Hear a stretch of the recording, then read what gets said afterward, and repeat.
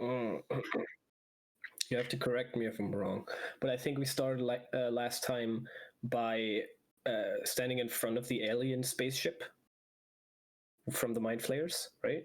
Yes. Right. And then there were some tentacle boys who dragged us in. And the Mind Flayers were actually super nice and fun to talk to.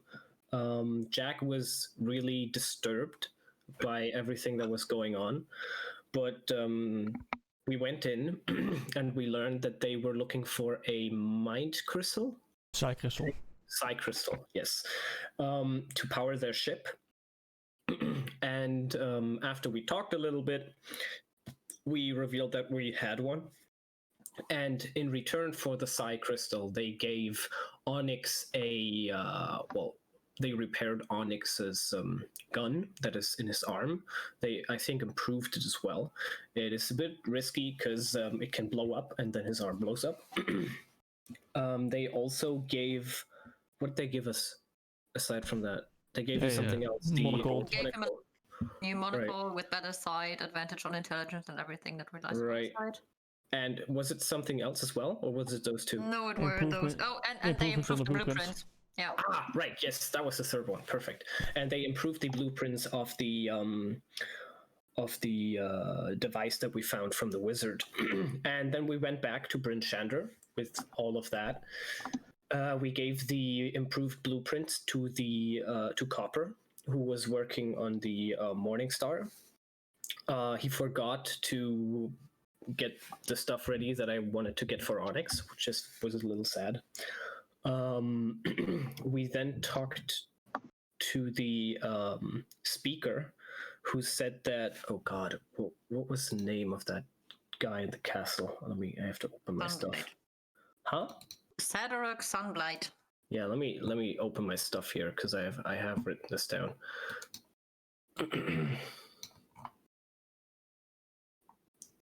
Sadorok Sunblight. Wait, where is it? Right, the Duergar. That's what they're called, right? Duergar? Yes, yes. They plan on destroying Bryn Shander and the 10 Towers. And their king, the 10 Towns, sorry.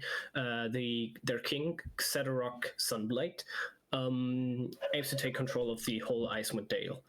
And we are supposed to slay this warlord and destroy his weapon that he has in his castle. The castle is somewhere down in the south in these mountains where we have been before. We know the sort of the location. We have Jack, who is our guide again. And wasn't he nowhere to be found? No, he was there at the end. Oh, okay. Maybe you left before that. I don't know. Most likely. We found him right when we went to the council hall, okay, or great. rather, he found us. He went to the council hall. Cool. But what happened was that in the Black Iron Blades, where we have the two dwarves, the older man and his daughter, they were both tortured and killed and hung up. And there was basically a warning sign from the Duergar, who know that we are coming for them now. So yeah, they kind of know that we're going there. I think that's pretty much all I remember. And I'm pretty sure we are about to leave to that place, right? Yeah, right. Yes. Yeah. With yes, Jack. you would be just about to leave. So before. And we got tents. We got tents. Everyone, write down 1 tent. Right. Not like we need it anymore, but you know. And I don't know if Hawkeye wrote this down in Morocco, you should write this down too. You also got a healing potion, because everyone got 1 healing potion. So if Energy didn't put that in for you... Hey, standard healing potion. Yeah, standard healing potion. Just a regular one. I still have my superior one. Well, that's good. Me too, I think. Before we leave, Energy, can I try to heal my fucking mouth? Yes. Well, you were dying. I would like to try to heal my eye. Yes. Level 4 Lesser Restoration. See if that does anything. Okay. So mark off your level 4 spell. Oh wait, it can't be cast level 4. No. Yeah, you can. I mean, you can upcast every spell. It doesn't say that it gives me the option. It doesn't matter. can still Okay. upcast it. Alright, level 4. Does that help, please? See. And mark it off. Guess I'll find out in a second. No, you need level 9 spell. Fair enough. Could be fun if it's not. Oh man, then we would be a pirate. That's cool too. It heals it, but I can't see colors in it anymore. That's on one eye. Oh, it would be trippy, not being able to see colors in one eye. The other one is fine. Yeah, that would be fucking trippy. Let's see. I want to know what here. that's like. Close this. There must be like a monocle that makes everything that you see black and white that you can put on one eye, and then your brain goes ham. Why would you want Well, to cast your level 4 Lesser Restoration spell, it helps, but you still don't have any sight. But some of your eye and tissues around the eye is reforming, but at this point, you still do not have any sight on that eye, which means you still have disadvantage on wisdom checks. Perception, right? Yes, perception check. And range attack rolls. I expected this, to be honest. That's a restoration.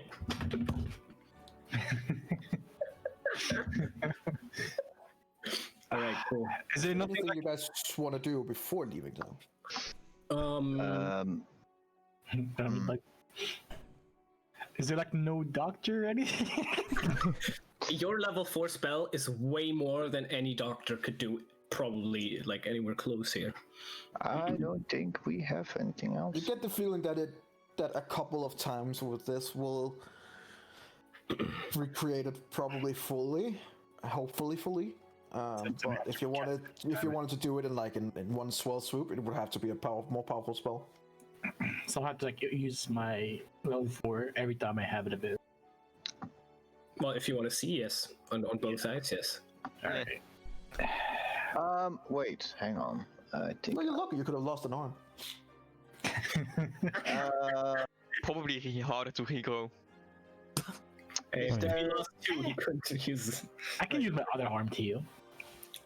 Lamanzo, what do you want to say? Energy, is there a shop that sells charcoal? Charcoal would not be hard to find, yeah. 10 gold pieces worth of charcoal. That wouldn't be an issue. Plus incense, plus herbs. Also, This is very specific. You just want to find familiar. I also go to Gladio and ask him to give me his platinum rings. Yeah, let's do that in a second. Let's get with Lamanzo first. Okay, so is that possible to find a place that?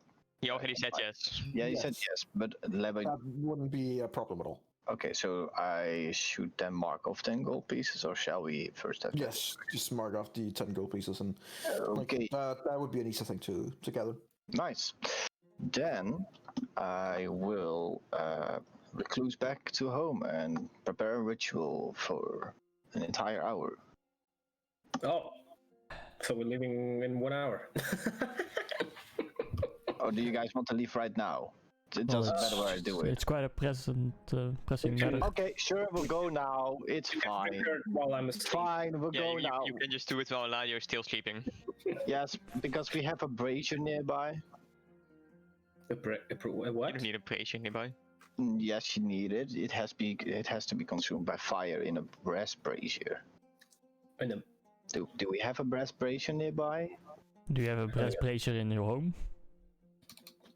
I'm gonna go with probably not. No.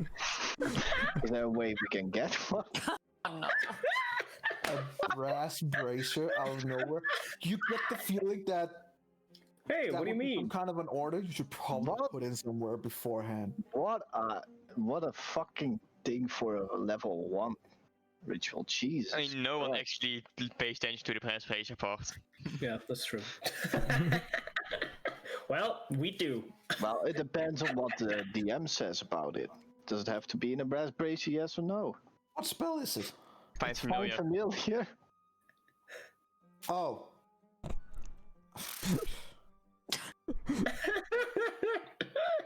Maybe Copper has one. Yes, copper, because Maybe they have one at the Black Iron Gates. He's Copper. yep, same thought. No, because he's like magical. Yes, It's it's up to you, DM. 10 gills, go over check. Sure, you go to Copper. He has for some unknown reason a brass bracelet. Get your charcoal in with 10 gold worth and get your fucking familiar. Go. Thank you. Thank you. I will get myself a hawk. Everyone, including Copper himself, is very surprised he had one. But he had one. Oh wow, look over here!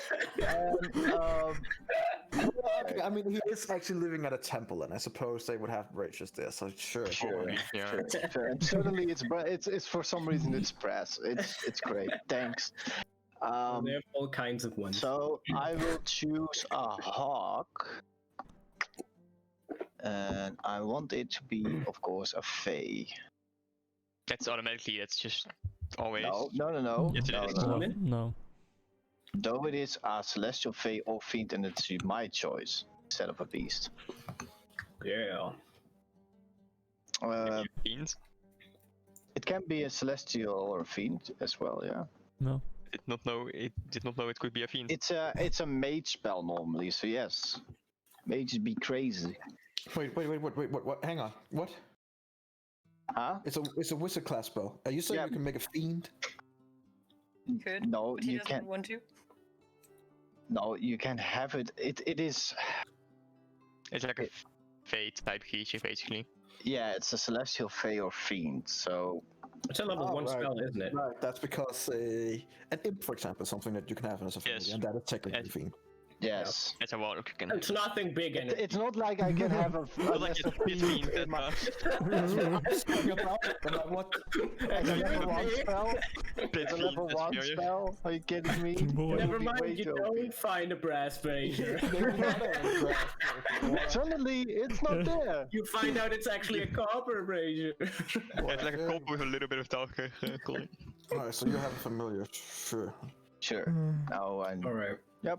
And What I kind can of talk familiar is with it, a it, hawk? and I can do a lot of things with it. It's a hawk? Yeah, it's a hawk Oh, alright. because it can scout for us. Cool. Isn't that? I think everyone's ready to leave, right? No. Yeah. Alright. Me. Are you? Yeah. Does anybody else We have want to already do for something that. elaborate? So everyone is I ready to need a leave? gold brazier. Can you send me the stats, please? Of what? What did you send me the stats? The hawk. It's your spell. Access those Leave me yourself. alone. Yeah. Just look at it yourself, you'll be Yeah, you fine. can access those yourself, you damn lazy bastard. No, it's the Lazy DM. bastard. You can literally hover over the word hawk. No, I don't even know what kind of hawk you would be getting. Like, a normal one. A giant Sure. hawk. Maybe a cute one. A very, very cute one. A tasty one. Can we eat it? And not eating the No. hawk. If It just if moves away. it dies, it's gone. Well, Oh my god. it has one hit point. Yeah, It's not- hey, On the 4 -1. There you go, you lazy bastard. There you go. here we go. That hawk to just look up. Yes. alright. You can literally just go to the spell and hover over the word hawk. Alright, we're leaving. Right, we're leaving. Morocco, you want to do something? Let's begin. Morocco, Yes. you wanted to do something. His name's America. No, but I meant Morocco. Yeah. I go to Meladio and ask him for his platinum, and explain to him about my ability that I would actually have a good use of this ring. Oh, perfect. I would give him the ring. Do you know the spell that Onyx knows as well? 1 second.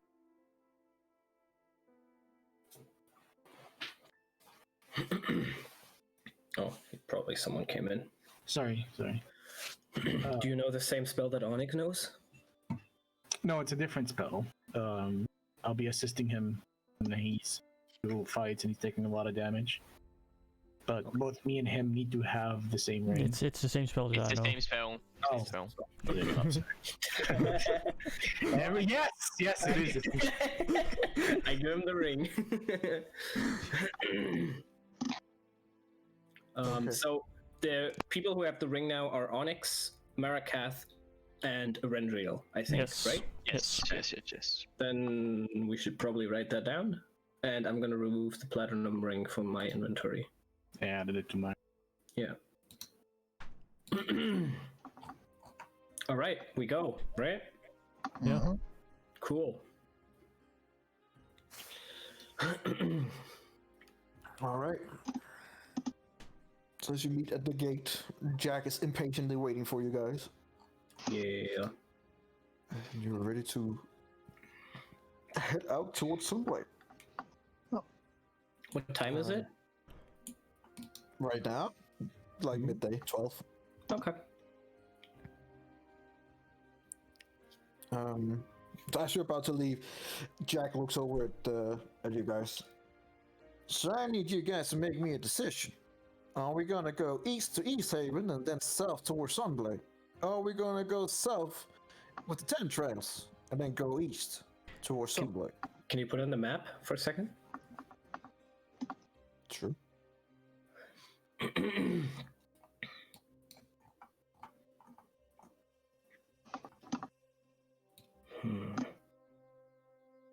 So he would say to East Haven first, and then down south, or we go south here. Oh wait, sorry. So like that, or like that. Mhm. Wait, I can actually make this. Haha. I would ask him, what do you recommend? I recommend that you gave me a straight answer. What is Want to faster? go east, then south, or do you want to go south and then east? Which one is faster? Well, it all depends on very different things. How about you just give me a straight answer? I gave you a straight answer. It's a matter of a lot of different things. If we go east and then south, we will go over the wilderness. If we go south and then east, we'll have to go through the frozen forest, and we'll have to travel in some time in the mountains, which is called the spine of the world. Either can be just as dangerous as the other. So what you're saying it just really doesn't matter. That's why I'm asking you. Do you prefer east and south or south and east? We'll go south then east. We know that trail by now. Or Alright. something. Yeah, I think it's fair. Alright. Okay. Well, And south. we go south. South. Let's go.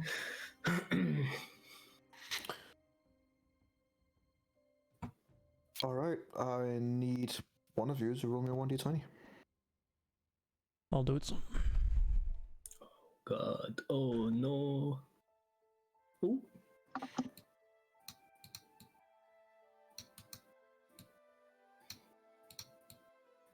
Okay.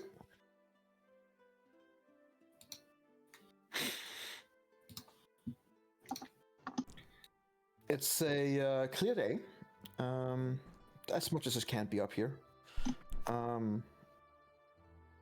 The normal shadow, the normal clouds that are at the top are still there, but they're like very shallow and seem to be only very thinly present. You get the feeling that had it not been for the perpetual winter, it would probably be a very beautiful day. But it's calm, there's no real wind, and you make good headway. You would get down to the resting area that you've been before. Where All right. the rivers begin trailing off. I would tell everyone. Is it night now? At this point, it would be like around 6, 7 o'clock. So yeah. I would tell everyone to come a little closer to me at a good spot where we could rest. Sure. And then I would cast Lehman's Tiny Hut. Alright. So you guys see Ladio cast this bubble. More or less.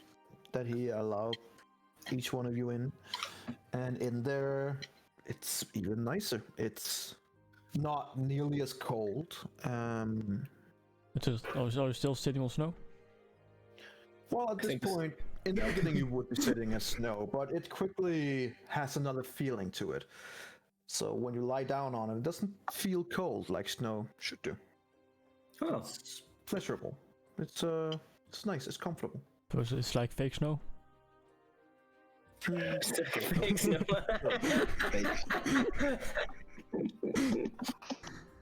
It's like we're sleeping on warm clouds. Yes. Can I get enough like time for a long rest here? Huh? This would be a long rest here, I suppose, yeah. Nice. Well, this is certainly okay. Yep. I guess we don't need those tents. Just in case, though, we have them. You see Jack kind of like he's already packing his stuff out, and when he then enters the bubble, he's like, well, I guess I don't need the upgrades that I bought now, huh? Yeah, you guys sure are a strange bunch, but I'll take this. Alright. Oh well. Takes the stuff that he needs and makes sure that he's more comfortable. Did you fix your gun yet, Jack? Yes, I did. Thank you very much. It took me a few tries, but I succeeded. Nice. Don't worry. Jasmine hasn't failed me yet, and she won't start now. I hope. Well, she kind of failed you last battle, but I guess No, I failed her. That's different. Sure. Just so we get that clear. You got it.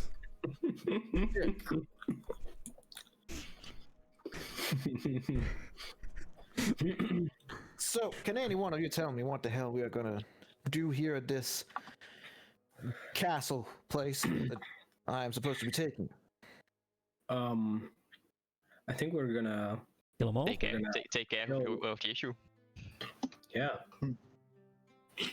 What we were told to do was kill him. Kill who? Zadarok Sunlight. Well, and forgive me if I'm Eberron here, but so have you been given a mission to kill the leader of the Durgar dwarfs in the area, inside their own castle? Yes. Have we ever given a mission like that? Well, once, yes, I Yes. suppose. Uh-huh. See, the thing is, I don't know how this is going to go down. Like, we are usually given a certain mission, and we manage to subvert expectations of what is actually going to happen every single time. So we'll see what will happen. But how about we just get there first and we look around a little, find out who it is that we're actually talking to. Do you know anything about him? Or the Durgar? Well, I know that there are some nasty pieces of work, most of the time at least. It depends on which kind of Durgar clan that you're dealing with, but as a general sense of speaking, you don't want to be dealing with the Durgars at all. But like the Drow, no offense, lady, they have a tendency to be a bit vicious. Are they all evil? Or are they that just... depends on who you ask, but most would probably say yes. Have you met them? Evil, good, it's, you know, in the eye of the beholder, I suppose, but... No, fuck that, they're evil, yeah. Have you met them before? A few times. And What was that like? What happened? Well, I don't know. I only saw them at a distance, and then I kept my distance. That's fair. They don't have the best of reputations, and we do know that they have been in some of the 10 towns areas and kidnapping people to use for slavery. I suppose you knew who was working in the Black Iron Braids? I did, yes. It's being decent folk, but shitty equipment. They were killed this morning. Well, yeah, this morning. And it seems they were killed by the Duergar, who left a message for us. Well, that is a shame to hear. So, I would tend to agree with you. They're evil, fuck them. But, how exactly? I don't know yet.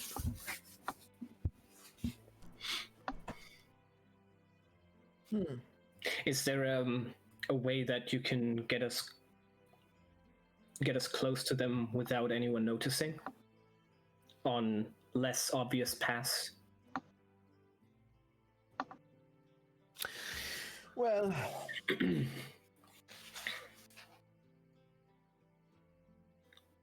from what you have told me, there's a Sunblight Castle here. We don't have that much information on it. We just have a general place of area of where it is. But consider that it is a fortress. And from what I can see on the map, it is somewhere in, around, or above the mountains. Well, as you can imagine, that's going to be hard to get in there without getting spotted by anyone. But we will do our damnedest. In terms of the Duergar, it is difficult to say what kind of allies they have. But, well, as I said, we will try. You said that it was strange, these two, what were they called? These big, armored, digging monsters that we fought a few days ago. Yes, I remember. You said that it was strange they came together in a group. Could it have... That's definitely not normal. Could it have something to do with the Duergar maybe training them? I find that hard to believe. If anything, I'll probably say it's more likely that those tentacle people are to be blamed, but you know, we'll have to judge. Adriel. Yes? How far can that hawk of yours fly away from us? Well, it doesn't say. Oh wait, it can fly 60 feet. Away from Per round. It can fly however far it can. Yeah, it can fly very far, and I can see through its eyes. So. On unlimited distances? No. No, I don't think so. I have an ability. I believe it's like half a mile. I have an ability where you can cast an eye that doesn't have a limit to how far it can go. Yeah. Well, is it like just an eye? It's an eye. Yeah, within 100 feet. It's just 100 feet. It's not that far. Okay. Okay. I am pretty good at scouting ahead. I could look for good unnoticeable passages. What's about that eye, Markath? It's just an invisible eye. I can see in every direction. Cast it up 30 feet, and I can keep moving it to any direction. That'll limit. Is that why you're losing? Is that why you're missing an eye? So use it as a spell? He's very dedicated. You guys are very insane. I gotta say, I'm sorry.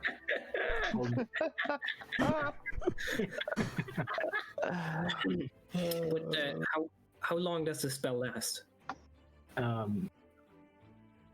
to an hour. So this means if we get close to the castle, you could cast a spell and scout through the castle and give us a layout and number of enemies, everything like that. What if a room is locked? It can go through very narrow entries up to even as long as it's like under an inch. Interesting. Okay, so if we manage to get somewhat close to the castle, this eye would help us to scout the castle itself. What is that? How powerful is that spell? Because I've seen you heal your eye, and it does take a lot. It's very powerful. It's gonna take a lot of concentration. I would cast, before we go to sleep, let's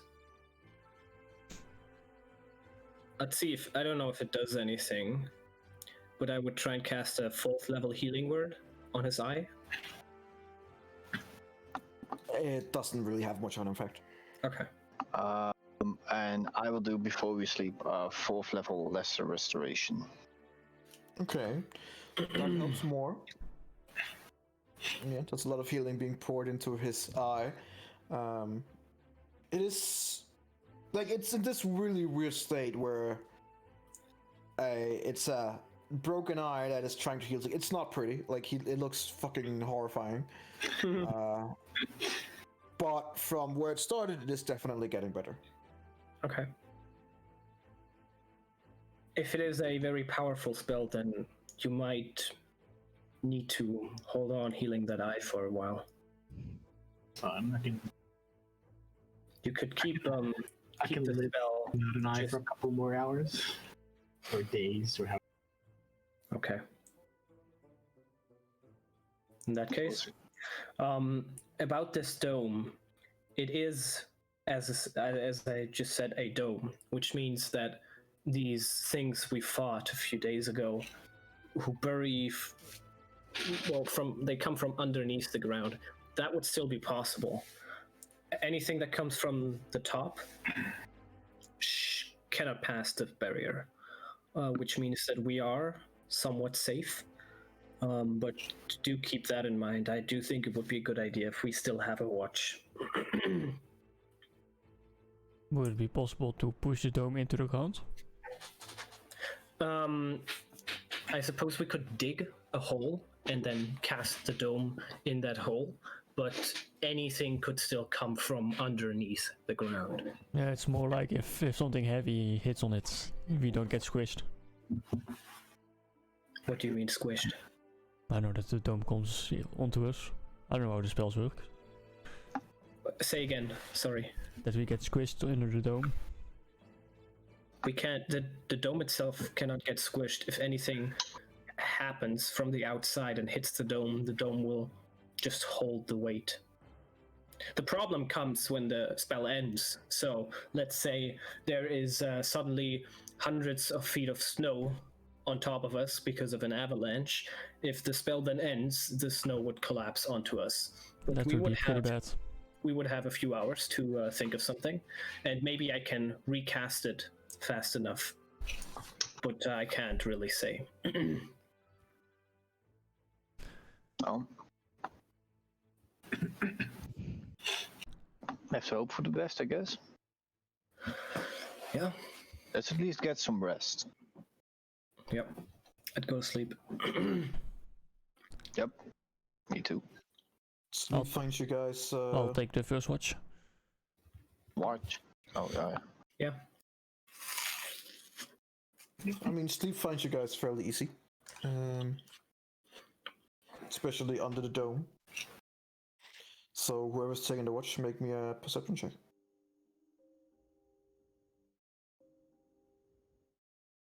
Okay.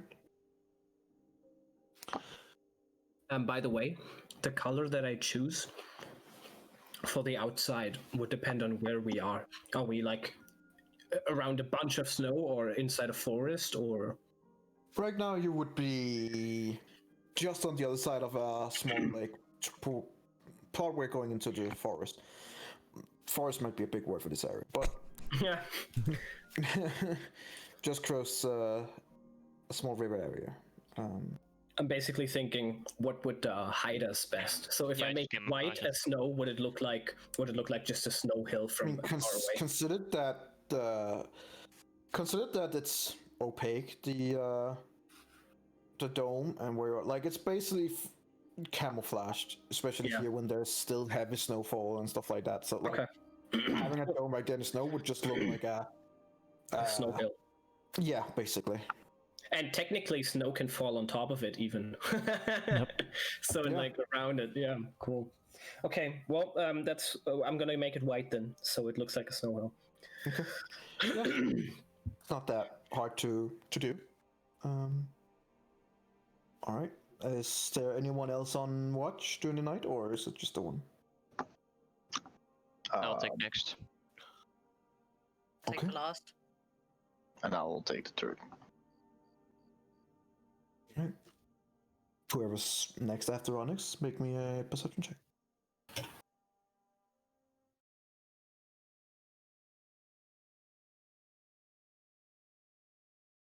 Okay. During your watch, just sitting in here inside the dome, and it's pleasant in here. It's almost cozy. It's warm, but not too warm. The snow inside here doesn't feel cold to the touch. Everything just seems, oddly how it should be, or how you would want it to be at least. And as you're sitting here contemplating inside the dome, you do hear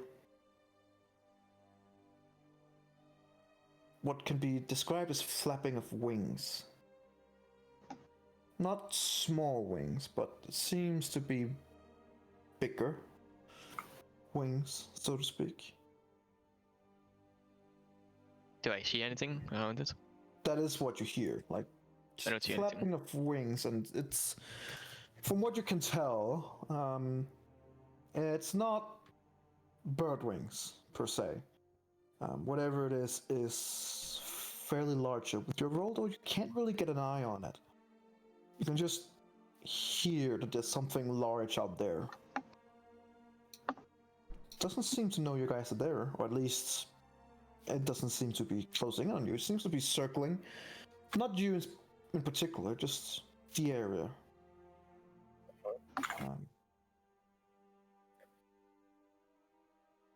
And after about 20 minutes or so, it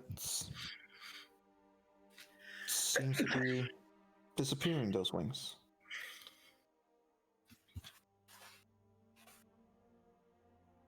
Until you can't hear anything again, and it seems quiet.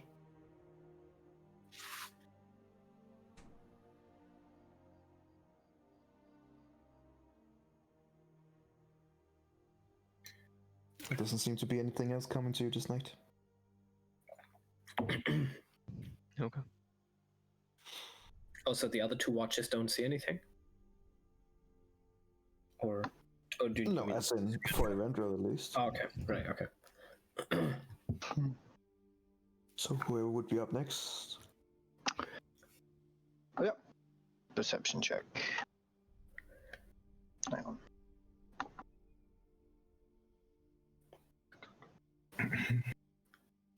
Nice. Okay.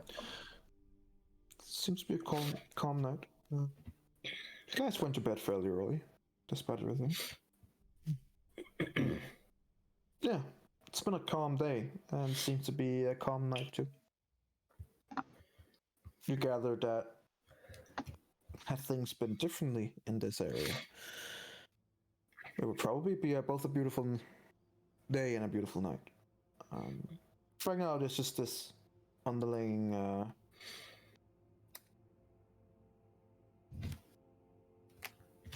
cloudiness of the sky, like this milky clouds, that some sun come through, but certainly not much. And at this point, the moon doesn't really have a chance to get through either. You can like skim it, but it's dark up here in the north. Consider that neither the stars nor the moon really have a chance to get through the cloud cover. It is particularly dark.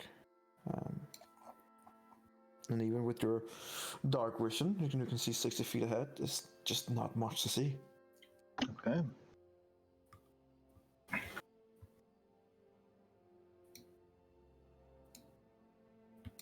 Oh.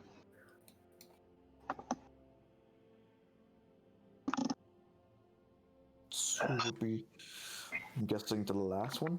It would be Ilera. Alara, make my perception. Who doesn't see much, as always. It's cold. Once again, yeah, it's a calm night. Not much seems to be happening. Consider that you are near River Bend and outskirts of a forest area. You would expect to see animals here, but during your nighttime and even the daytime, you haven't seen any. You gather that the game life here is probably not that much. Like,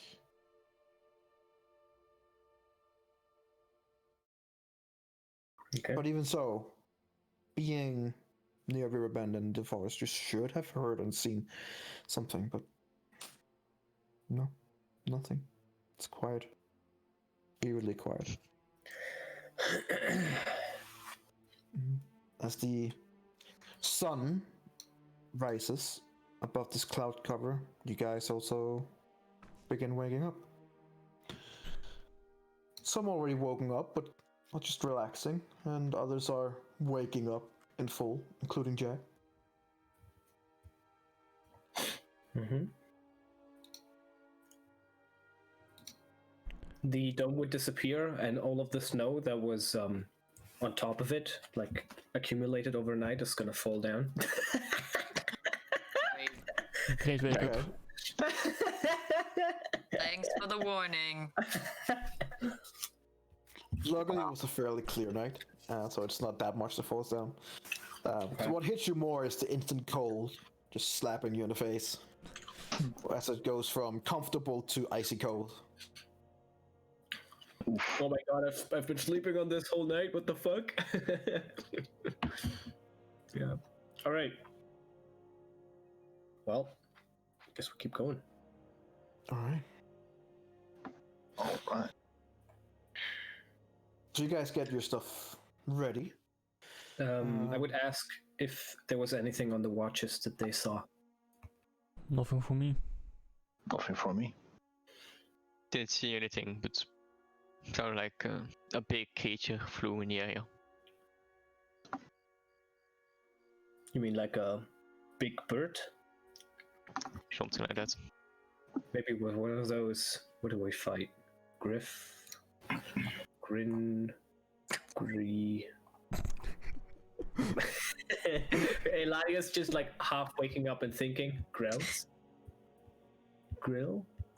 Well, I don't think the Grells will come here.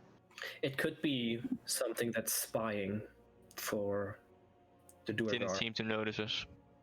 Otherwise, Okay, we wouldn't that's be good. alone anymore, I guess. I mean, do you want another hug from a Grell? You could have your hawk fly above us. Sure. I and- can have him do Be right that. back, sorry. And look out a little further into the distance every now and then. Yeah. Perfect. From now on, I think we should be very careful where we walk. So I give my hawk the commands to fly above us, and if he sees anything, make a sound and come back to me. Okay. And since I can telepathically communicate with it, it can tell me if there was danger. Cool. Sure. Yeah, How- I mean, find familiar is a stupid thing for that. I would, before he sends the hawk, I would ask Jack, how common are hawks in this area? Well, I don't know if you've actually experienced it yet and spent much time here, but There isn't much of any birds in the area, so seeing a lonely bird might, raise a few eyebrows, or hell, maybe even worse, bring in bigger birds to try and snatch it. Right. What if it's like a snow owl? I do believe a bird is a bird. That is correct in most cases. Most cases? Well, in that case, it's not a bird, is it? It's a fae. It's a fae, yes. I think Well, maybe. I recognize that you might know that, but I do not believe that a random bird elsewhere would know that. That is very true. That is very correct, Jack. Maybe it's a maybe- small bird. Yeah, maybe he's right. Maybe we shouldn't have the bird fly above us. It might be like a geolocation. Anyone from far away would look in this direction and think, "Oh, what is that? That's strange." Could be. I'm sorry. I can also ask the bird to disappear and then come back later. Okay. I mean, it's whatever. Yeah, I think it's smart right now to keep a low profile. Sure.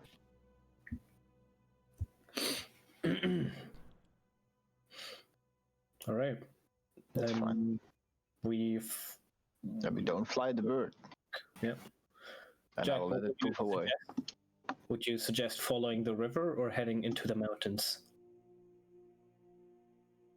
Well,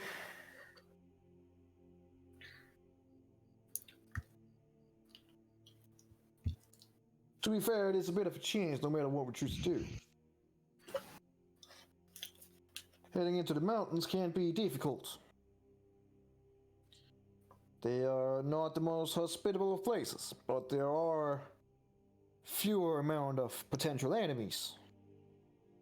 If you go near the river bend, it is easier to follow. But there's a chance of encounters that we might not wish to go into. So it's more in the sense that if you want to have an area that is a bit of a hard terrain, or if you want to be in an area where there's a chance that something unpleasant might come by. What do you think would be would give us more cover? Cover. Harder to detect us.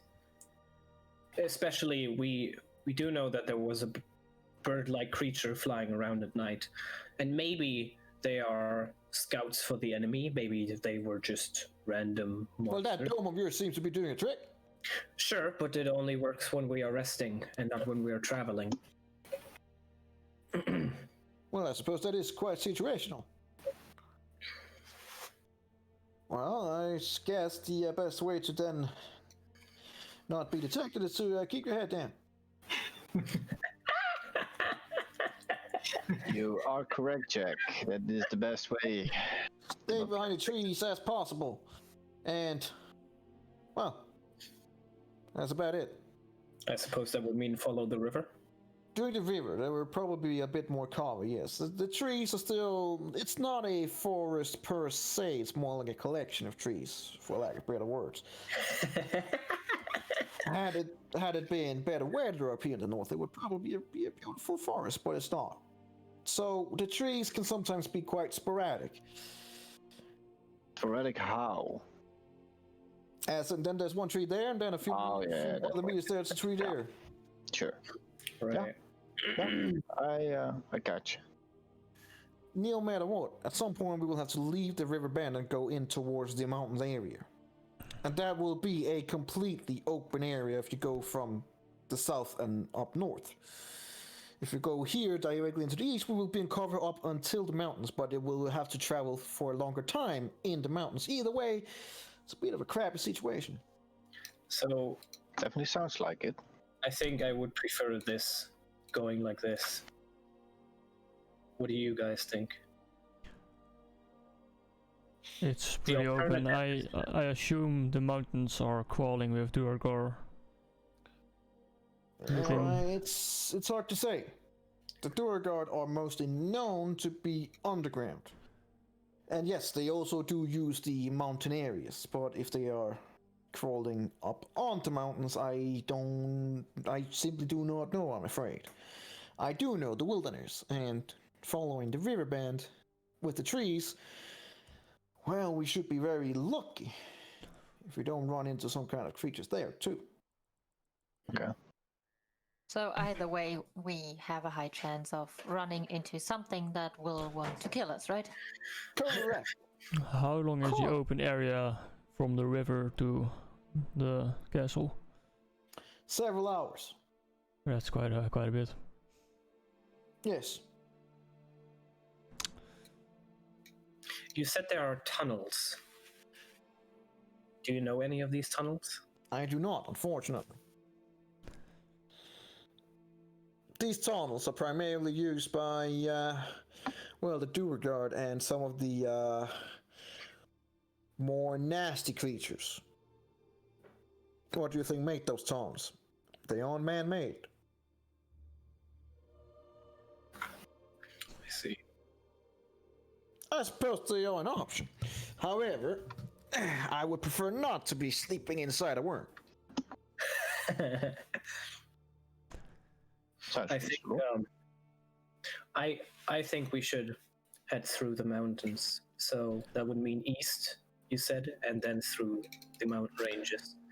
That would be the case, yes. I don't like the idea of having to walk through an open area for several hours. I think we do have a little more cover if we stay in the mountain ranges instead.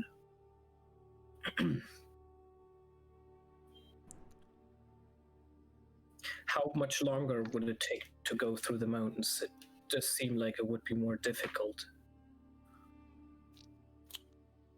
It will be more difficult. There's no question about it. Consider that if we go all the way around from the south and then north, or go straight through and into the mountains, my professional opinion would be that it will probably take about the same amount of time. Okay. Which would be a day, 2 days, 3? Going from here inside the area, traveling at the range and speed, well, my guess it's 2 to 3 days, yes. Okay. And mind you, we only have the area of where this castle should be. Yeah, you might need to search for it.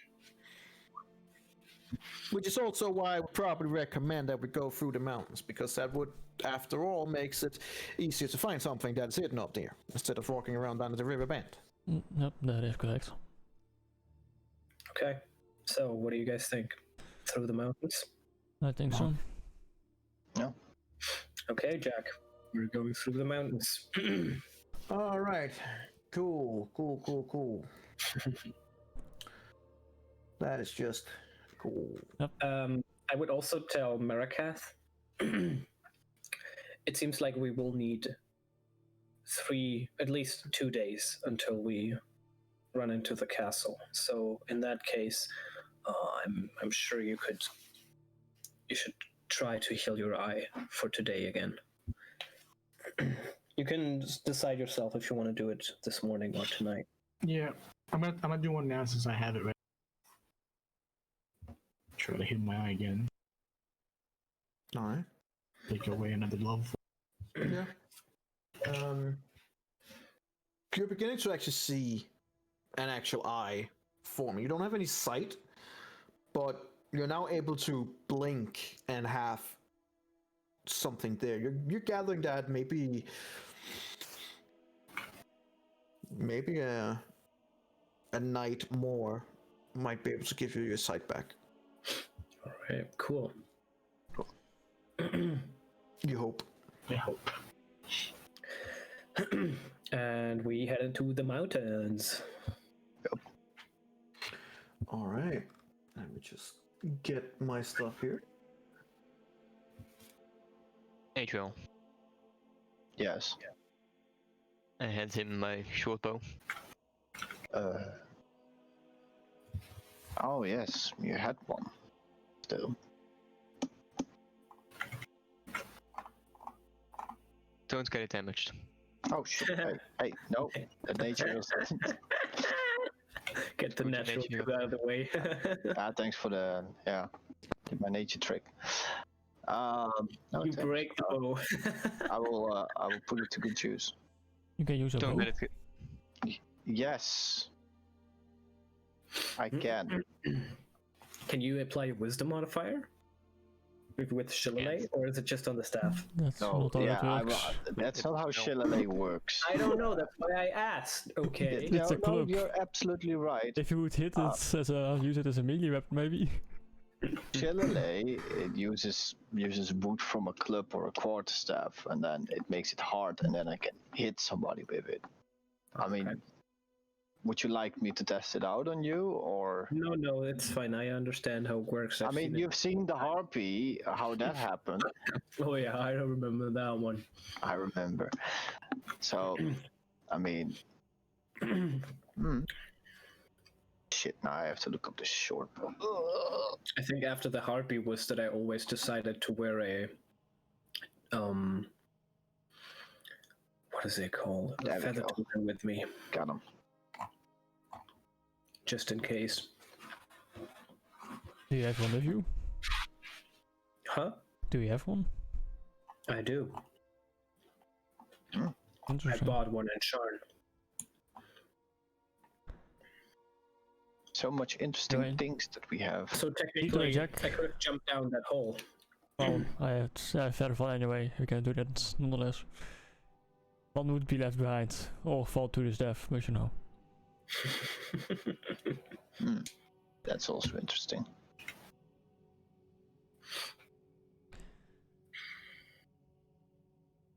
Don't let the bow get damaged.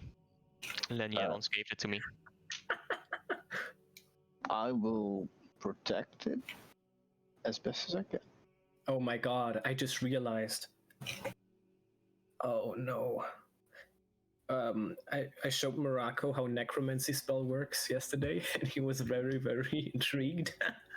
And we have a fucking necromancy book. No. Oh no. Oh no. Okay, well, we'll see.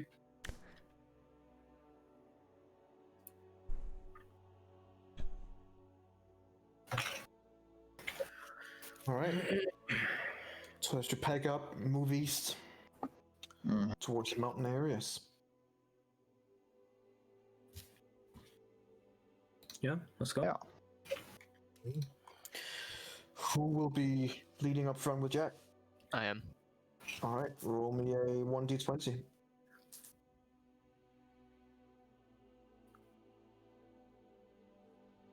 Okay. It goes pretty unhindered. You follow the river bend for a little bit of time until you make a sharp turn east through the forest area and towards the mountains. And about 2, almost 3 hours later, you reach the bottom of the mountain area. Oh, yeah.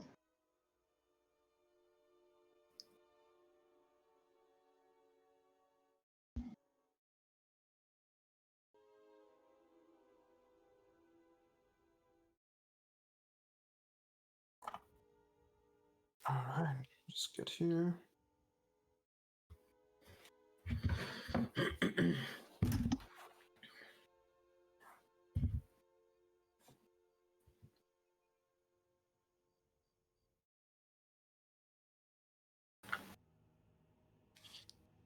Alright, so as you're down below, looking up towards these mountains, they are like vast and tall.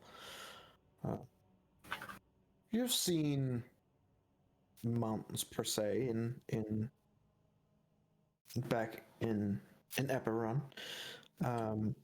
Here they just seem more dire and they seem more dangerous.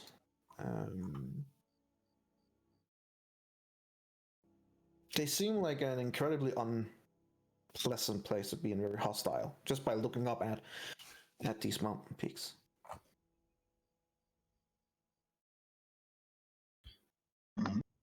Okay. As looking up, Jack goes, well,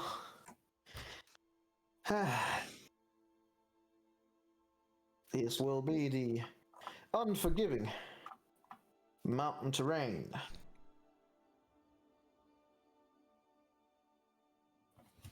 Well, it's beautiful, at the very least.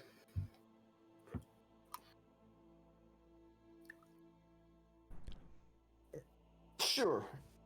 Suppose it does have some kind of cruel beauty to it.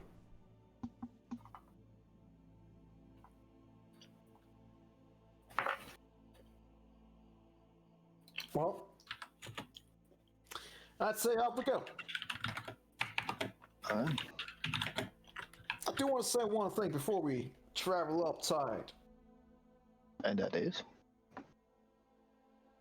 Traveling here in the mountains is difficult.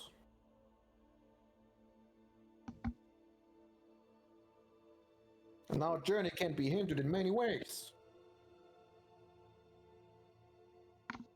What I hope will take a couple of days.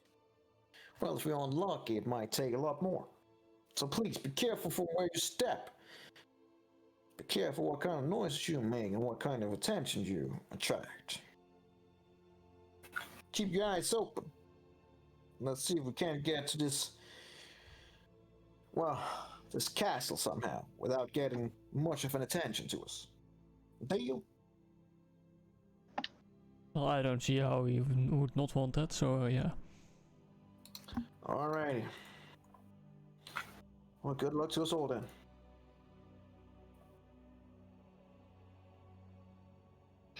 Alright, so we begin climbing upwards. I blow the whistle. No, I don't. I'm kidding. I'm kidding.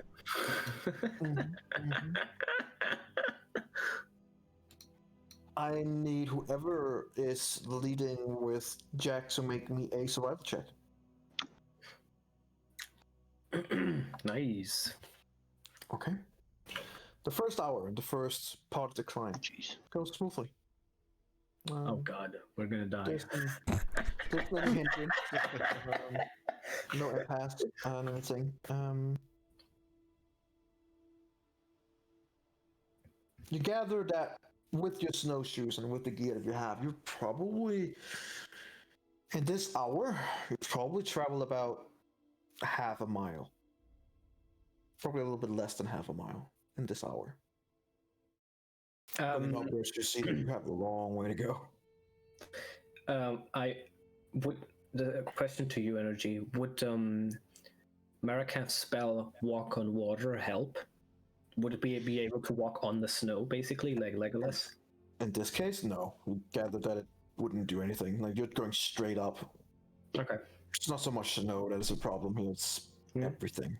In general, though, would it make difficult terrain not difficult?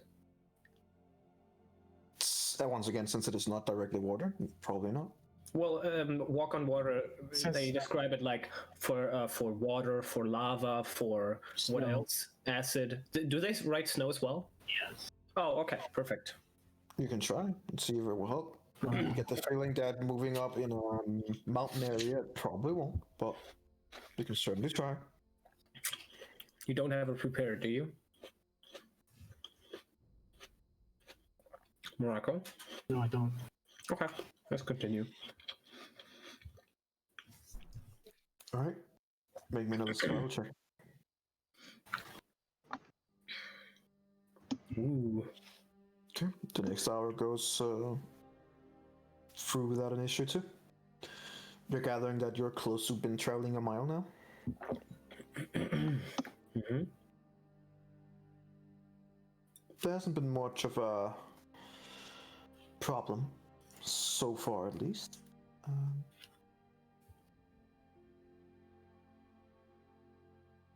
Make me a perception check. I hope it's not me talking to him. No, it's Eberron. Okay. Jesus Christ, mother of 23. It's All right. Well, fair enough. Okay. You see mountain goats up here. Oh. Several of them. Just going around doing their business.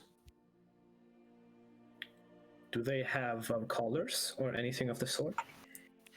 No, doesn't seem like it. So they seem wild. Yeah, they do. They are completely white fur with relatively small horns. Mm-hmm. Almost kind of beautiful in their own way.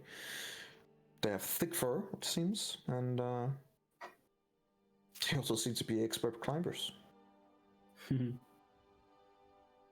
How big are they?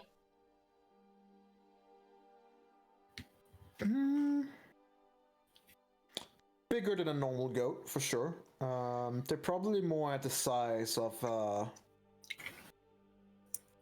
small llama. So like Onyx's dog.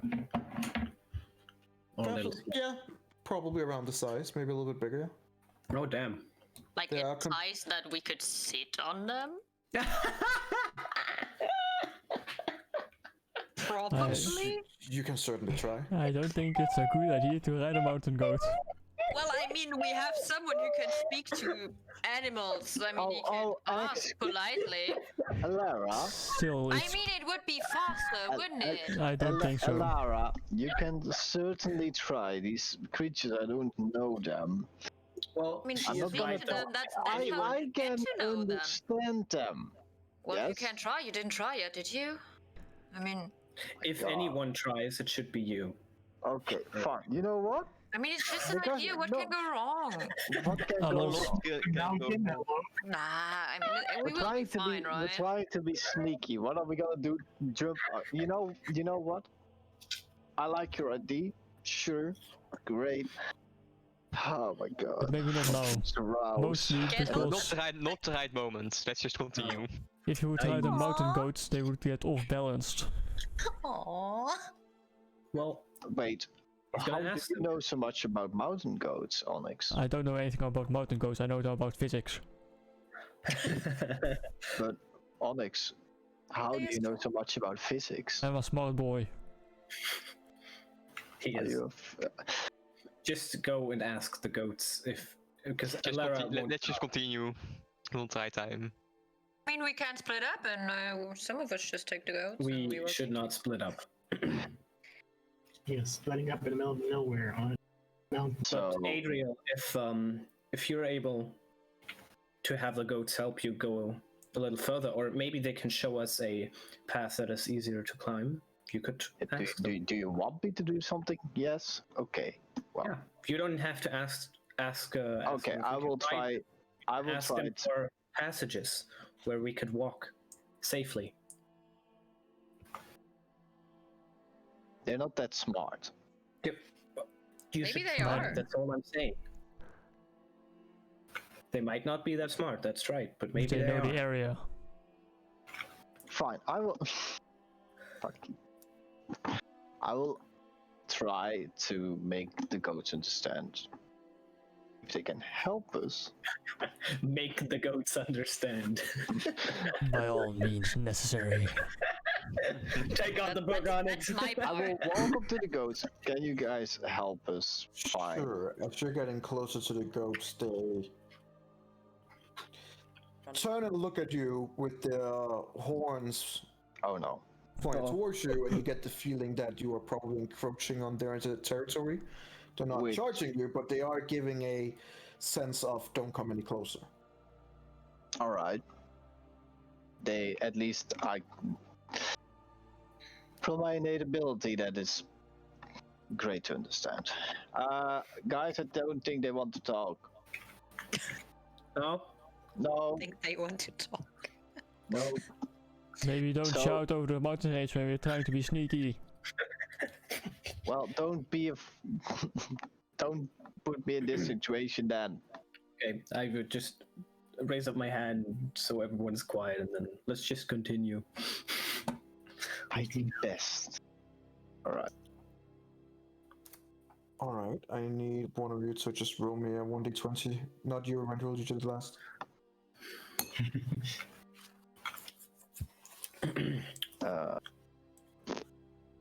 Do it, Lamento. Sure. Natural one. Okay. Because As you're climbing up,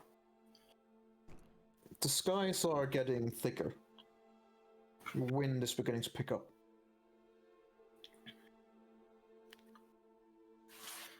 And as you keep climbing upwards, the wind keeps picking up a lot.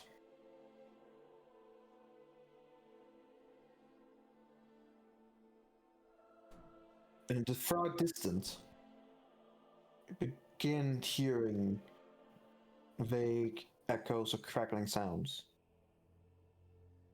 You get the feeling that some kind of storm isn't that far off.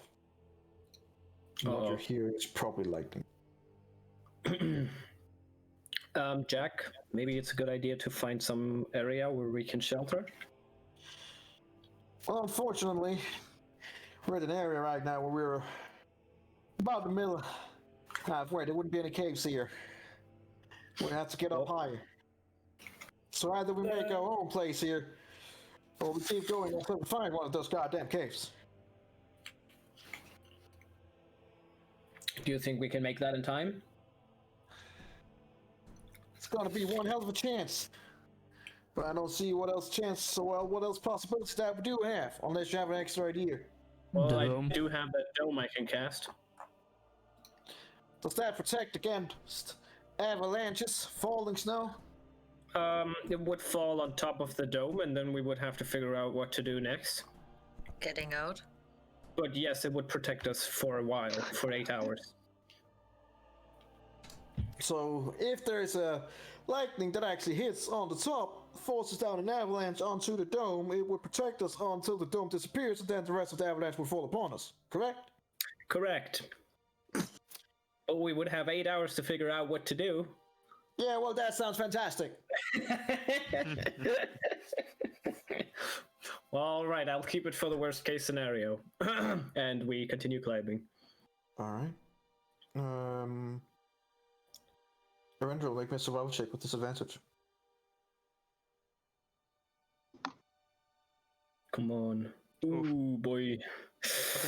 Okay. You rolled a natural 20. Yep. Yes. The pain! As you're continuing further up,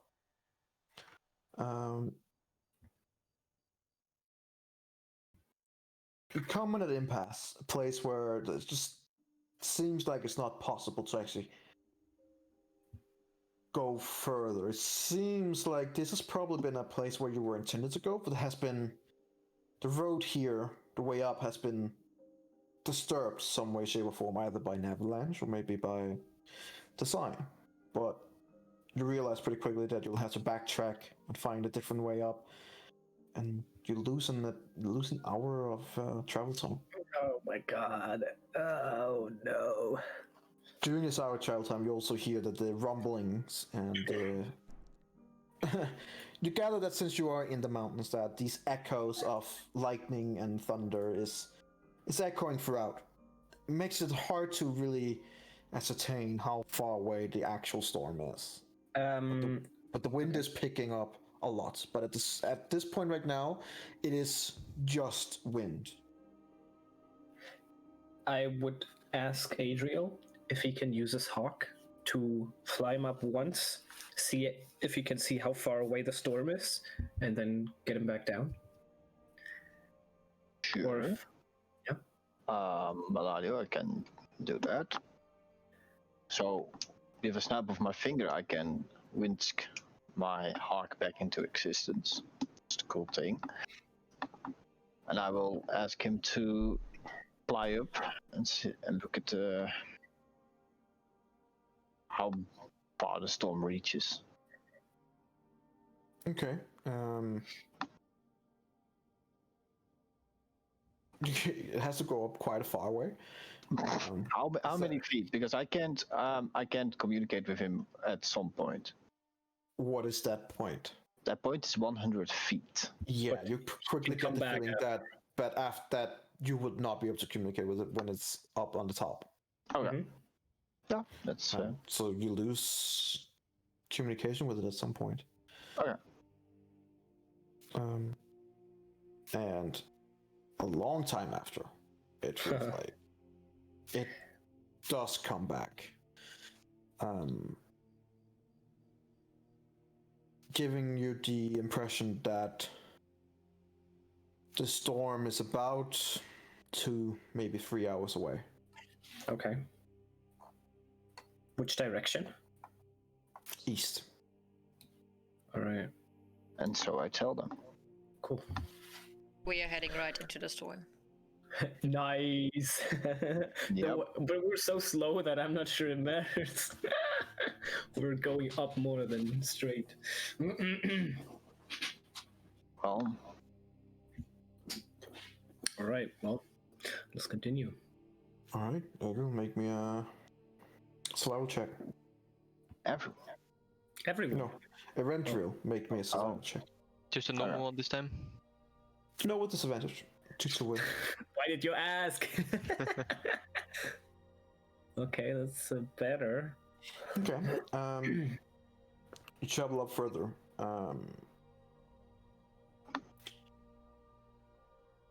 You reach a steep, snow-covered incline that seems to be dotted with a lot of jagged rocks. And you see, lying face down in the snow, barely conscious, is a humanoid creature in blood-stained cold weather clothing. Oh, but it's alive, the creature? Guess you'll find out. How big is it? Is it dwarf sized or regular sized? It seems to be regular sized. Check if it's alive. Sure. Make me a medicine check.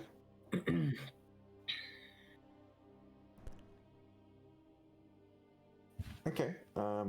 You see that it seems to be a human male. Seems to be a rugged, bearded man. He is alive, but he seems hurt badly, tired. And you see that a lot of the equipment that he would have on him seems to be lost and scattered around.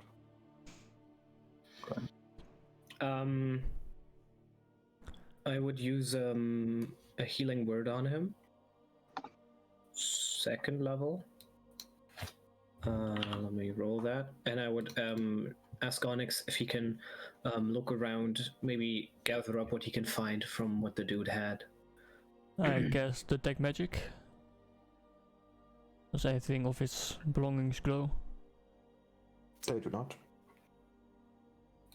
I start scavenging everything that I can find from him. Okay, it's basically just traveling equipment. Okay, so he gets 9 HP, and is there a way that we can carry him? I missed that part. Is he dead? No, he's not. He's hurt. He's alive.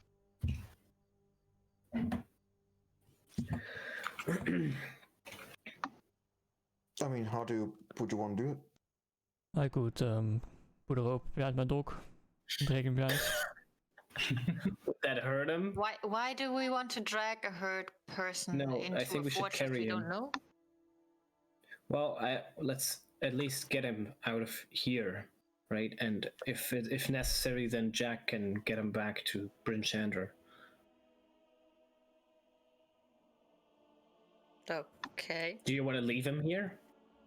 I don't see a point in taking him with us. Well, You might have he doesn't information. die. Just leave him to die? okay. Well, who wants to help me carry him? I'll help. Well, although I'm not, I'm not the strongest. I mean, I'm not the strongest either, but Wait, can I? Well, if you want, I can wild shape into a bear, and you can put him on my back for a while. Yeah. Could it be a white bear, a polar bear? No, No, I mean just so you don't stand out. Is it possible to make? I can be a polar bear. Sorry. Okay, cool. Polar bear is just a little bit out of my reach. Well, I know druids of the bear that can do it, I think that would work. but I can't. I'm sorry. Would you be able to climb still? Good enough? I don't know. I actually never done that before. The forts don't really have that much of a mountain range, and I never went up the mountains. Jack, how far are we from place where we can find shelter? Well, at this slow rate that we've been traveling at, my guess is like 1 or 2 hours, likely 2. And if we take him with us? Likely more. Which means we will still be outside when the storm hits. Well, then we should hurry up. Either that, or you can try to get him up to full strength and send him on his way. If we send him on his way, then... Oh god. Maracas, can you try and help him? Will he wake up? Yeah, I'll cast Restoration.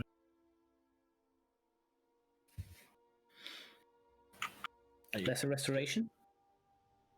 Huh? Gotta remember that lesser restoration doesn't necessarily heal, doesn't give any healing. I would cast Cure Wounds on him though. Your lesser restoration does cure him, so to speak, of his some of the alignments that he has, but it doesn't necessarily give him any healing. What's wrong with him again? You go. So lesser restoration removes a... Let's say he's sick. He's sick in some sort of way. He has a cold. Then lesser restoration would remove his sickness, but it wouldn't heal him. So if he has a wound in his stomach because he was impaled by a spear, lesser restoration isn't going to do anything. You need to use cure wounds for that, or healing word. That's the difference. I just gave him 10 HP. And I gave him 9 before that. Okay. I'll cast Cure Wounds as well.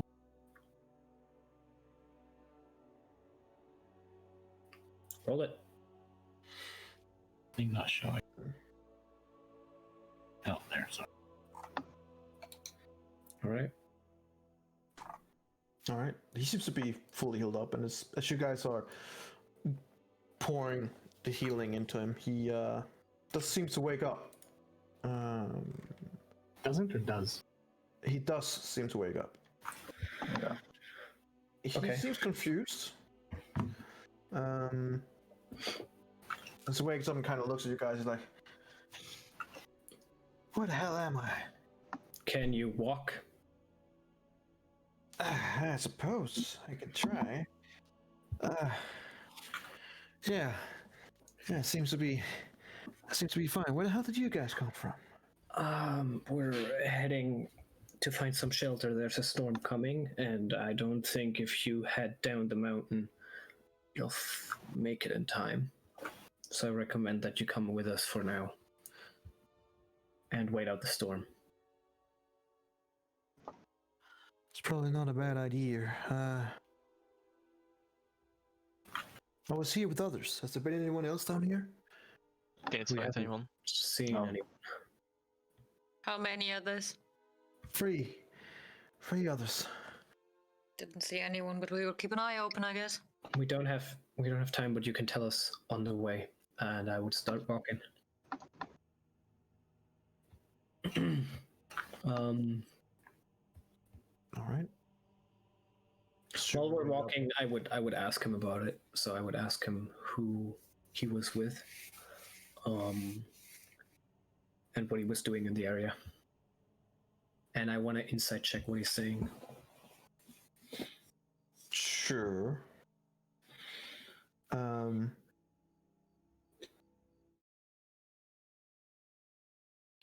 He starts explaining that, well, we're trying to climb up to this mountain, and we were attacked by yetis. Okay. One of the cave mountains. Further up, there's an opening. unfortunately taken over by Yetis, and they chased and scattered us. Me and my companions. How many Where's- Yetis? And where's that cave opening? He just looks up the mountain. Up there. I would ask. Following this path that we're on, yeah, it's about an hour or two maybe away. And what Onyx said, how many Yetis? I was chased out by one. Well, where there's one, there's usually more. Jack, Yes. you've seen us fight. How do you think we would do fighting a Yeti? Or 2, or 3, or 4? Or 7? Well, that's actually completely different questions, because if you're just against one, it probably won't be that hard. If you're against 7, it probably will harder. Well, this man here says there's a cave where we can go about 1 or 2 hours from here, but it is inhabited by Yetis. Well, that is a problem. Especially if that's their home, that makes them more territorial than usual. Okay. Well, Seems logical. do we have another choice?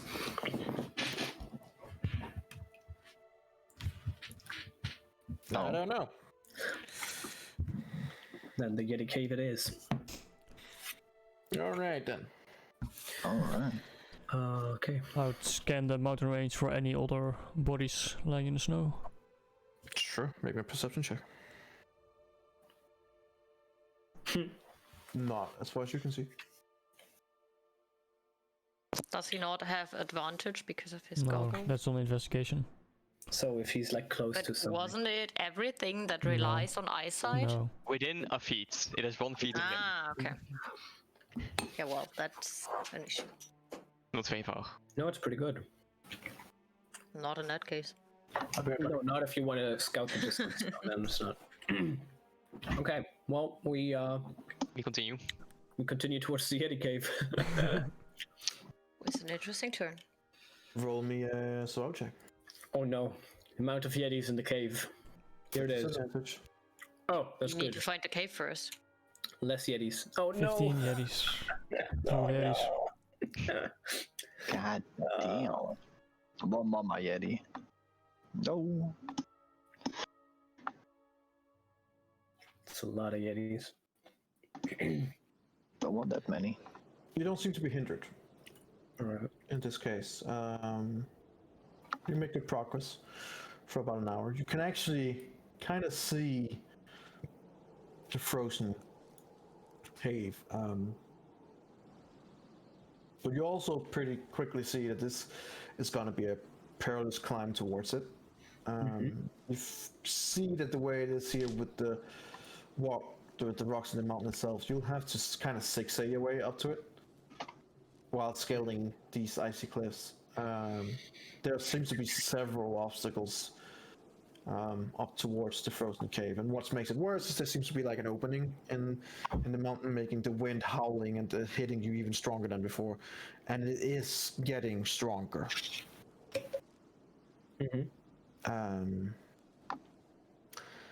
So we're gonna have to make a party check. I need all of you to make me a athletic check. Athletics or Athletics? No, athletic. Oh, god damn it. Everyone here better at acrobatics. I accept one acrobatics. I have -1. Oh no. Oh no. Oh Hey, no. natural 20. 25. No, oh shit. Natural 20. Oh man, you guys are gonna The rest is trash. need to help us because we suck. Okay. I So- rolled a natural 20 for fuck's sake. So group-wise, you did well. You did well. Two of you were having a bit of issues, but with the rest of the people here having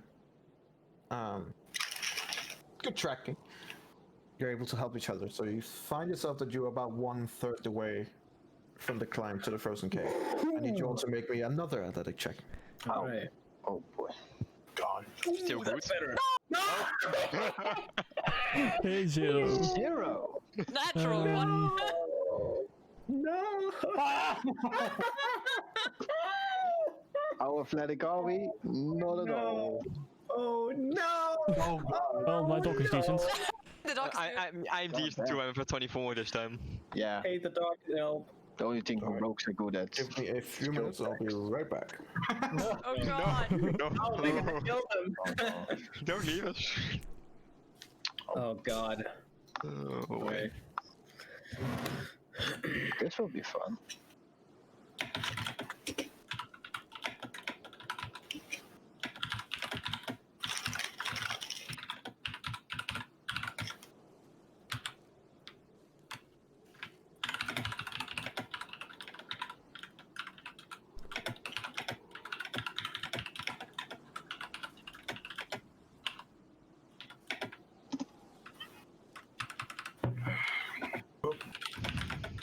How many armors am I gonna lose now? Huh? How many armors am I gonna lose?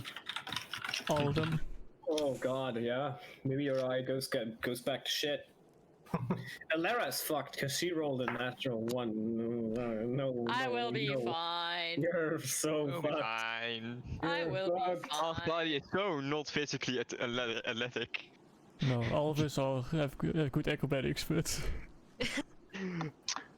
Like physique-wise, basically this whole party is trash. well, except my dog. Why didn't you make Onyx pick athletics as a proficiency? Because grappling uses athletics. Or acrobatics. No. Getting out of it, I think, uses No. acrobatics. Grappling itself uses athletics. Because I didn't get acrobatics by choice, but by background. Okay.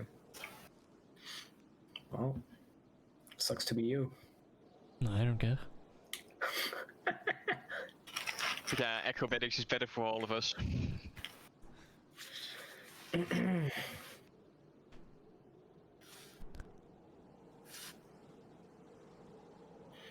If only I had levitator perfect. Would make it a lot easier, yeah. But I switched it out last night. Let's take a guess what's going to happen. Huh? Take a guess what's about to happen. We all fall down and die. Lara fair falls down fall. and dies. No, it was a group roll, wasn't it? I think we're Yeah, gonna. it's gonna be like, are you gonna help Alara and fall with her? And we're gonna be like, no. Yeah, please don't. Just let me fall. No, it's fine. The goats are gonna help her. I mean, that's exactly how her The character goats are goes. Like, gonna yeah, help just her. let me fall. Just let me die. She wouldn't care. I mean, she did want to lead the other guy to. Yeah. What the fuck? Well, she doesn't care fuck is about that? people she doesn't know. That's just how it goes. She I barely mean, cares for most us. certainly she would also let one of you guys die. I mean, Kind of mood, not gonna lie. What a nice girl. well, she just Hey, cares but about she her did friends, give him and I healing. don't know if she considers you guys that already. I don't know if she I don't know if she considers. Even considering even that Onyx know is so if she nice. Don't know if she considers Alright, someone my- who just called her the Drow. My Oh, apologies. you don't know that, so shut up. All right. How are you gonna kill Alara energy? Okay, Oh, I have many different ways to kill you. lightning bolt. So let's see. 24, 16, 0, 10, 3, 3, 23. Okay. Casual 0. Here we go. So that's 3 successes and 4 failures. Oh no. Which means as a group you fail. Nice. Nice. All right. Oh Awesome. my god. No. You waste an additional hour and you make no progress Oh. as you're trying to get through these perilous climbs. It's just so icy and the wind is beginning to really pick up. At this point, getting onto that hour, as you look up, the skies is also getting a lot darker and you begin seeing a heavier snowfall hitting you guys. Elara, Adriel, Marikath, Onyx, you all get a point of exhaustion. Nice. Oh no, that's disadvantage on ability checks. Yes, Fuck. that makes it even worse. Could I give everyone a bardic inspiration for the next time we try to? So I'm gonna use all my 5. Can you give to several at the same time? Yeah, I can. All right then. Yeah. Yes. you can. So that is. Are we 5? 1, 2, 3, 4, 5. As, No. kind of as a group, he's just shouting out to all of you, and you hear Jack in the front going, "Sure." You guys didn't make any progress. He did, so he's now disconnected from you guys. He's turning around like, "What the hell are you over there?" Yeah, I would give a bardic inspiration to Onyx, Marakath, Adriel, and Elera. How is the other guy doing that you found? He seems to be slacking behind. You guys are in the middle, basically, and since the first time you made it from like point A to point B, and now you're trying to go from point B to point C. I would actually also give a bardic inspiration to the guy in the back then. He's still at point A. Yeah, I give him bardic inspiration. It's having a rough time considering he already had exhaustion and he rolled a natural 1 and a natural 1. Oh no. He is not getting anywhere at this point right now. Oh man. He's dead. Where's the healing? All right. Which also means, oh wait, hang on. Which two? That actually means that he gets another point of exhaustion. Everyone gets a bardic inspiration except Arendriel and Jack. So the guy in the back gets 1, and Elera, Adriel, Marakath, and Onyx get 1. We'll just say that both Arendriel and Jack kind of look at him. What did you say? You hear Jack shouting ahead of you guys. You have to keep moving. We're trying. Up here. If you're stuck out here, you will die. God. So move your ass. Okay, I need all of you to make me another athletic check. Those of you who are exhausted with disadvantage. Oh no. Still good. Oh no. Come on, guys. Okay. Whoa! Okay. What? Okay. Oh no. I think we're okay. We'll see. Are we okay? Are we okay? Maybe just in case use bardic inspiration. I mean, Onyx could use one. I don't think Marakath is like hopeless. Fucking one. I mean, I don't think that is gonna work either. ATL could use one. Yeah. Okay. You do make it from point B to point C. That's Nice.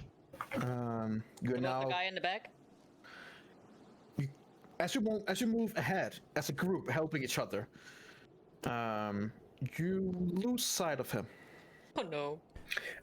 Actually, you guys, the bardic inspiration is now gone because it's only for 10 minutes. So, just saying. Cool.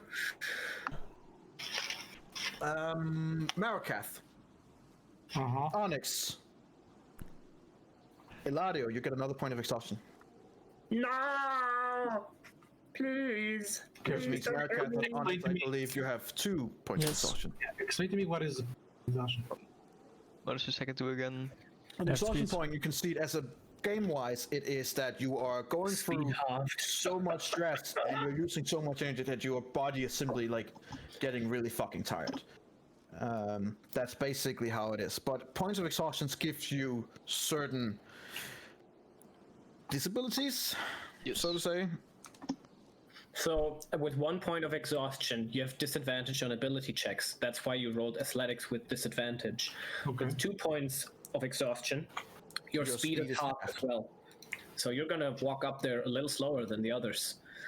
With 3 points, you have disadvantage on attack rolls and saving throws. With 4, your hit point maximum is halved. With 5, your speed is to 0. So if you're at 5, you're not gonna go anywhere except if we drag you. And with 6, you die. Yes. ATL was almost there at some point. He was at 5. Possession is different, okay? Possession was fucked. It was fucked up, yes. Alright, well, we're all rolling with disadvantage now. No one else. No. No, okay, except 1. Great. Okay. You see at the mouth of the cave ahead of you is Jack, who's been rolling really well. And it's just trying, come on, it's not that far, you could do it. Unfortunately, the wind is now at like reaching peak storm, and it is extremely difficult to even see or hear each other. The wind is everywhere, snow is everywhere, in your eyes and your faces, your heads are freezing, and the snow is beginning to fall quite heavily. How far are we from it? Like, from looking at it, it looks to be like maybe 60 to 100 feet. Okay, can But I it's just cast... such a heavy slog to go through. I want to cast haste on Onyx. If I see that he's... Wait, no, not yet. Let me actually keep on that for now, because maybe they're going to do well. I'm going to look back or in front, I guess, and see who's doing bad, and then I'll decide. Sure, I need all of you to make me an athletic check with disadvantage. Except, no, actually, because it's taking so long, the wind and everything is affecting it. Everyone rolls with a disadvantage. My dog as well. Yeah. Oh shit! Holy shit, okay. Oh, I have to roll twice, sorry. Does my dog get energy? Does my dog get the disadvantages as well? Considering the dog is a construct, no, it wouldn't be affected. Well, with the wind and ice, yeah, I probably would, unfortunately. All right, well, it's a 16. Okay, I'm going to cast... yeah, I'm going to cast haste on Onyx. If I see that he's doing bad. As far as I can see, only 2 of you managed to actually roll above a 10. 3. Which is... Well, if the dog is the dog included? That still wouldn't be enough. You're 7 people with the dog. Yeah, that's true. So as a group check, you failed. Which means that you gain no progress for another hour. Luckily, none of you actually rolled below a 5. I did. Yeah, Mark did. Never mind, Marikath, you get another point of exhaustion. You are now disadvantaged on attack rolls and saving throws. Onyx, I see you rolled a 5. You are now also at another point of exhaustion. Oh god damn it. Does the haste not help him to make I progress? don't think haste is a good idea since I will become dead for a minute. Sure, for but a it's round. like you said. Okay, he said that we're 100 feet away, and I doubled your speed, which makes you Yeah, but I somewhat still have to normal roll again. well. Okay, so if it wouldn't help, I wouldn't cast it. That's what I mean. Well, I mean, you casted it after you guys had already rolled. Does So it lesser would make a restoration difference. affect exhaustion? So your haste would not go into effect until the next time you roll. Okay, sure. Energy? Sorry, yeah? Does lesser restoration affect exhaustion? No. Nope. You need Great greater. restoration does. Greater restoration does. And sleep. And sleep, yeah, you can go to sleep. A lot of sleep. Just go to Doesn't sleep. it only You'll not be fine. count as 2 successes? After about an hour, you hear the crackling and the impact of different lightning bolts and thunderstorm hitting near you guys. It is getting extremely dangerous to be up here. You can't even hear Jack anymore, but you can see him yelling towards you guys. I need you all to make me another athletic check. Oh, come on, man. Morocco, don't fuck it up. You will Everyone die. with disadvantage. Onyx. Oh, you fuck, get I to rolled roll X. straight roll. Fuck. I'm gonna fuck it up. Disadvantage, athletics. Look at that. I rolled 12. Oh, Oh, I rolled a 3. You rolled a 12. That's good. I constantly No, roll so well. Onyx rolled an... Wait, you have the haste. Onyx, That's my does it dog. help? That's my dog.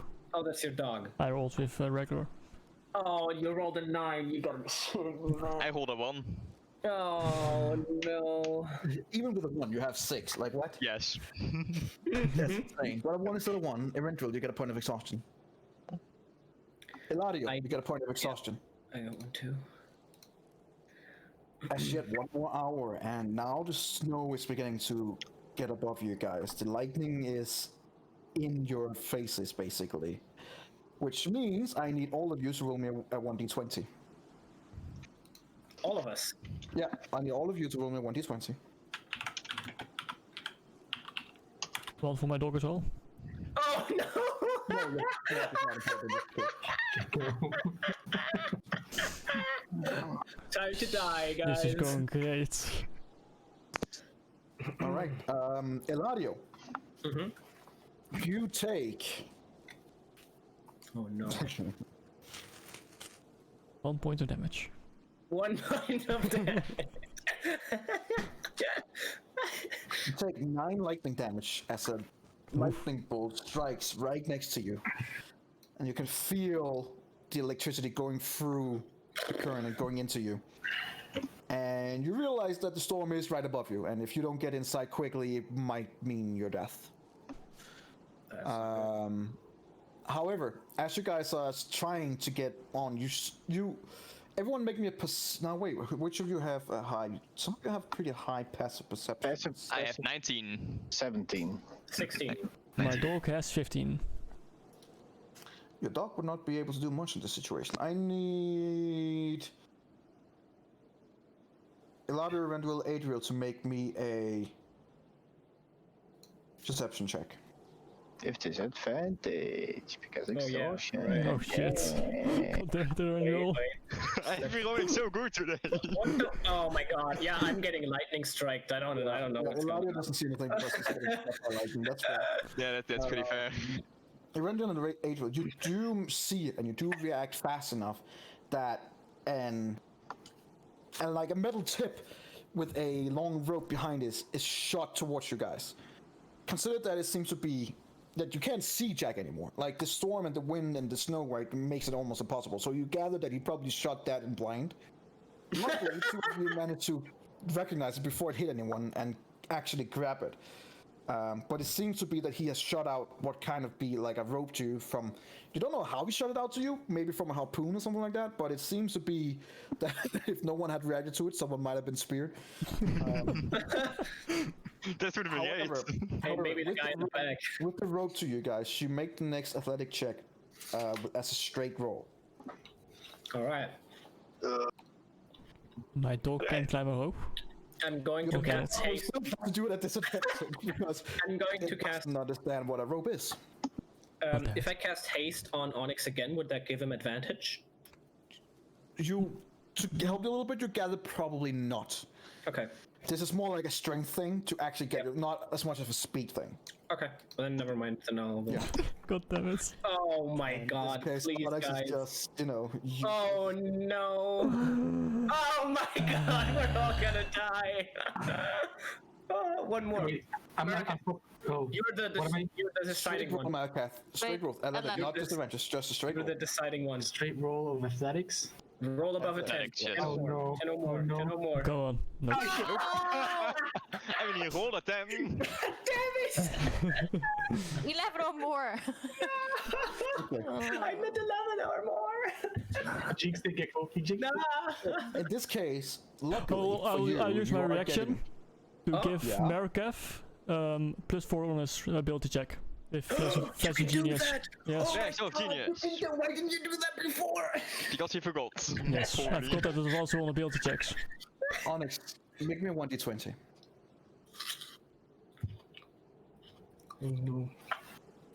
Unfortunately, due to the storm and you being, I guess, exhausted as you are, you do not react quickly enough in your mind to even think about that. That does not even occur to you. However, luckily for you guys, you are being held by the other side. As you're pulling in the rope, you gather that the rope is actually also pulling in the other end towards the cave. And luckily for you, you just needed 3 of you to succeed because you would have an automatic succeed due to the rope. Yeah. Nice. Which means that with... Oh, hang on. Is that a 3, Onyx? No. No. Exhaustion number 4. What energy? What were you talking about? You were On talking top about of something? 3. You take another point of exhaustion. Your maximum is hereby halved. Okay, success. That's the most exhausted piece of You're metal still I've like ever- almost at my points. Oh, Like, man. Onyx is Done. just done. Is it rounded down or up? Sorry? Rounded down or up? Round up. We usually round up everything, don't we? Yeah, we do. Yeah, we do. Don't you usually round down though? No, and damage we always round up. No, if I can you watch, it's always rounded down. Yeah. Oh. That is true, actually. Yeah, so yeah, that goes both ways. Goes round down. That's be you. No, 1 hit point less. Those No, my 2 actually. those my current hit points go down. No, it's just your, write it in this. Basically, if I were you, oh well, no, actually, No, I mean, what's your HP? 71? no. I would say that your current HP does not go down. Okay. However, you cannot be healed No. above your maximum. Nope. Meaning that if you were to be healed and you're still above it, it wouldn't have any effect. Yeah. Yeah. But no, keep your current. That's You're just very fucking tired. Yes. Alright. As you guys manage to get to the God, do we have to fight frozen Yetis now? cave,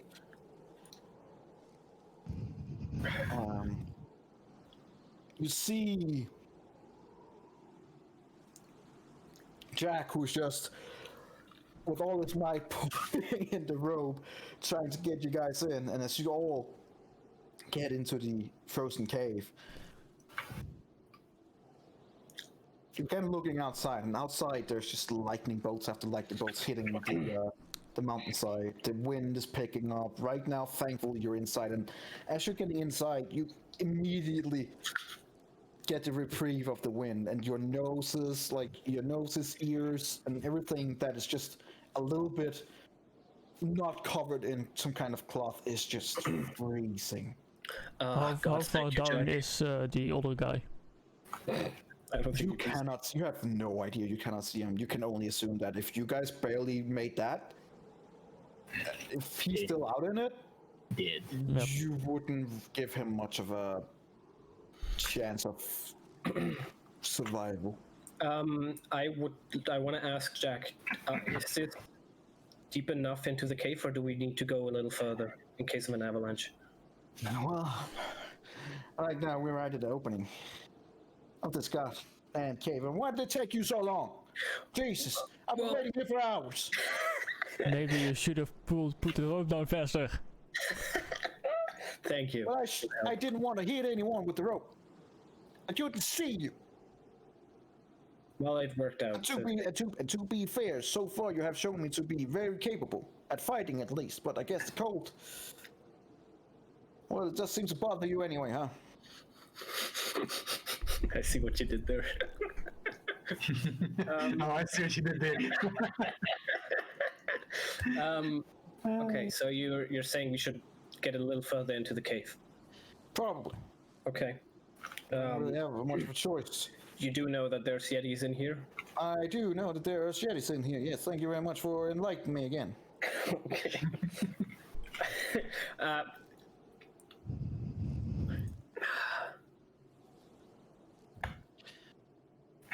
Actually, what if I cast the dome right here?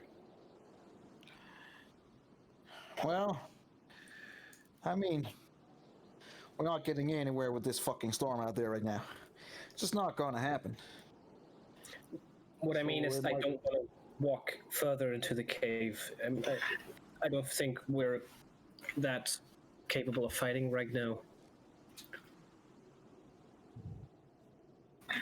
Well, I guess it's up to you.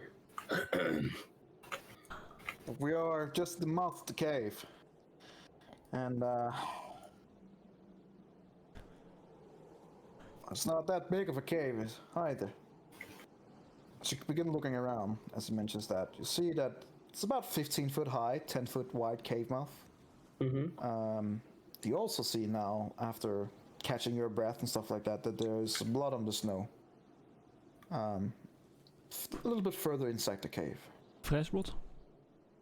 Seems to be fairly fresh, yes. I would walk like 10 feet more into the cave, and then I would cast Leomund's tiny hut and allow everyone in, including potentially the guy who's still outside if he does make it. I doubt it. Okay. Sure. Well, do you all go inside the hut? Yeah. Hell yeah. Yes. Yeah. Finally, some reprieve from the wind. Actually, it just keeps howling outside. Yeah. I go stealthily scout that in the cave a bit. Stealthily. Okay. Stealthily.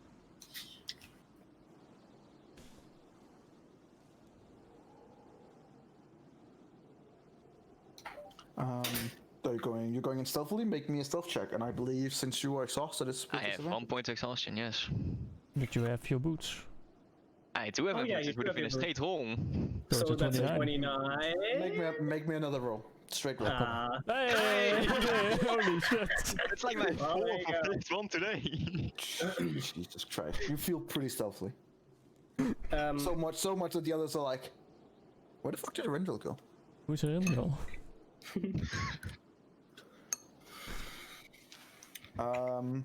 Alright, as you push forward into the cave, you see that you're coming into basically the chasm of the cave. As you get further in, it's about 20 foot high of concave roof. Most of the floor has fallen away here, forming a pretty big chasm that's about 80, maybe 100 feet deep. From what you can see, all that's left of the floor is like a rocky ledge. And you can see there's a further area going in that seems to be connected by a natural stone bridge. It seems to be safe to cross if you would wish. Sure. You also see more to your left. There's what seems to be a maybe 1-2 foot thick sheet of ice that also covers some of this chasm. That would also be a way that you could walk if you would want to. If the stone bridge seems sturdy enough, I'll try to pass it. I mean, it does seem to be a big chasm and there is both an icy way to the left or more like a stone passage to the right. Is everyone else staying back in the dome? Yeah. Okay. I'm already shut down. Yeah. I can imagine 4 points. I would rest too. Do you want to continue in? Yes. Okay. That's one more Which last way do you want to continue in? The stone bridge. Alright. So move over the stone bridge, and fairly quickly you begin seeing Is there a map or different something? things on the not yet. The floor of this like about 10 foot high tunnel is strewn with bones of something. You have no idea what, but you just see bits of flesh that's still clinging to some of the bones. So you go further and you see a head that's been ripped from its shoulders and has been gnawed at and has been Is there any- stuffed in a niche dog. What, Morocco? Any corpses around? You're not You're not here. there? You're not there. Oh, where am I? In the dome as all of us. Oh, you're talking about the stealth. Here. So come further in, you see You're back that at the this dome. seems to be a Goliath. You should be sleeping because you're exhausted. Okay. You also see bits of hide armor. You see a great axe. And you also see the skulls and bones of 3 mountain goats. Going in a little bit further, you see 7 more crude niches in the walls that all of them holds frozen heads of different humanoids. You see one belonging to a dwarf. You see another one belonging to a dwarf. See one belonging to an elf. I see all kinds of humanoids string around like trophies.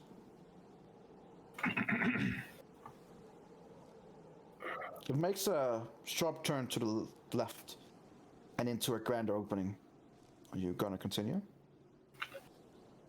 How far does it look like it goes? From you're right around the corner, and from there it's about maybe 20 feet in. Just at the peripheral of what you can see. And is it just like another hallway or like a room, basically? It seems to be a hallway moving into a larger den.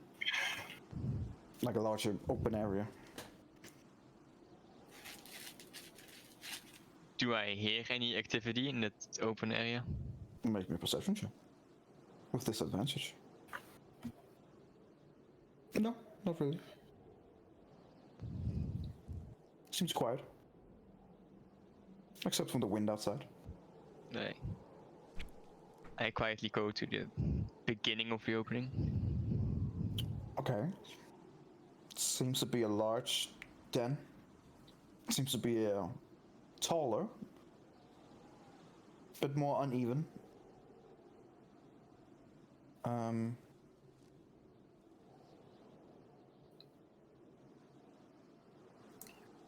You're not... Can't really see anything else at the moment. Not yet, at least.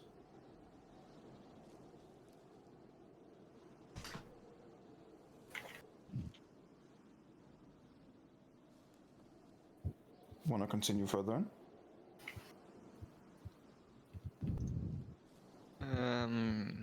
You said I don't see anything? Not right now. You haven't gotten in, really. Kind of peek out the corners. Yeah, you've just been peeking around the corner. So, do you want to go into the ape den proper, or Sure. make me another stealth check? Okay. Nice. As you come in more proper into the cave, you see a strange sight. You see a female adult yeti that is watching her child, otherwise known as a tyke, a yeti tyke. And you see the yeti tyke is playing with a Lightfoot halfling that is dressed in cold weather clothing and curled up in a fetal position. Oh god. The tyke is knocking her around like a ball. And it's pretty clear from the cries of the halfling that she's still alive. You're not sure how long. The cries from her seems to be more like a panting than actual cries. It seems like this has been going on for some time. What do you do?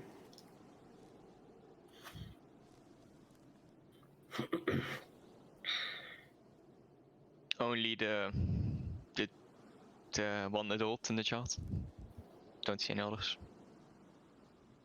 You see the Yeti tyke, and the halfling. Kill the child. No, we need it. Kill the We need it alive. It's tasty. Wait, the Yeti child? You don't need the Yeti child. You Oh, I guys thought know we were talking about the regular child. I don't think that's a child. I'm pretty sure that's just everything. It's a halfling, right? Yeah. Yeah. All right. Cool. So what are you doing?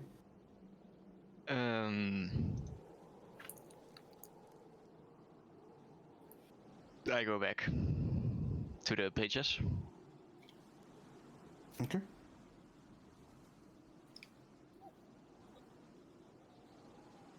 The ice pitch led to like a different area, right? Seem to. Does it seem sturdy enough to support me? You don't know. Try. I don't fully put my weight on it, just like kind of test it, how it handles it. Okay. It does crack a little bit. You have no real idea of how much it can take. YOLO. I kind of put down the majority of my like heavier equipment. Sure. the ice equipment that we got is like anything that we can jam into the like the walls or the thing on the floor that we could put a rope on or. So how much are you taking off? Because most of what you wouldn't weigh, most of you is your ice boots, your ice clothing, and your weapons and Yeah. all that stuff. There's not much gear you would take off. Yeah. So no, unless you have something that would actually matter, then you gather it probably wouldn't do much. Well, you know, I have 5 kobolds, which together are like 25 pounds, so it makes a difference. Sure. I mean, yeah, we can put them there if you want.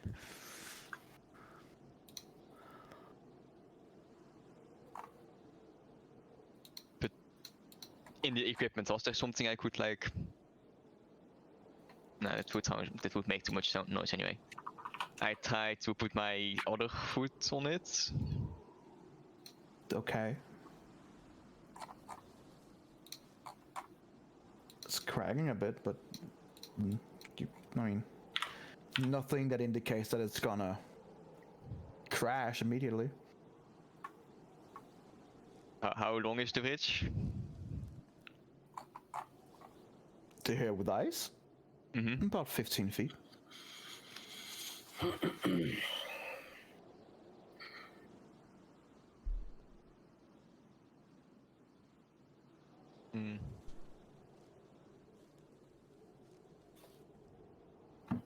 Gonna continue on the bridge. Okay. You're about 5 feet out. The ice is definitely making strange sounds. You hear this weird creaking sounds and the ice adjusting to your weight. Want to continue? How deep was it again? About 80, maybe 100 feet deep.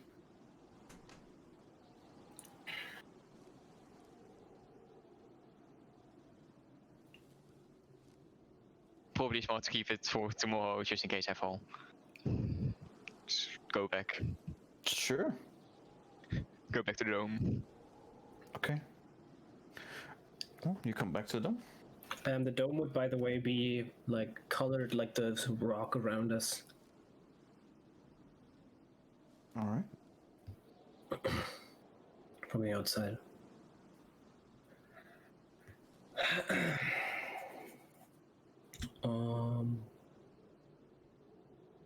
Yeah, I mean, when he comes back, I'd be asleep.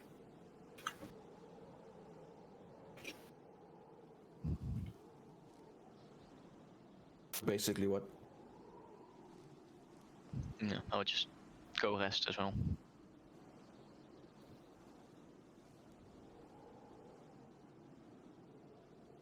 So you guys are just gonna rest, sleep?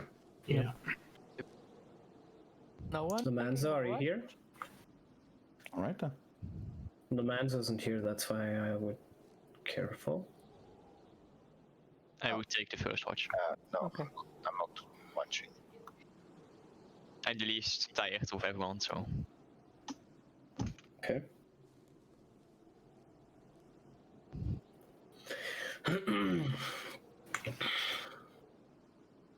All right. Who has the first watch? I do. All right. Make me a perception check with disadvantage. Okay. You're all exhausted. You're all tired, and your companions all fell asleep pretty much immediately. You have troubles staying awake. Actually, make me a 1d20. I suppose this would be a Constitution saving throw. I'll let you do that. That should give you a few bonuses.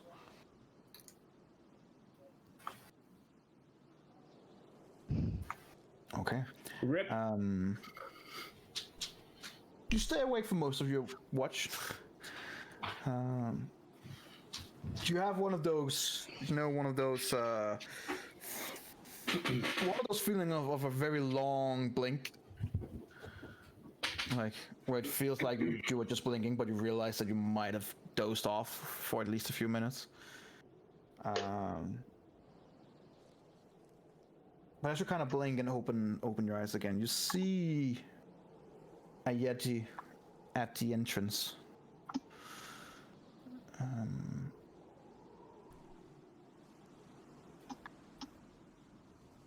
Seems to be just looking out.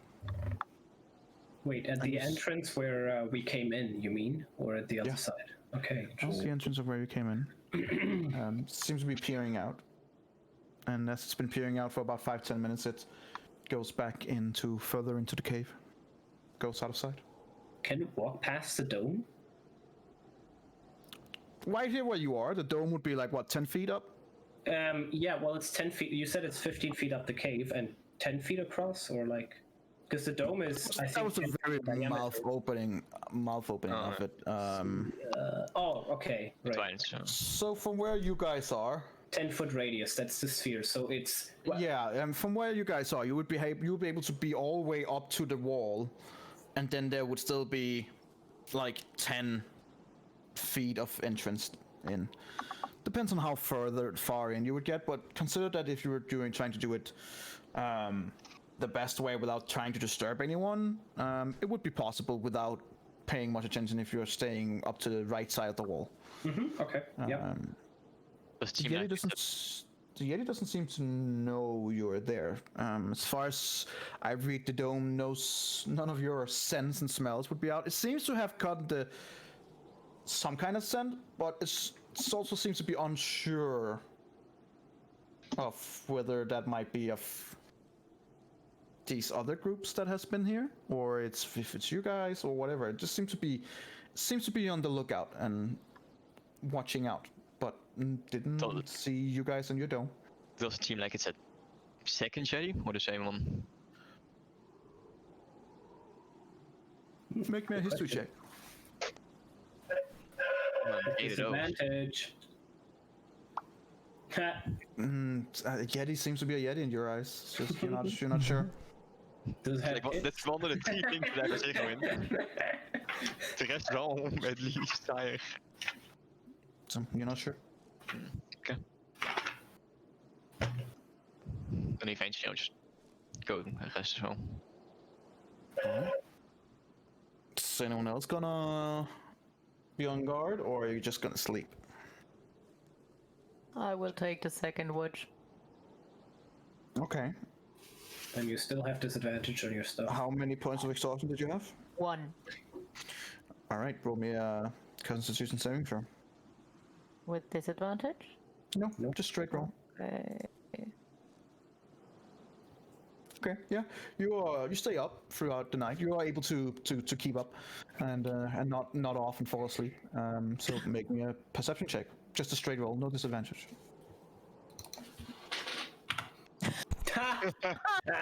You fall asleep. Despite not falling asleep, you are clearly not present. Like, physically you are awake, mentally you're awake. You're gone.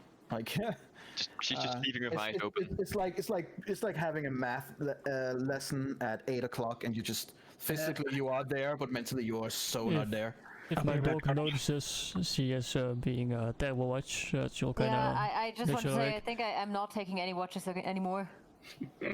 Oh god. And my dog will kind of take over. Sure. I mean, your dog doesn't say or can't do much, but it keeps his eye open. I'm not sure what it would do if it saw anyone. It would kind of nudge her to hopefully get her attention. Okay. So, Larry, do into your rest get nudged by the dog. Kind of nudges you several times, and you don't recognize it at first. This is during her watch.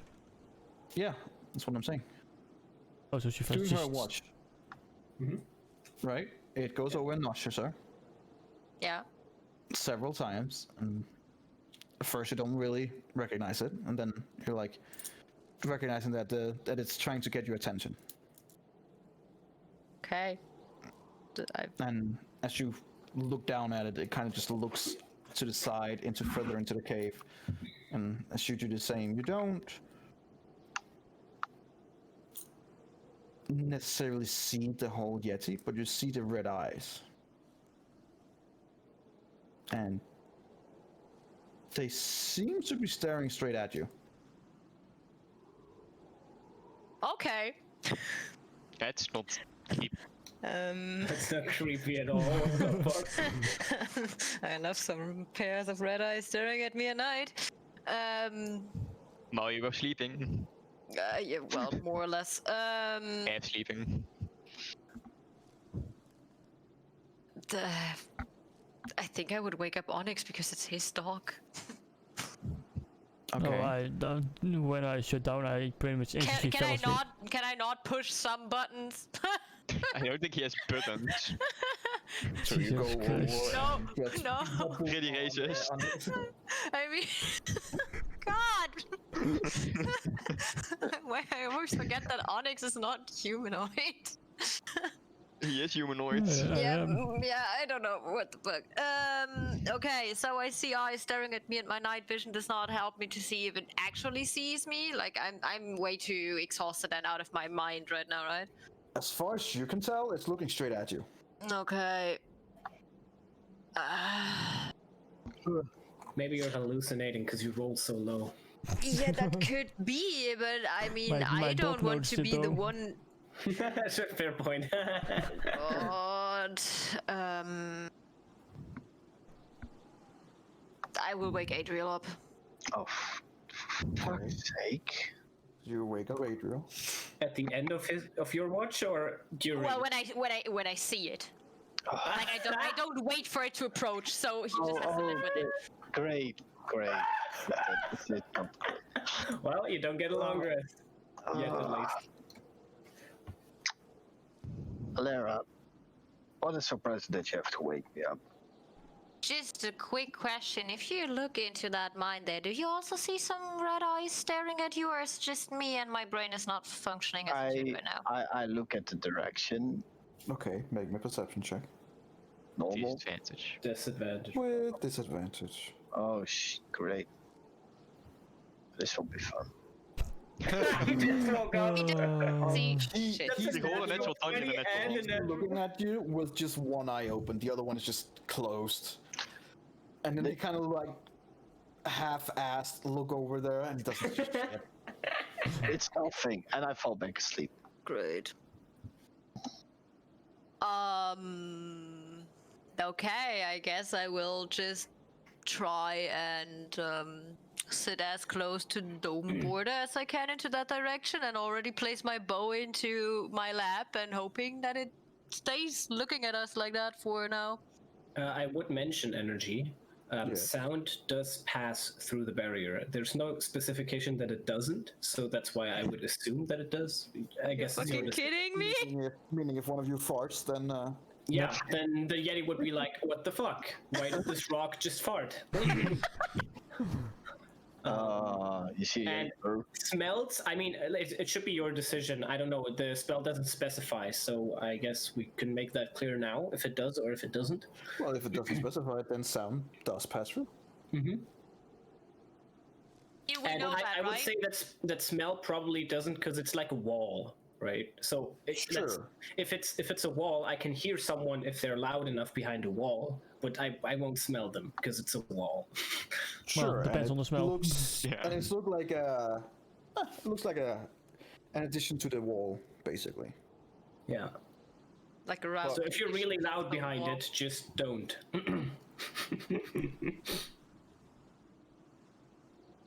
Yep. I All right. continue my watch, having my bow ready, looking at the eyes. As you get an extremely tense full hour of stare contest with these red eyes, you finally decide to just let someone else deal with this. And who is the next unlucky one you wake up? What's the next watch? To wake someone up. You Not can again. only wake up one person. Who has the next watch? I didn't want to wake up, so I mean, you're back to sleep. yeah. But I you mean, did But you got your 4 hours of rest, so you're not meditating anymore. At least you don't have to. Oh, is that Did he get his rest even though I woke him up for a short time? Yeah, that's okay if you don't get them. It's not too Wouldn't much. excessive over. Yeah, well, then I would actually wake him up again and just tell him to keep an eye on that. Okay. Lara again? Yeah, my watch is over. Oh, yeah, then it makes sense. Well, I could not identify if these are really eyes I see or if I just need some rest, but just keep an eye into the cave, will you? Sure, you got it. Thank you. Now rest. Does sleeping remove one? And then I will try to look again. By the way, you have 1 point less of. Is it 1 point less, or does it Yeah. remove? No, 1 point less. Oof. Sorry, back. The one is gonna be fucked for a while. Yeah. So, energy, do I have to make anything or Make me a perception check with disadvantage. with disadvantage? How many exhaustion points did you have? I had only one, but Oh, that would be removed. No, we will not. No, Not we until wouldn't. the full night's sleep is over, which is 8 hours. In 8 hours. Right. Okay. Fair enough. That's what we. That's really something 14? we struggle with. You don't see anyone. No red eyes, no... nothing. Oh. Get the feeling that maybe Lara was just, seeing things. But as far as you're concerned, it's... no. Can my hawk see anything? Are you sending your hawk out, or is it staying in there with you? Hawk can see. Can just peer from where I am. So it's inside the bubble with you? Yeah, because it's a fine familiar. No, you don't see anything extra from that. No? No. Alright. Sure. I think you're sitting inside a bubble, inside a cave that is pitch black dark. Uh-huh. Uh-huh. That has... so, Does it have dark vision? No, it doesn't. No, Why would you ask this? No, it can just whisk into existence, so why not? You can just make it a bat, can't you? If he has More more materials. gold. Yeah. If I want to, I can make it change it into a different animal, but... Oh. Alright. Yeah. Okay. So, anything else, or are we... Okay. Shit, No, calm. you don't see anything else. So who would be the next one up? I will take the last one. Alright. Alright. Make me a perception check with the biggest disadvantage you can find. 15? Yeah. It seems to be eerily quiet and slow in here. The wind is beginning to calm down. I'll actually use my reaction to give up a +4. Sure.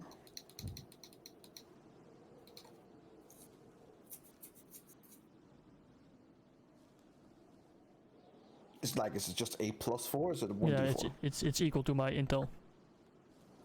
Okay, so 19. You seem a little bit more sure that the wind is trailing off.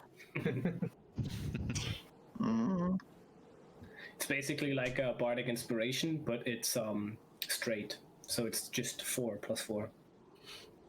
Plus intelligence modifier. No, it's just intelligence. Towards the end of your watch, the wind seems to be calmed down. It seems to be on the back end of the storm. As all of you begin waking up, so you all lose 1 point of exhaustion.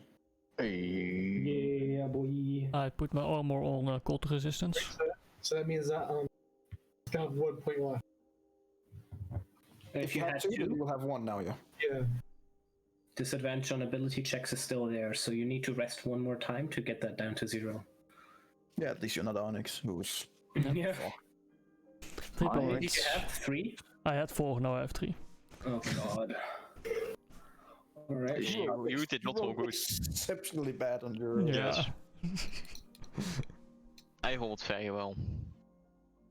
Yeah, you were Basically, 2 away from that. basically saw Legolas walking on top of the snow, and then this robot walking out of the snow. Just help!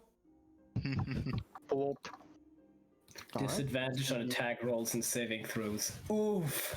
As the bubble disappears, you are inside the mouth of the cave. What do you wish to do? Did you see anything during the night? Not on my watch. Nothing. I think I saw red eyes, but I don't know. What do you mean? Well, I know No. there's at least 1 Yeti and a smaller, a child Yeti. Oh, I saw one at the edge of the cave during my watch, but I'm not sure if that's the same one or a different one. In the beginning okay. So of the night, there I scouted could- the cave a bit. There could be 3 Yetis. One of which would be a child. 2.5 if you want to be precise. Okay. And where were they? A bit further into the cave, there's 2 bridges, one made out of ice, one of stone. I went over the stone one. There's a room a bit further natural bridges? Yes. I did not go over the ice one because I wasn't sure if it would support. Okay. So, I mean, I don't really see the need to go in there and decimate a Yeti family. They might be really happy. There was a halfling woman that they were child was quote unquote playing with, I guess. Oh god. 8 hours ago, right? Yes, I'm not sure if he's still alive. How high are the chances? I would at least want to go check, and I'm pretty curious what's over the ice bridge. How about we just sleep for 1 more week? Jack, Yes. have you been in here or in the area before? Do you know what these ice bridges are, if they lead anywhere? No, I Would do you not. recommend that we go through these mountains or out again? Well, to go through the mountains, so to speak. We still have to go out and about. We're not at the top yet. So either way, we would have to go outside of the cave and then continue onwards on the mountain. What about the 2 bridges that he found? Maybe they lead to tunnels. That seems highly unlikely, considering that we are pretty far up in the mountain. This just seems to be a cave. Okay. But I suppose there's a chance. If you want to check it out, it's up to you, of course. So you want to help the halfling if he's still there? Yes. I think we should go to those 2 bridges, and then you can go and check if the halfling is even still alive. I go stealthy. Yes. Scout ahead. Yes. Okay, roll me a stealth check.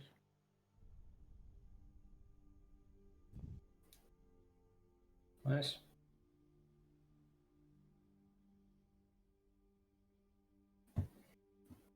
All right, let me just give you a little bit of a extra perspective.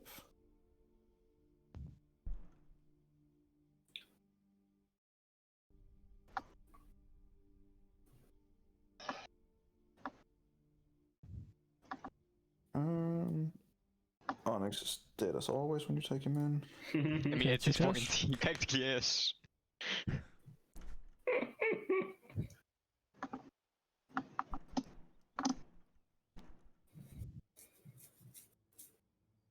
Does anyone have 2 exhaustion? Onyx has 3. So it's only Onyx who has 3, and everyone else has 1 except Rendriel who has 0, and Adriel has 0? I also have 0 after that rest. Okay. So I have 1, Marakath has 1, and Onyx has 3. Fucking oof. Yeah, you've been rolling really poorly. No. Yikesies. I think I've just been stealing your extra bonuses at this point. Is Greater Restoration a 4th level or 5th level spell? I don't know, but it also requires some diamonds. Yeah, 200 and 100 gold. So, are you guys using any bright lights? Are you torches or are you using No. Dark vision all the way. Everyone has goggles now. Who needs them? Except So Jack doesn't have goggles. I don't care. He doesn't need to come. So, Okay. I mean, does he have goggles? So can he see in the dark? You get the impression that no. Can the dog see in the dark? I don't think he can. Yes, Unless specifically specified, it cannot. he can. Okay. All right then. But yeah, I go scout ahead of it. Jack, do you want to stay here or come with us? Because we want to stay low, which means we don't want to lose any light. I'm sure you guys can handle it from here. I'll just make sure nobody comes in from the entrance and suppress from behind. I'll help you in that. All right. Okay, cool. Great. Oh, the background is very... Oh, it loaded in. Never mind. It takes a while. All right. Oh, that's the ice bridge. Where's the entrance? The entrance This would be behind, so over here. Okay. Any corpses around? Right here? No. No, you can't animate a corpse yet. Shut. But there's a lot of skeletons. I need skeleton. Yeah, They there's weren't a lot of complete corpses, skeletons. they were all scattered and stuff. So I go stealthily check Yeah. that. Oh, Okay. that's... Oh boy. Thick boy, thick He's boy. thick. Yeah, Just made that he's okay. thick, boy. He He's put thick. tomato on the other time. Whoa. God damn. I would probably still be lighter than you, Onyx. I would wait here until he comes back. That might be smart. Okay.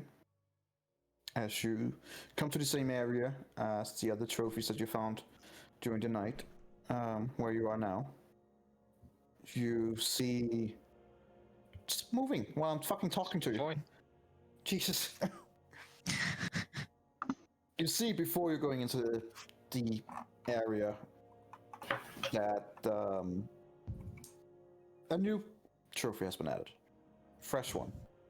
Oh, Oh, Unlike this being added in the walls like the others, this is just being placed on a pike. And on this pike is a gnome head. Could you drag me there for the stream? yeah. Sure. So it wasn't a halfling?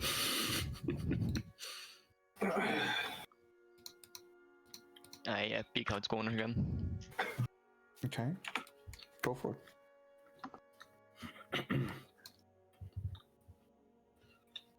Do I see the halfling? No.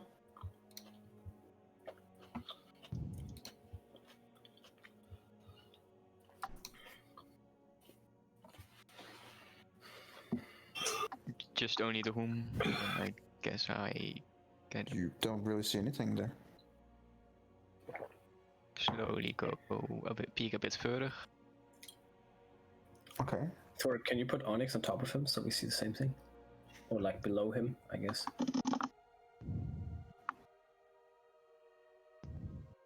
Yeah.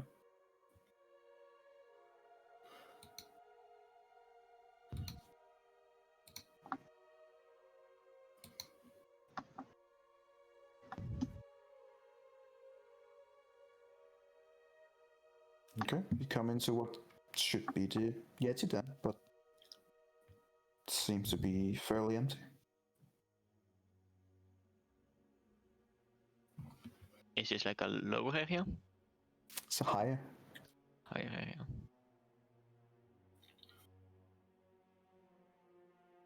How much higher?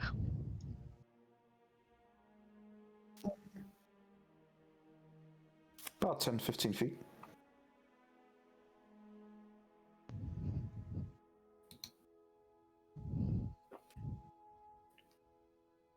I try to climb it. Sure. Make my athletic check with disadvantage. Only if I would have had the gauntlet. Doesn't seem to find any purchase. Like, yeah, you gather that it's probably gonna be hard to get up there. Go back. Okay. As you're walking backwards,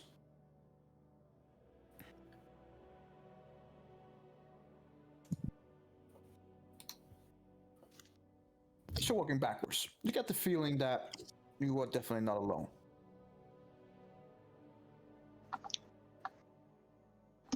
Even though I didn't see anything, I still do like quick scan around, just in case. Make a perception check. Okay. You look over towards the north corner, or the northwest corner. You see there's a pile of stuff there. But then you see what looks like white fur. And you just keep looking over there. You see everything that has to do with the white fur, and then as you suddenly get eye contact with these red, deep Yeti eyes. I'm gonna need you to make me a Constitution saving throw. Uh-oh.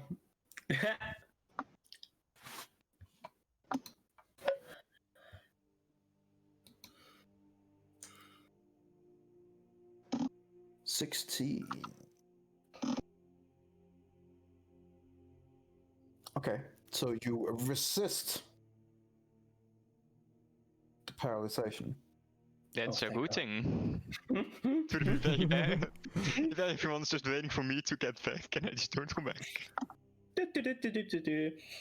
Sure, it's taking his time. And he's been there for a long time. So I go away. Yeah, Yeah. not so fast. I guess. I just walk out of the cave. See you later. Yeah. As you're getting eye contact with it, and even though the magic doesn't take hold, you get the idea that you are not hidden in any way, shape, or form anymore. There's nothing to hide behind, and even though you have been walking stealthily, something has made you. And as you look into the red eyes of the Yeti, and it kind of gives you a... as you're not reacting in a way you would hope, you hear another sound to your left. There's a second Yeti, where you're trying to climb up before, is standing.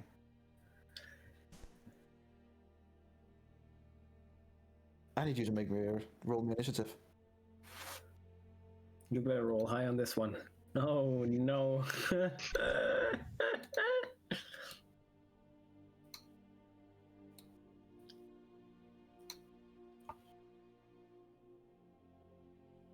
13? Yep. All right.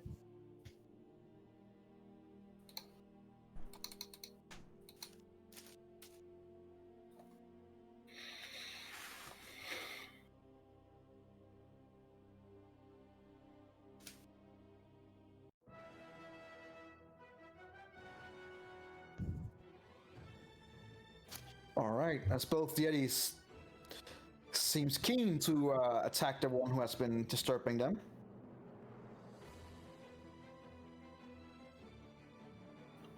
This one rolls a 11. Oh, thank God. No! At least I'm not last.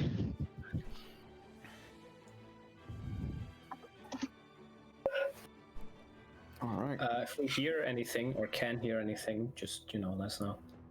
Sure.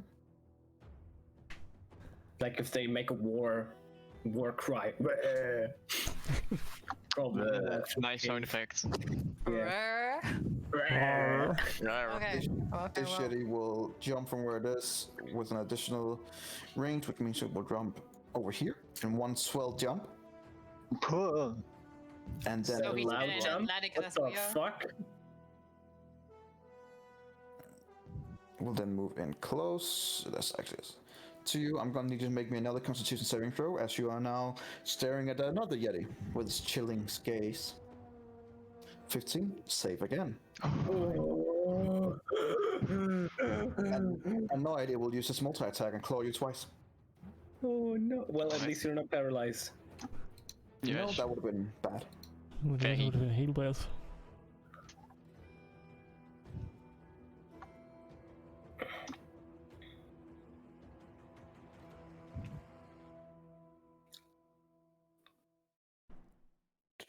Toggle roll damage. Thank you.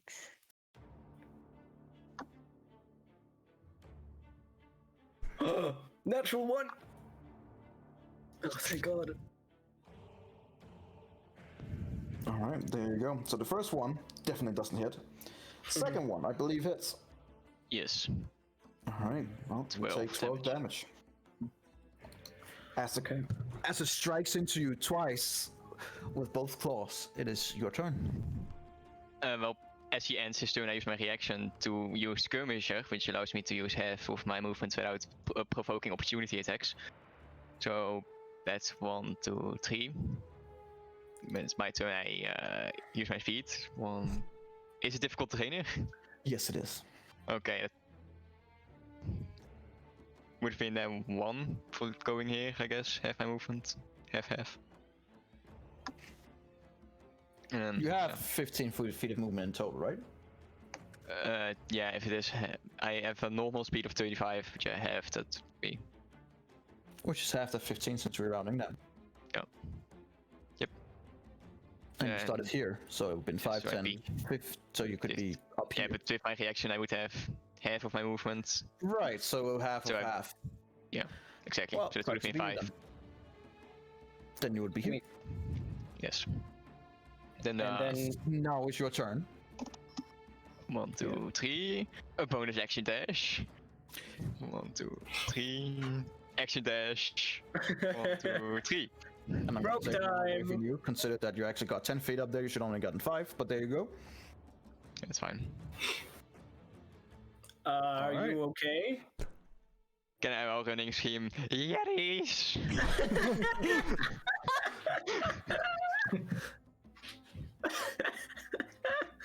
Well, I think it's Yetis. Yep. I think it's a Yeti. So you hear that, you just hear Jack. Oh, for God's sake! Initiative. Where is Jack? Oh yeah, in the at the dome where the dome was. Oh.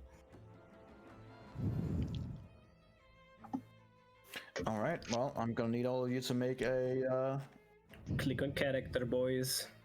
Yes. an initiative check. Come on, natural 20. Is it at disadvantage? Consider that it is technically an ability check. No. Sorry, they Yes. Oh, Well, you sorry. can't even roll this. So just an initiative check. It's you Oh, can't wait, even roll that checks. It couldn't be worse anyway. That checks out. Alright, fair enough. Yeah, fair enough. Yeah, I mean, my 6 is gonna be lower. I mean, if it's considered an ability check, will it Yeah, it affect is- it is- reliable it is talent at some considered. point? It's considered an ability check. Oh, Wait, why did hold I on. roll acrobatics? I have to roll initiative. Like, Okay, I- it's a 6 for me. I clicked my character, but it didn't You add already it. hold initiative. Yeah, You're at already 6. Yeah. Me? Yeah. Yeah. Yeah. Yeah, but I have disadvantage. rolled. Right, so you should still have 6. Yeah, it's a 6. Yes.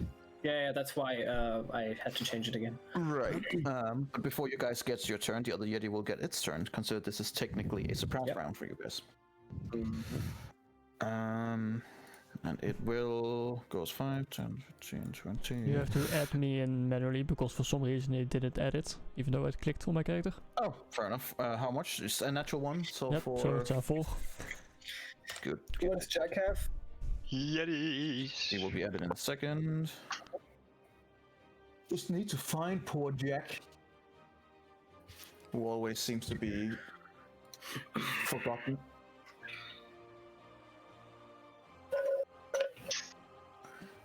Poor Jack.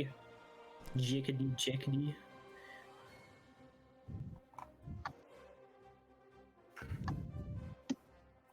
Nah, I'm gonna use this one.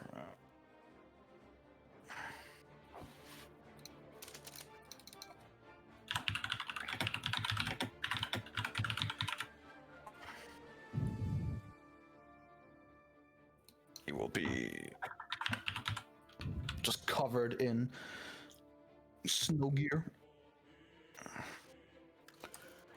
Cheeky boy.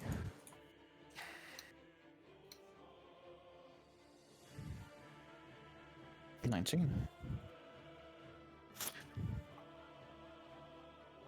Alright, the other Yeti has spent its turn. So, Ilara, you would be up. So it is not the first. Actually, give me a second, I need to pee. You can think about what you're gonna do then, and no, you would not be the first, unfortunately.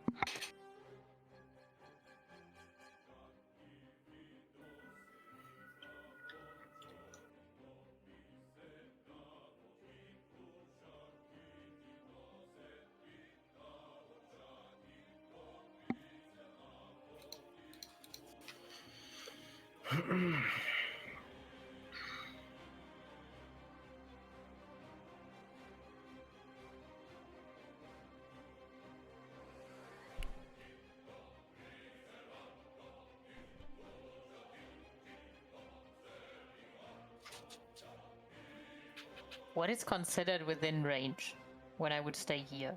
What do you mean? Well, I have a spell, Cordon of Arrows, where I can plant 4 pieces of non-magical ammunition into the ground within range. Mm-hmm. Mm-hmm. And I want to know if I would... What's the range of the spell? 5 feet.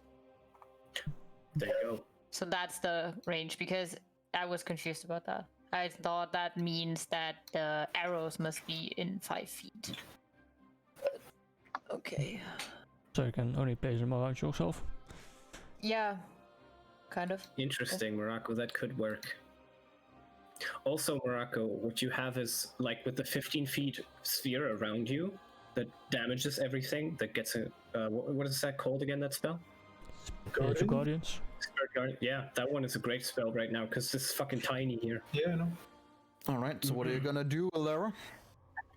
Assuming that the first round was a prize round and this is my second round, I don't have my bonuses, so I will just move my 15 feet up over here into that little corner over here, and I still don't see shit, so that's You can hold your action, and then if you see I someone... will hold my action, sure. Yes, when I see them, I will shoot. Alright then, so you're holding your action. Jack is gonna take... Yeah, he's gonna go there. He doesn't really have much to contribute with, especially since he can't see shit. Markath, you're up. Alright. Okay. So we don't see where the Yeti are, right? Not unless you can see them on the map.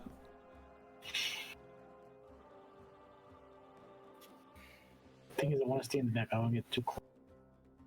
You know he's probably behind Rendrio. Probably.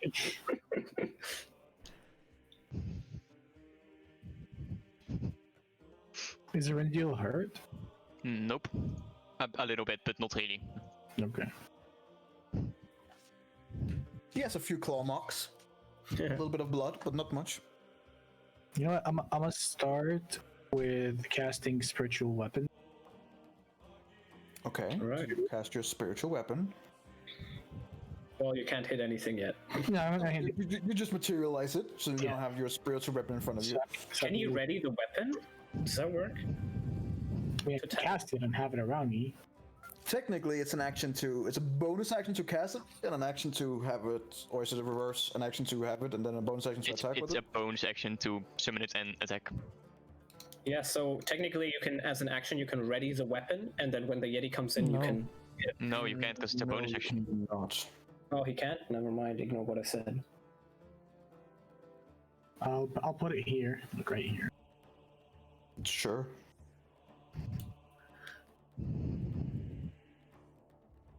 And then he's gonna throw his mace. I mean, that's what you want. No, that'll be it for now. That will be it for now? I'll actually move right here. Alright.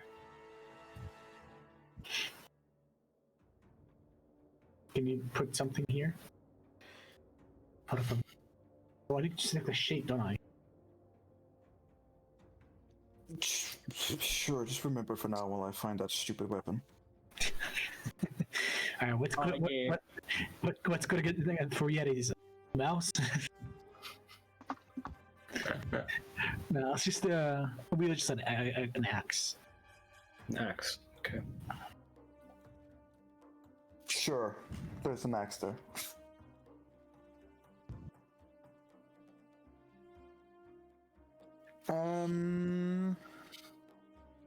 That'll be your turn. 5, 10.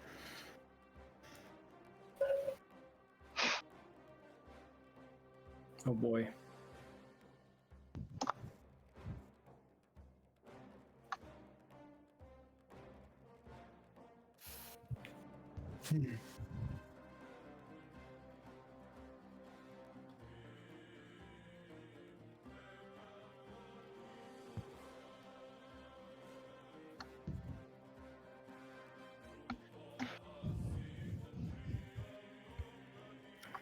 Okay. Yeah, your turn. I use my movement to go over here. 15, yeah. And I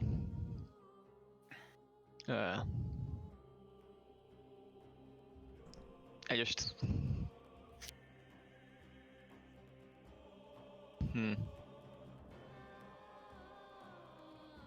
I ready my bow just in case he peeks around the corner, and I'll shoot at him.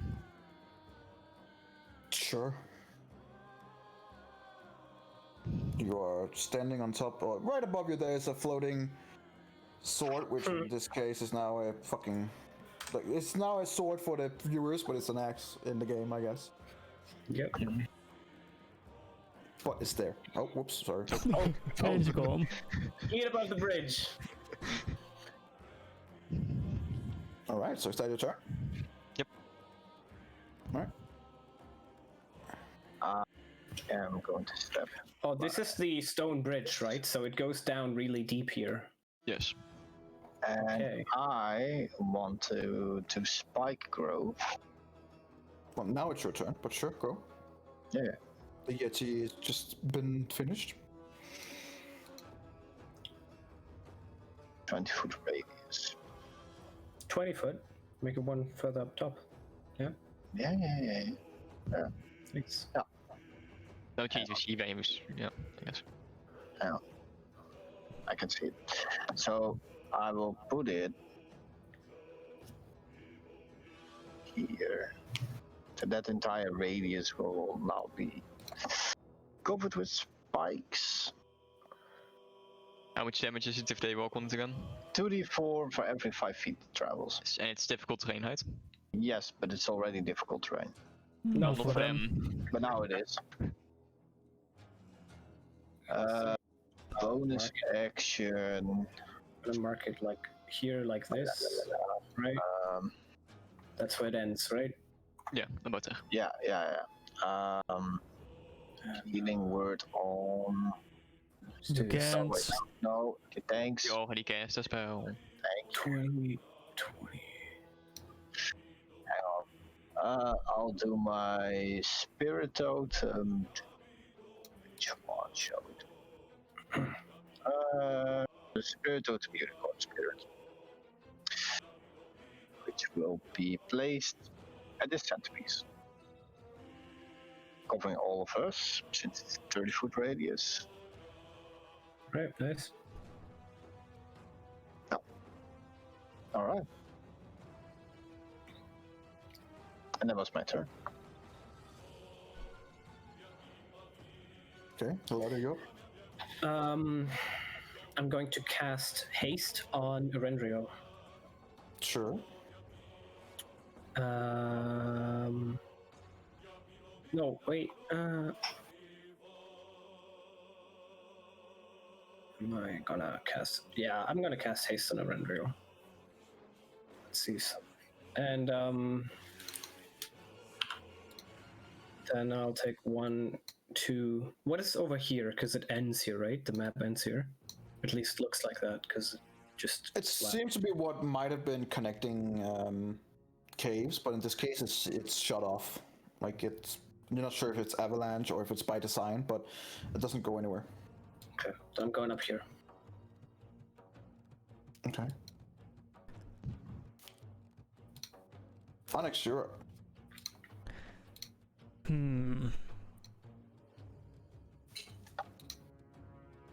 I'll move up 5, 10, so that's 20 feet. I'll cast Warding Bond on Erendriel. Nice. That's actually a great idea. And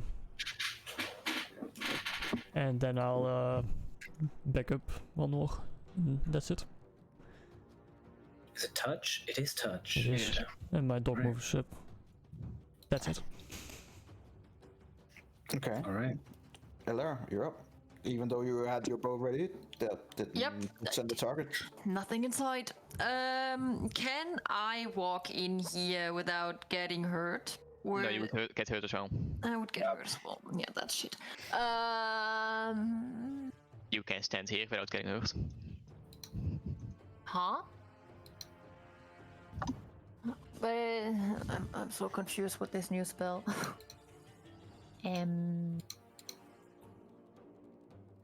What about this place? Can I stand here? No, I Wait. think that's within range of the thing. Yep, So you would get in damage. range. This isn't though. Great Yeah, success. just stand down there. I mean, it's not like there's a wall on the left side, it's a cavern, so it goes down. Yeah, but I still have a spell that I would have wanted to use, but it just has 5 feet range, and I won't move in there and get hurt just to cast that. That's No. fair. Yeah. Can try and So- cross the bridge. Yeet. Maybe not. Yeah, I will just move over here then, just so I have an eye on over here. Remember that we talked about last time? That Huh? I'm gonna be a little bit more strict on where you guys can move. In this case, there's a wall blocking you to the left, and there's a rental blocking you in front. Oh. If you want to go around the rental, you have to go beneath. Well, then I will the just stay wall, and which is have my fine. bow ready. Go into the area. No, and then go. no, won't Or happen. just, I will just stay. push her and drill right into the No, side. I will You just can stay do for my that. attack. Into the cavern. them. Fair enough. Jack is just gonna stay behind and like, so why the hell are we holed up here? Do you want to And continue in? He's just gonna cock his weapon and make ready for if he sees anything. Consider that he can't see shit in here. That's like not gonna happen, but hey, Yeah. there you go. I was gonna say. Narkath, you're up. You're all just holding up. By the way, the Yeti zou houden de initiative order. For us, at least. I don't know what to do here. We're ready for him to come from that angle.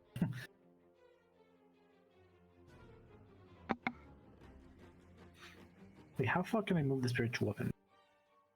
20 feet. And up to 60 feet away from you, I think. Up to right? 60 from me? And have a speed of 20. Yeah. Okay, I'll move here. That's what? 10? Alright. I want to see where the Yeti is. It's not inside yet. Huh? If So they're they're still not- coming, then they can't see him. Oh yeah, I can't see with the weapon, can I? No. You can see what you can see, that's basically it.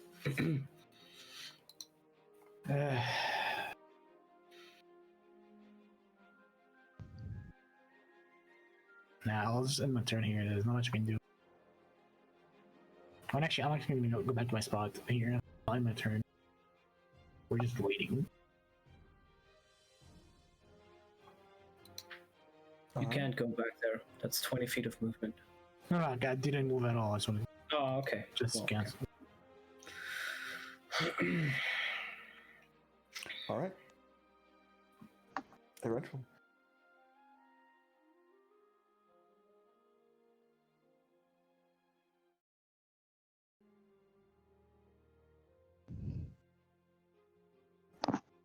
Wasn't there a Yeti there before me? See me, Malago? Yeah, it's spent his turn.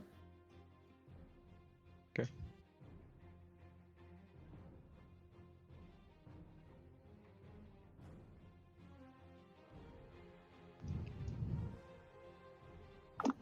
Hmm.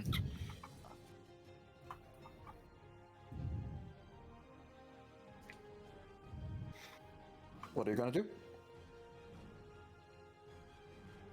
It seems like we're ready to just wait for them to come, so I just hold my action, I guess.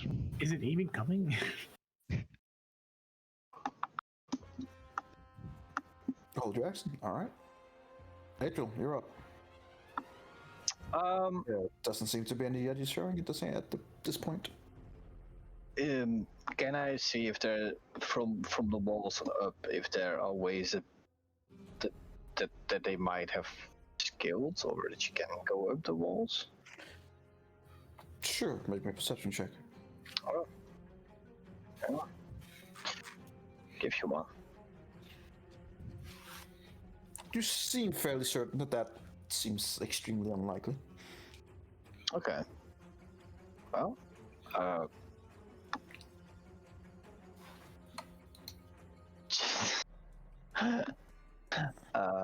Just wait then. I don't have anything. Hold my action. But I already spent my action. It's fine. Alright. Eladio.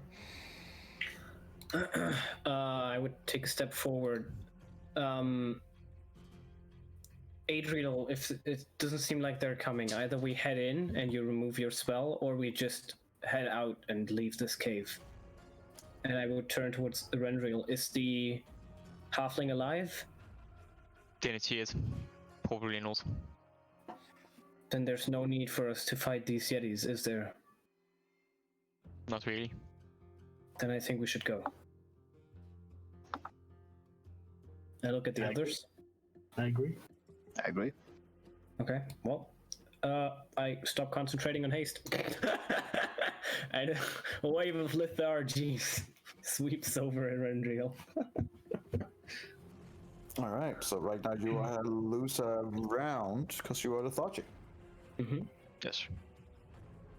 And I would head one more down, and I mean, at this point, I'll just be heading out of the cave, like Jack said. There's no need to stay in here. No need to kill like a Yeti family for that. Alex? Yeah, I would head out as well. First, 5, 10, 15.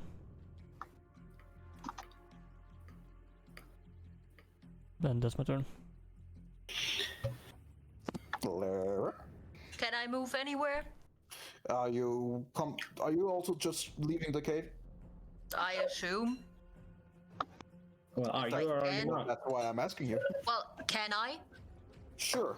I'll let you. Because I have one person right to me, one in front of me. I'll let you guys leave if like that's the intention. Yeah. I mean, if the group leaves, then I will follow. Sure. Yeah. Alright, so yeah. Like 5, 10, 15, I guess.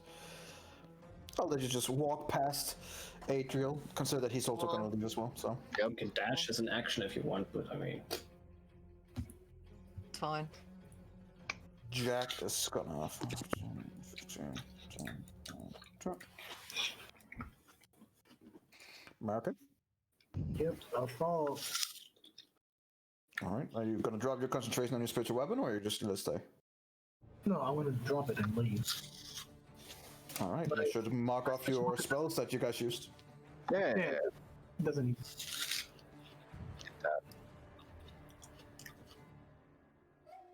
Rendriel.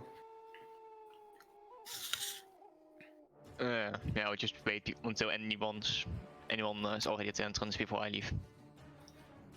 Just in case, I'm just holding my bow just in case, just readying it. You can't use an action anyway. Oh yes, I'm stunned anyway. Yeah. You're lethargic. I'm stunned, yeah. Adriel. Heading out. Do you keep concentrating on the thorns? For now. Good idea. You never know. Yeah, I agree.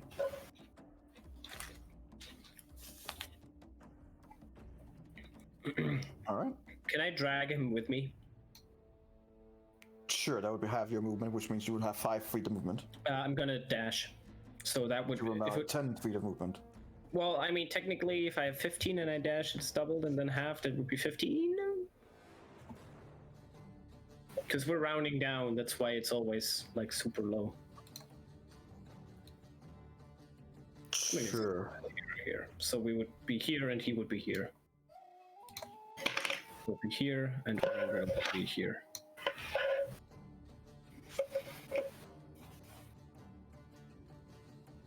Which way would I be? Right here. Yeah. And we head out of the cave. Alright, so you guys head out. Yeah. It means combat will just end. We don't need to kill a poor Yeti family. It just kills everyone they see, but sure. Well, I mean, maybe there was something cool, but maybe there wasn't.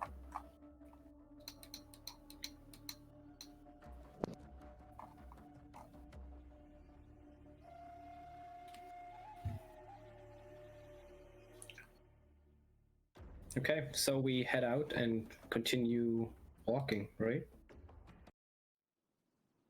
You should come outside to the.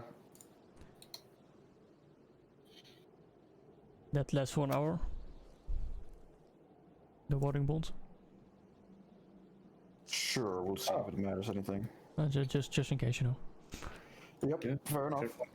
It's not concentration As anyway. long as you're within 60 feet of another, so also somewhat keep that in mind. Alright, I'll pull you guys out to this side of the map. Actually, I'll just use the Mr. guy who has the streams open. Then you guys can follow there. Ooh. This looks fancy. It was. Is there a shadow cast on the Oh, that left? does look fancy. On the left box.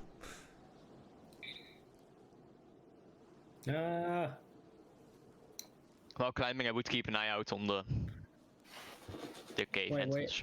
Why don't you drag us all? Because now I'm still on that wave. No. Okay. You guys would be. I will have to move every time you go anywhere. We can move. You guys, you can watch it there. All right. Yep.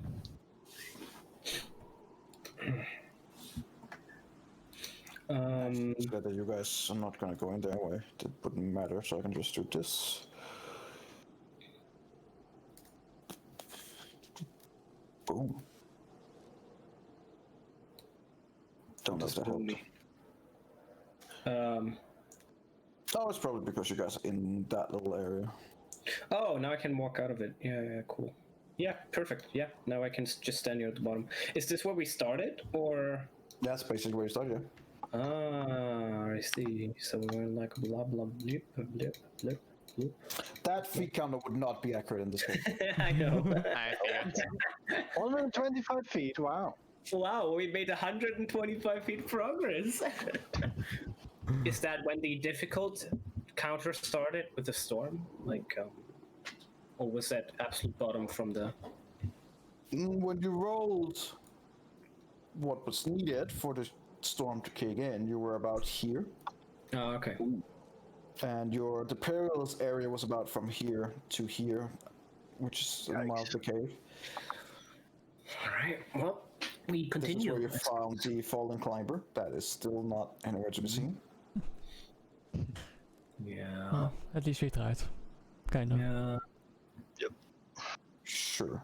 So, you guys are carrying on? Yep. Mm-hmm. Carry on.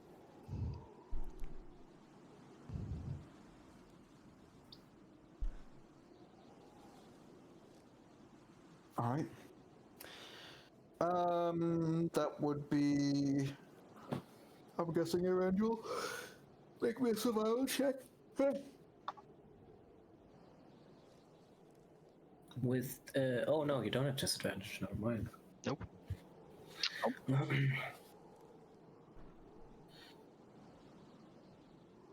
Let's move up towards the room cap. The wind is still there. It is not bitingly cold, but not hindering you in any way. And as you make your way above the mountain, basically, you come to the edge of a vast and fairly deep crevasse. Doesn't seem to be anywhere to go but down. As you peer down, you see a collapsed tent that lies half buried in the snow near the precipice. Tent? Yeah. Okay. And you see jutting out of a nearby snowbank, there's a pair of blue leather boots. And next to that is a pretty grim display of a figure in cold weather clothing that sits in the snow, her knees pulled in tight to her chest. You see horns protruding from underneath the figure's fur-lined hood. Does the figure look dead? No, looks cold. Can we make it down there? I would ask Jack. Safely. Yeah, I mean that shouldn't be an issue. Consider from what you guys can see, it would take you about 10 minutes to get down there safely. Hey, so far we've met 3 people and 2 of them died, so Let's try and keep one of them alive, please. And I think that's an absolute win. yeah, let's sit down. Okay. So you head down, and you come closer. You do come close enough to see that she is dead. Oh, great. Never mind. As you come all the way closer, she was sitting in a position that gave off the idea that she was just trying to get heat, but she is dead, frozen. Like, she's frozen solid. Her teeth are clenched, frozen solid. Her eyes staring just at the blue boots that are sticking out of the snow. Any interesting magical-looking equipment? Yeah, I mean, about the boots, I was gonna say. Hey, Onyx, do you see anything magical? Well, I'll just guess detect magic. Makes it easier.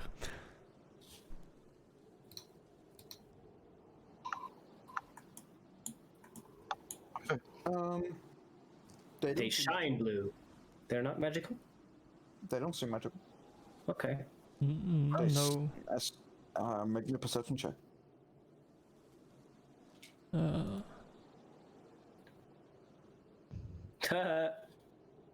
Okay. You don't see it. The others with you with high passive perception would see that they seem to be still attached to something.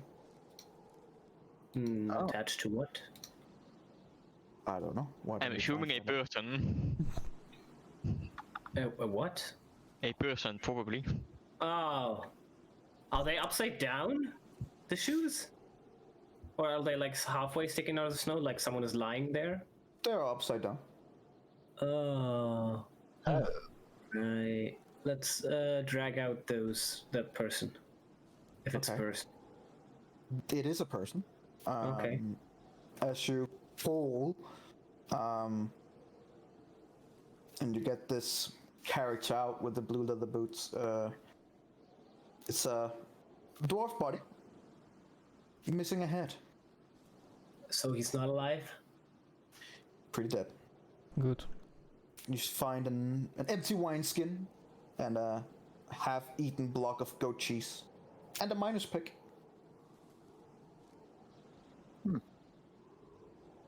Oh, miner's pick. There's nothing else, by the way, that gives an arcane aura from detect magic. No. I would search through their belongings. You said there was a tent and stuff. Sure, make me an investigation check. Wait, I have disadvantage. God damn it, why do I keep forgetting that? 7. Okay, on the tiefling's body, you find a potion. You guys would probably recognize it before since you have met this kind of poison before. It is a potion of invisibility. Oh shit. Oh. Regular or greater? Regular. Okay. And you also found a leather-bound book. Is it a necromancy book? Yes, this person coincidentally has the same type of book as you. Book. Okay. That's how the other person lost his head. I'll put the book into the bag for now, but so I won't look at it now. Okay.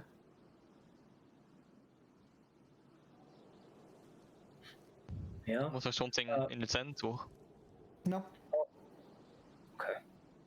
I would show them what I find, but I would also say we should look at this in more detail when we're resting later on. Did you guys find anything? It could also just be a book. It wouldn't have been much more than half an hour since you woke up. Maybe an hour. Yeah, but I don't want to do it like in the cold outside. So I would do it just in the like at night, evening. Well, let's go back up again. Marakath, you were asking about bodies earlier. Where was that? I was asking if there's any corpses around. There is most certainly a corpse. Well, in this case, there is corpses, yes. Yeah, but not here. I don't want to use it. You don't want to. What do you mean? Because I had rested last. You sound very far away, Yeah, Mirage. it sounds like you're as far away from the mic as you can be.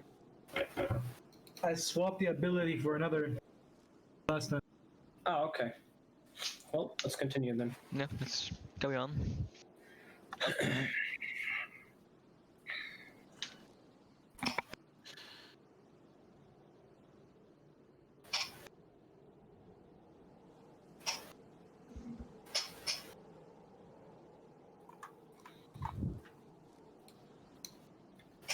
You guys finally reach the top of the mountain. In this case, it would be about here. Nice. Oh, we yes, went far. You realize that here at the top now begins the long journey across the mountain chasm here. Oh yeah. As you're up there, Jack kind of goes, except for an unlucky soul who was lucky we found him and an unlucky that we lost him. I would say that that went all right. Well,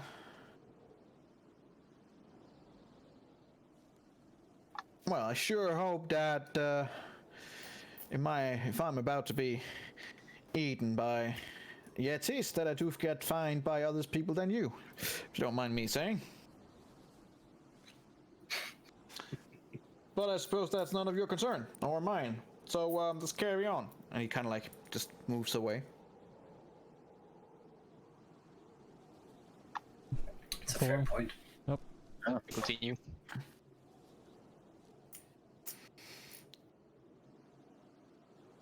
Alright, so since we are now through climbing up towards it, from now, like up here, you are up very far up.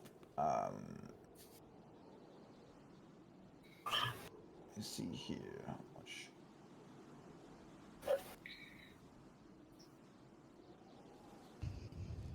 You also just narrowly missed the avalanche. That could have been fun.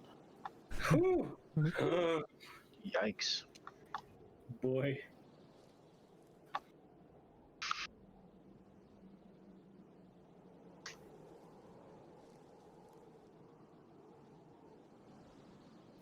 As you see right now, you're beyond the snowy foothills. You're the low-lying clouds that obscure the icy peaks of these just gargantuan mountain that essentially form the beginning of what is called the spine of the world.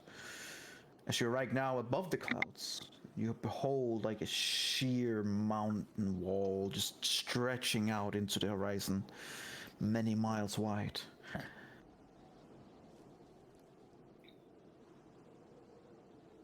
Can sense kind of a path towards where this alleged mountain or this alleged fortress should be, but you also see that it's gonna be a long journey. As you're looking down, get the feeling had it been better weather, you would be able to see down the other paths that you could have chosen. But right now, you're just above the cloud line, and you can just see the peaks of the different mountains up here. Okay. I'm gonna need one of you to roll me a 1d20. I'll do I'm it. gonna do it this time. Nope. You did it before. Oh, that's average. Okay. Weather doesn't change. It's kind of windy, it's kind of cloudy, there's a bit of a snowfall, but it's nothing that hinders. It's just somewhat annoying. Like up here, the wind is pretty harrowing. It's like being in the beach area when it's windy. There's just nothing to stop it, basically.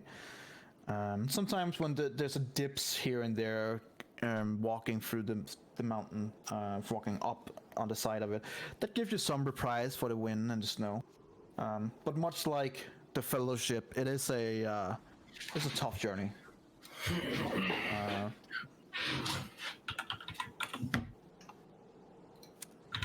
Make me a survival check, Erendru. Well, Oh boy. Okay.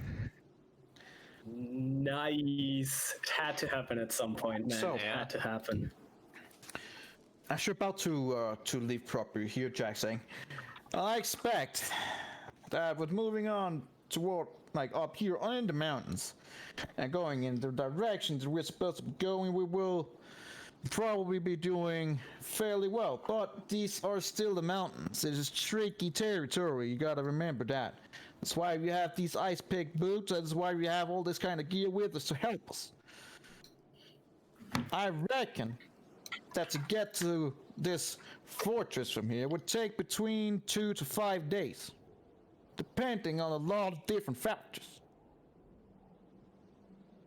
Now let's get moving. And as he basically says that, you see Rendrell just one step and he's almost all falling off. And Jack turns around and looks at you guys and like, well, I guess with that speed it's gonna take a little bit longer. But, you know, try to keep up. Unfortunately, with your survival check, you guys have real issues in keeping up. It's slippery, it's difficult. You guys are not mountain climbers. None of you even has the mountains as any kind of a favorite terrain or even a terrain that you would be used to. Hell, one of you is used to the deeps below. I hate it up here. Highs above. Really new. It's not cloudy at all up here, right? It's sunshine You're above everywhere. the clouds, so she will have Like I said, I hate it. miserable up here. Yep. What a nice Oh, and it's snow everywhere. Oh my god, snow reflects Fuck the snow. There's the sun up there. So you lose a day of progress. Jesus, that's a rolls. Oh, nice, great. And at the end of the day, Jack is like, all right, so at this rate, we're never gonna fucking meet. All right, we're never gonna fucking get to that point. So I suggest that we get a proper sleep. I think that's fair. And then you clowns can step it up a notch, huh? I'm gonna ritual cast Limestaniat, and I'm gonna take a look at the book that I found. Alrighty. So you all are gathered inside the hut. It seems to be a spell book. Sorry? Spell book? Spell book. Yeah. Like a wizard spell book? Indeed, yeah. Is there any way we can use that? Are you a wizard? No. The new. What spells are written in there? I'm not even sure you would technically even know that. Make me an Arcana check, just for fun. Just Oh, shit. Oh god, why did I do it before? Oh no. Disadvantage. Roll a natural 20! Ah! These notes seems to be like the notes in there seems to be a lot of self notes for her to realize, and they're just nothing to go by, and you pretty quickly just lose interest. It's just like it's just whatever. And no, you're not sure. Onyx, maybe this is something for you, but You see maybe the first should one, and rest you're like alter self, and you're like, well, I can already do this. Fuck this, and then you close it. Onyx is already asleep. Oh, well, I would put it back, but I'll keep in mind to give it to Onyx when he's fully rested. So not tomorrow, but like at some point after that. Okay. And then I'll go to sleep as well. I mean, the potion was a normal potion of invisibility. Yes. So it's lasts for 1 hour, invisible, and if we attack or cast a spell or anything of the sort, the invisibility ends, right? I think that's how it works. Correcto mundo. Yeah. And there's no concentration because it's a potion. Correct again. It lasts for. Fuck me, I don't remember. But yeah, no concentration. Okay, cool. That's good. And sleeping time. I make the dome white again if that's the best camouflage. Sure. So a potion of invisibility, you will. the container looks, the flask looks empty, but you can feel like there's liquid in it. And when you drink it, you become invisible for an hour. Anything you wear and carry is invisible with you, and the effect ends if you attack or cast a spell. Okay. Yeah. Okay. Sneak into castle motion. I would give it to Adriel. What? And I would ask him, would you be able to replicate something like this with the correct materials? That's a very good question. Aladio, I can definitely try. But I can't promise anything. Do you know what you need for this? Do I know anything? I don't know. Do you know anything? I don't know. Do I know anything? Roll me a. Don't you have a herbalism kit or something like that? Yeah. Yes, roll me that. Okay, calm down. With standard, right? You don't have. Oh my god. Roll it. Sure. Herbalism kit. Lab. Attributes. Wisdom. You are fairly unsure. You'll have to research. I would need to research this. I do have my book. Maybe I can see if there's something in it for it. But we'll have to see. Well, I'm going to sleep, but thank you for the potion of yeah, I'd give it to him, and I'm gonna remove it from my inventory. Visibility.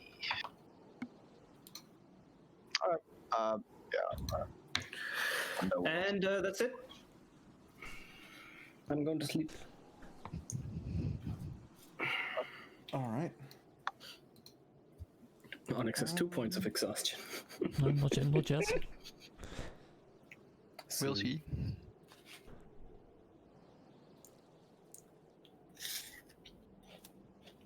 I'm just checking here. All right. So instead of taking this night by guard by guard, I will just have one of you to roll me a 1d20 for the night. Who I'll does it? do it then. Yep. Sure. Go for it. Okay.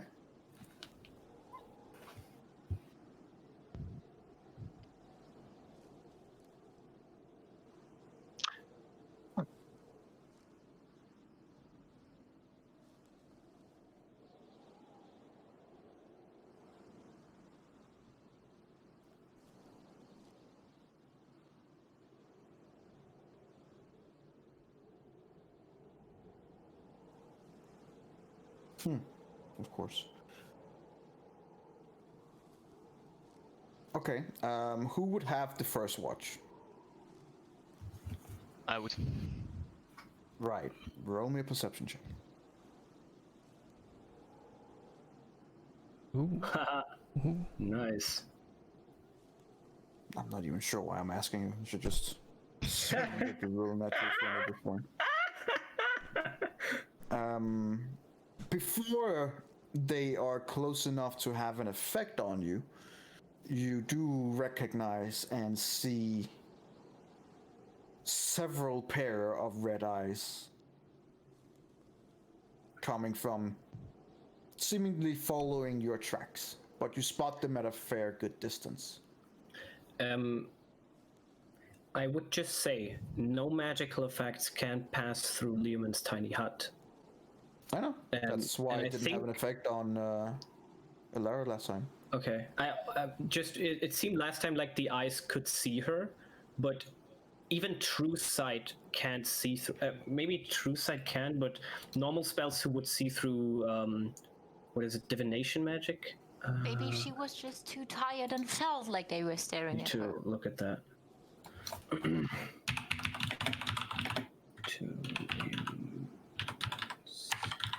I would wake up the ones that I know were the least tired, so that would be Elara and Adriel. Oh, great. Adriel is just not allowed to sleep. He doesn't sleep anyway, he meditates, it's different. Well, he is also not allowed to do that. I'm meditating. Hey, All three of us do. Yeah, it's like, yeah, okay, hi. Fuck's sake again. What's What? now? Yeah, he's Oh, following our tracks and I point towards How many? How many? Yeah, how many? yeah, how many? And how far away? As far as you can see, there seems to be at least 4 pair of red eyes. All at the same height? Like not the baby with it? They seem to be the same height. Okay, cool. They're carrying the baby. Or they're just crouching. They're crawling. All baby sized. For And that how direction. far away? How far away? They're about 60 feet behind you. About 60 feet. So, reading through the spell here,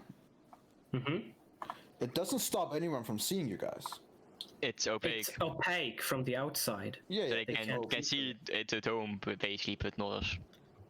Sure. That doesn't necessarily stop creatures. I wanna just post it once here.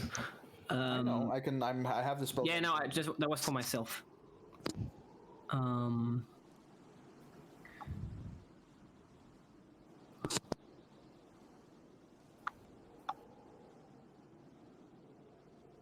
Spells and other magical effects can't extend through the dome or be cast through it, meaning that they wouldn't be able to cast a fireball through it towards you and vice versa. But they would still be able to cast it onto this hut if they so choose. Which is also why, if someone knew where it was, they could cast Dispel Magic and make it pop. Yeah, Dispel Magic works, that's true. I don't remember where I was reading this, but it was about what like passes through the barrier, and if something like I'm trying to find it.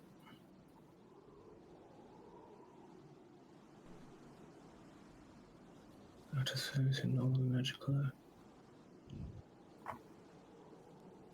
Is it, what do they have? Is it True Sight? Because then we can comparably. You don't know. No, I'm asking you. I'm not asking as my character. That's because then we can mechanically find out if it should. I'm saying you don't know, but True Sight will definitely see through. True Sight is a high spell and high ability. On a normal Yeti, Yeah, I'm assuming it's likely not True Sight. Like, True Sight is adult dragon level. I mean, from what I'm reading, people are saying that True Sight shouldn't see through it as well. What exactly is it that we're discussing? It's just that they can see you. I'm just saying that they're following your tracks. Yeah, no, that's fine. I was just wondering if they can see us, like if they can see through the dome. As well as I said. As far as we know, no. Okay. You assume not, but you know. You don't know. Unfortunately for you guys haven't really been stealthy and you roll poorly, meaning that there is tracks to follow. And about half an hour later, there seems to be consistently a good deal behind you. They reach the dome where this tracks suddenly stop.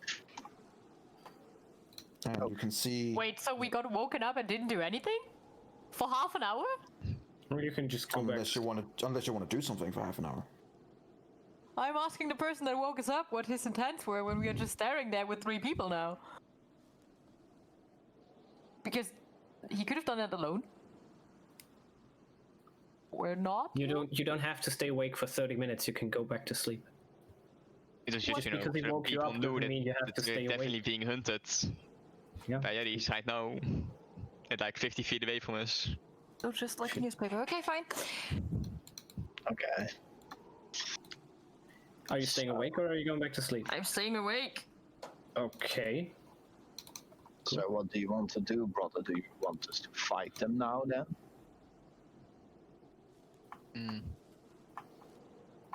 They were almost here, right? Yeah. Unless you guys do anything, they would, within Well, half an hour, they come up to you. seem to be following our tracks. Let's see what they do when our tracks suddenly stop right here. Yeah, fine, wake me up when that happens. And I go back meditation. I'll remind you that sound can pass through. Yeah.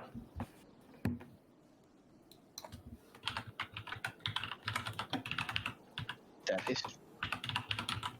Yeah, we're whispering, you know. If we're really gonna whisper, then it's not really audible to And whisper. while these creatures might not have true sight, they might have other abilities Good making them hearing. better at hearing and smelling and such. So we are waiting for them to attack us. About 30 minutes more, they would be like 10 feet away from the dome. You see them actively following your tracks. They In the won't snow. just stop looking for us when they come close to the dome. And they will most likely be able to track us here. Oh god.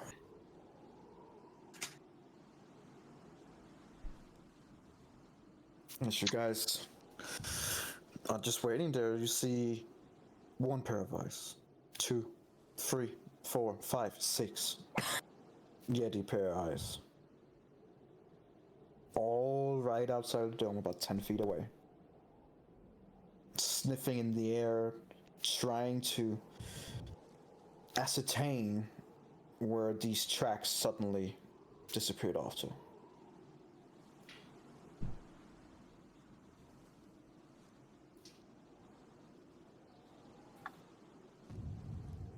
And you see one of them following the tracks all the way up to the hut. Confused and not sure what to do with it, just like for all it can see, you guys just disappeared into a, well, whatever you made it want to look like.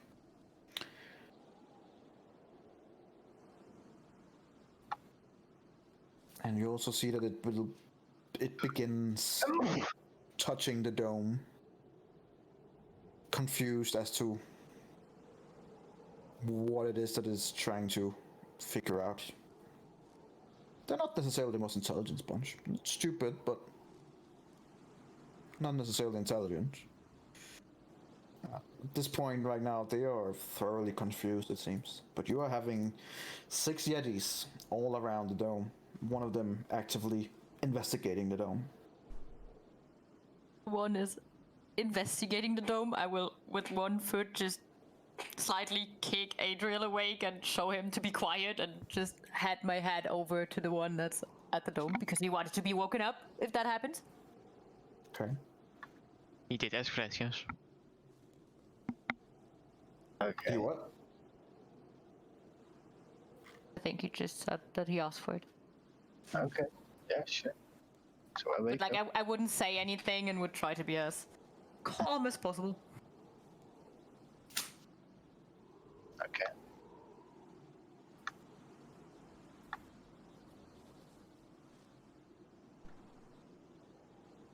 Are you guys gonna do anything or? I think just waiting for now. Wait. See what happens.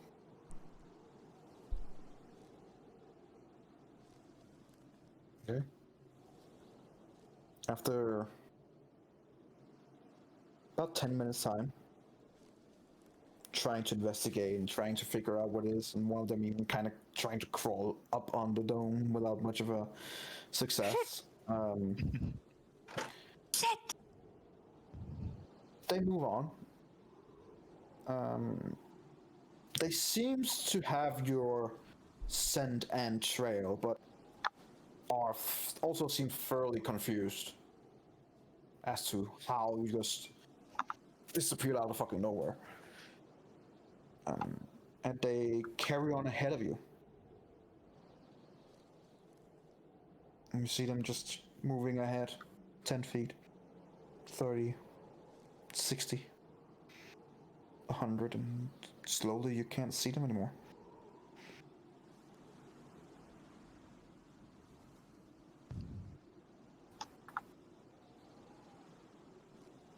Oh, then I just to them that we should just sleep, and I go back into my meditational state. Me too. All right. To go through your rest and you wake up next morning. Not much has changed. I mean, you guys wake up, and weather is somewhat calm. Again, since it's so high up, there is still a perpetual wind just howling through, but it's not hindering. More like just annoying. But it's daytime now, right? It is daytime. As Great. the bubble burst. Poof. Hey. So Eladio.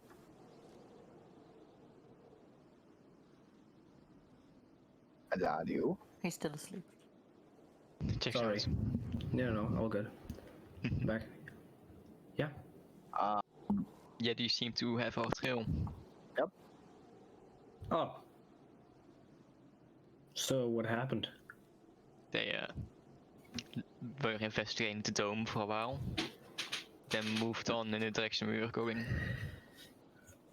Well, I mean, I guess at least the dome did what it was supposed to do. Yeah. It is.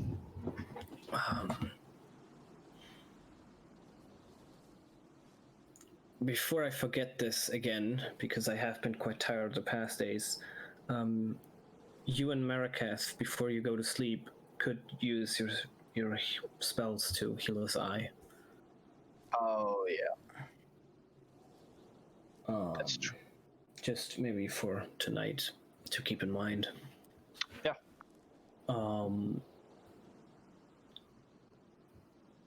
I mean, I guess we need to have a lookout, see if they stay with us or not, and maybe one of us who walks in the back can get rid of the tracks that we leave.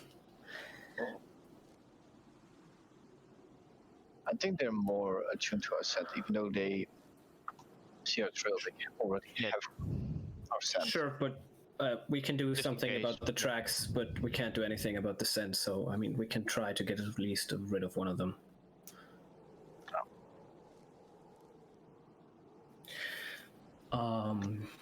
Yeah, and I guess we continue if there's nothing anyone wants to do.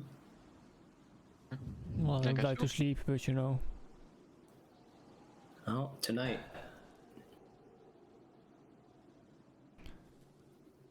All right then. So you continue. You can very easily see the Yeti tracks, and as you've been telling him about the Yetis, Jack kind of goes, "Well, I would probably suggest that we try to avoid them as much as possible.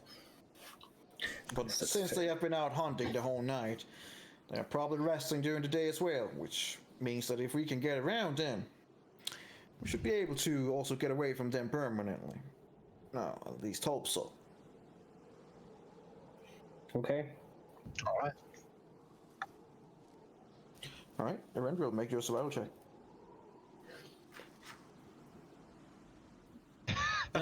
Again. Are you kidding me? Use your scouts. God damn it.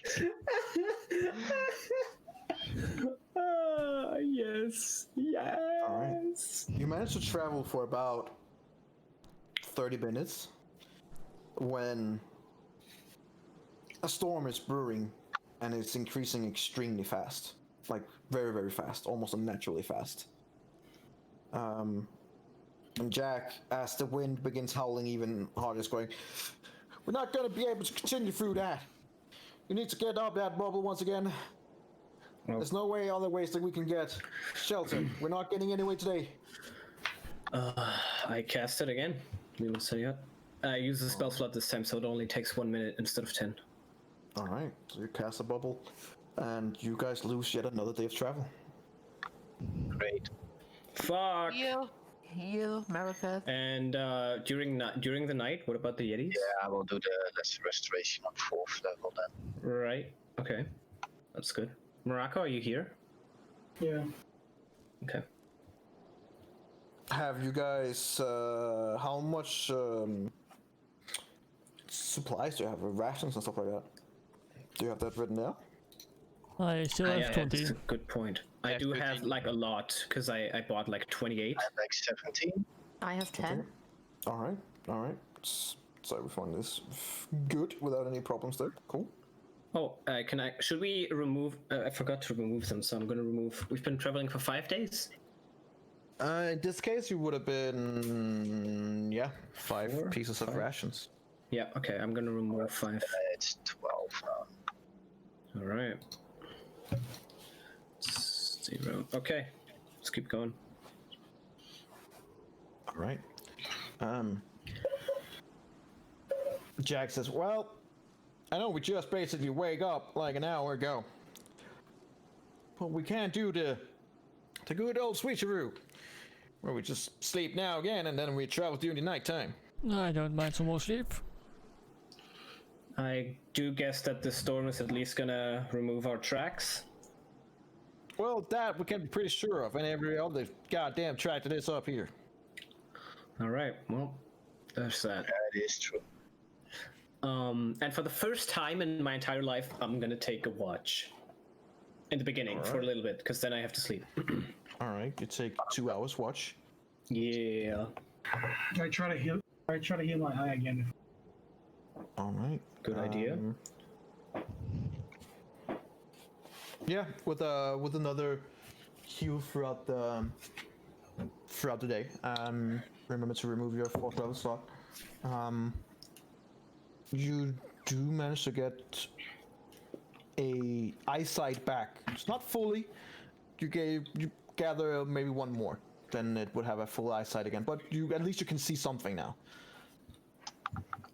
Is he still at a disadvantage? He was still at disadvantage. Basically, you would still kind of need glasses, so to speak, and you know. Mm-hmm. Okay. I would ask Adriel if he can help him. For what? I You already, already used his 4th level. yeah, I already did my lesser restoration. Oh, so Adriel and okay, and okay. I'm not sure if energy catch that you used it too. I did. Okay, cool. Never mind then. After Haladio's watch, I'll keep watch. Should I roll a d20? Yeah, you roll me a 1d20.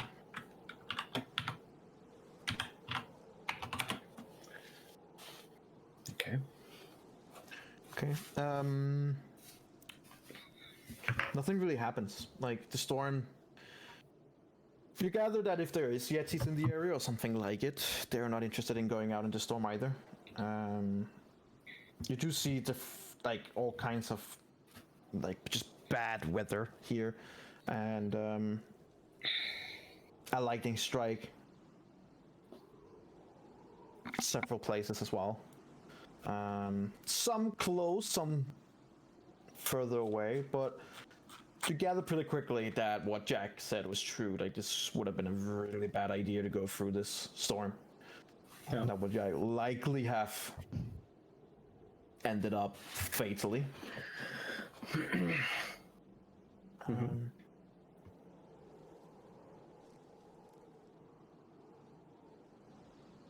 Make me a perception check.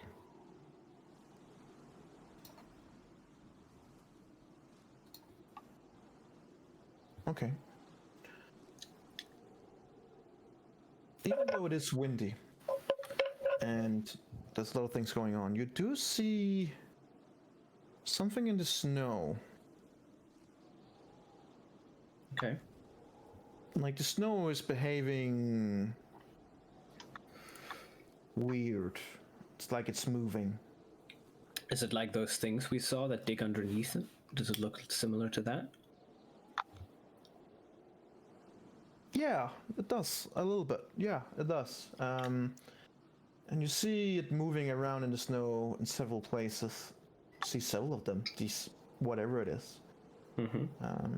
They don't come close to you, per se, likely because they didn't have any reason to. But you see that they're out there. Okay. At the end of your watch, they're gone again. At the end of my watch, I would tell Erendriel what I saw. Basically that there were these things underneath the ground, maybe similar to those we fought before, and then I go to sleep. And I can make the inside of the dome dimly lit or dark if I want to, and if everyone is sleeping, I would make it dark or like very slightly lit. Okay.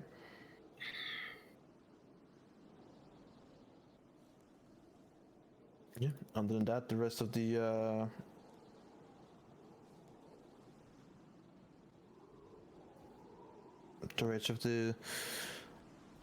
day goes through fairly easy.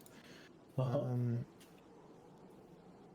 during nighttime, the storm is past you guys, and while you are now feeling very rested, so to speak,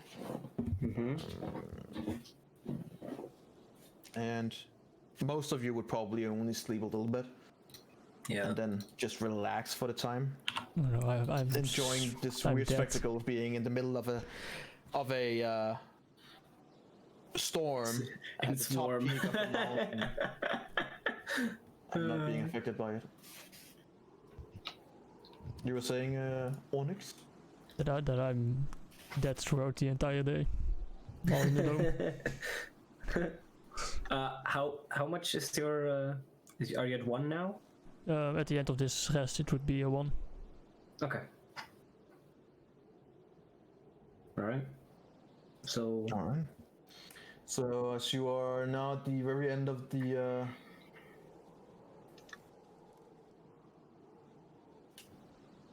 sleep, you guys wake up.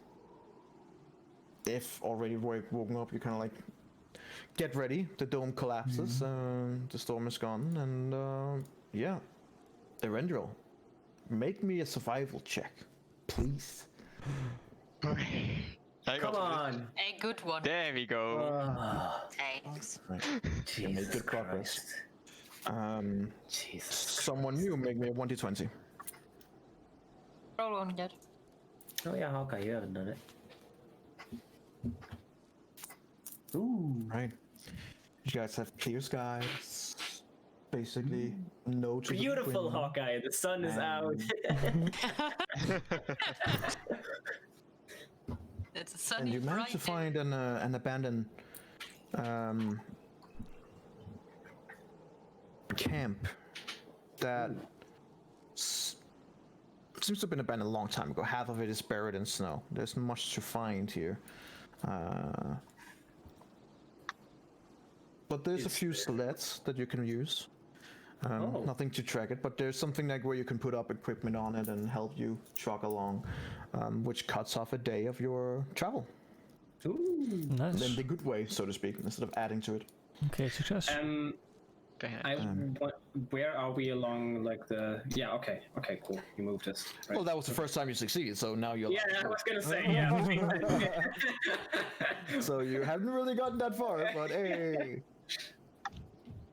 Right. Okay. Cool. All right. So at the end of the day, the sleds are unloaded, and well, consider that you would have woken up at around 10. You found out around 11 that you couldn't continue. So and then you slept. So right now we would probably be around 3 in the morning. Yeah.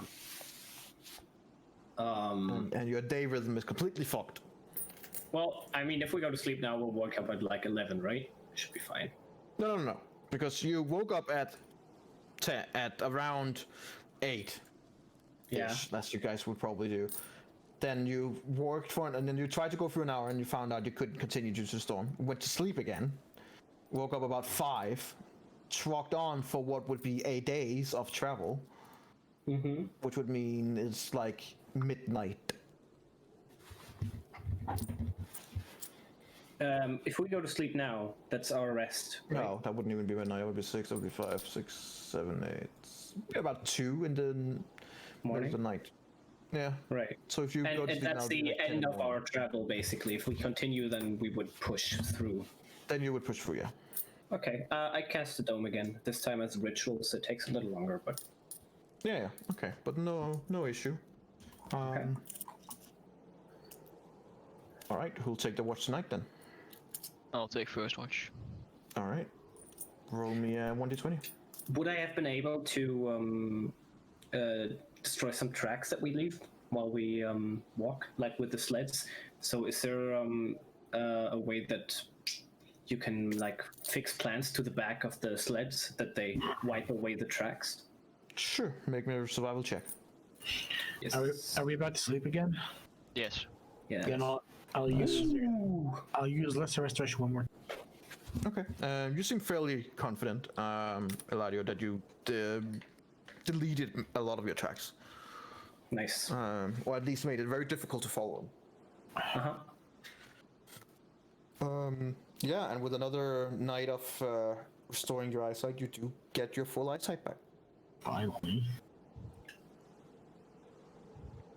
Very nice. Very nice.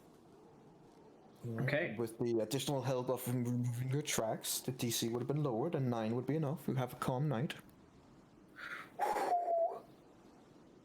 And as we wake up next day. So yeah, calm night. Nothing happens. Nothing seems to be amiss. No exhaustion anymore. Yeah. Fucking finally.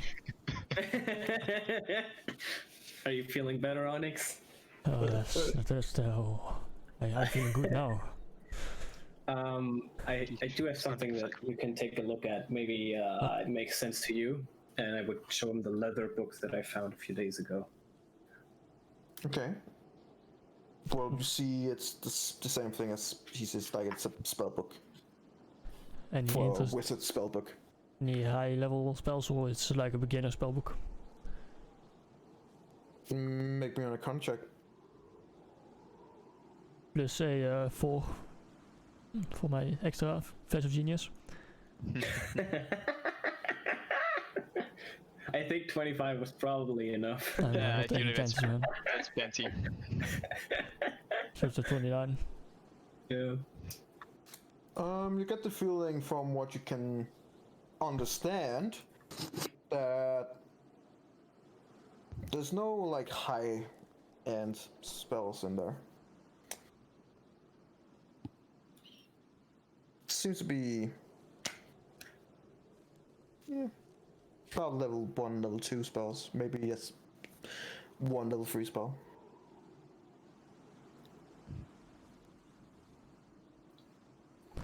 It's nothing special.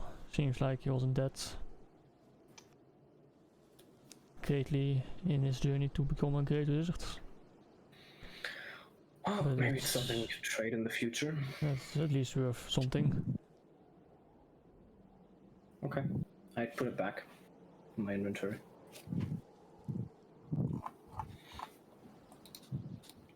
Alright. So go through with the next day. I need someone new to roll me a 1d20. Morocco. Alright.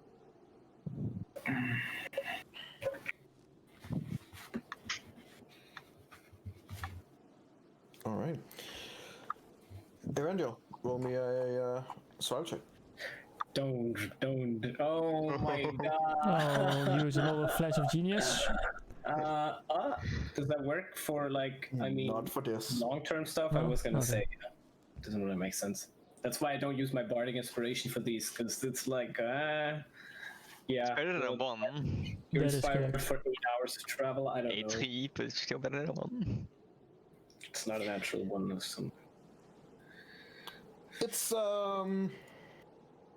a crappy day in the sense that it's snowing a lot. It would be like one of those where it's like really gray days and just continuous, not heavy pouring rain, but just a continuous rain throughout the day. In this case, just continuous snow throughout the day. But nothing major hinders you, so you do have a normal day of travel. All right. I cast Dome at the end of the day again.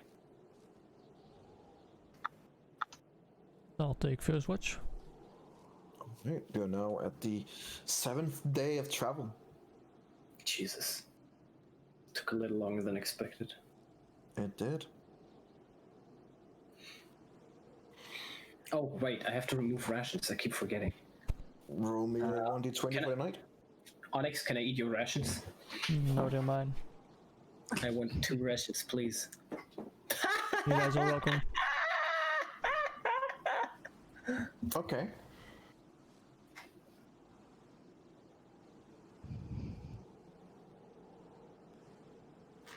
Who would have the 3rd watch? The 3rd watch? Third watch. Usually Adriel. Yeah, most of the time it's Adriel. Okay, Adriel, make me a perception check. Yeah. We gonna die. Well, you're inside a bubble that protects you from everything, so. Almost everything. Almost everything.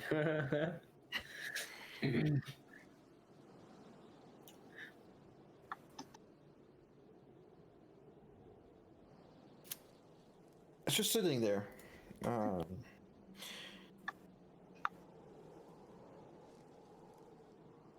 Keeping watch. Trying to pass time, so to speak. You begin hearing these weird, hollowed fries. You begin hearing this weird voice, just gives you, like, tenses you up, make your hair stand on your arms and your back of your neck.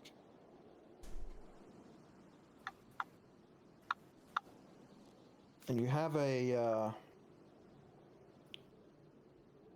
uncanny feeling of definitely not being alone. As you look around, you don't see anything with your roll, but you feel a presence.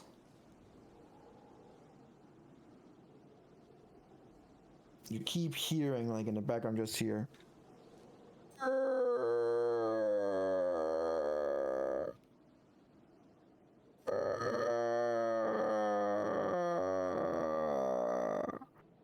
Just wailing and weird crying noises almost. It seems to come from one side and then another side and then in the darkness somewhere. At the same time, you get the feeling that you're safe where you are.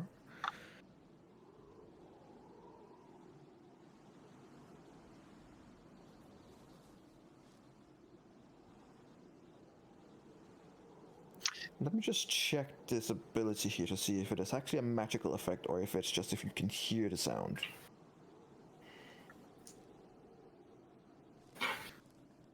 If they have something like tremor sense, they would definitely know where we are.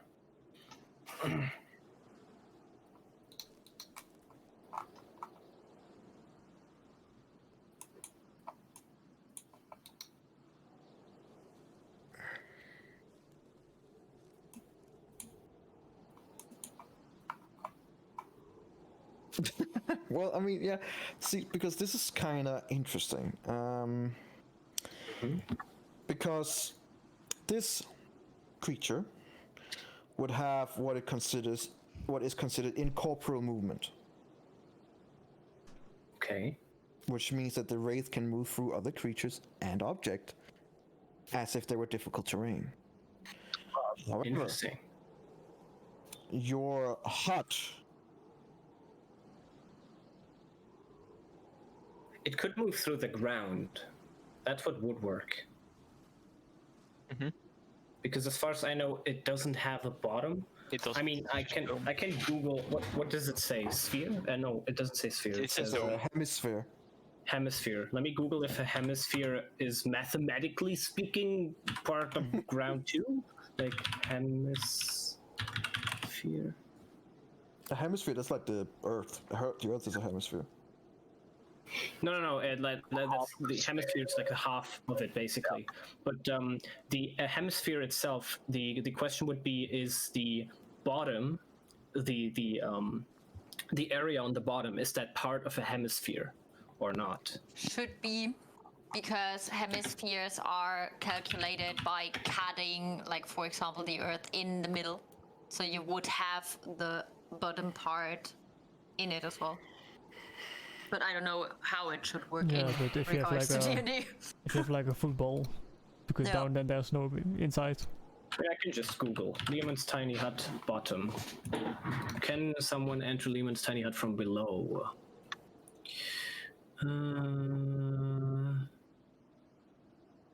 Dome. Unfortunately, the intent of the spell is in its very first line. It creates a half spherical dome that appears blah blah blah blah blah around and above you, but not below you. So yes, he could come from below.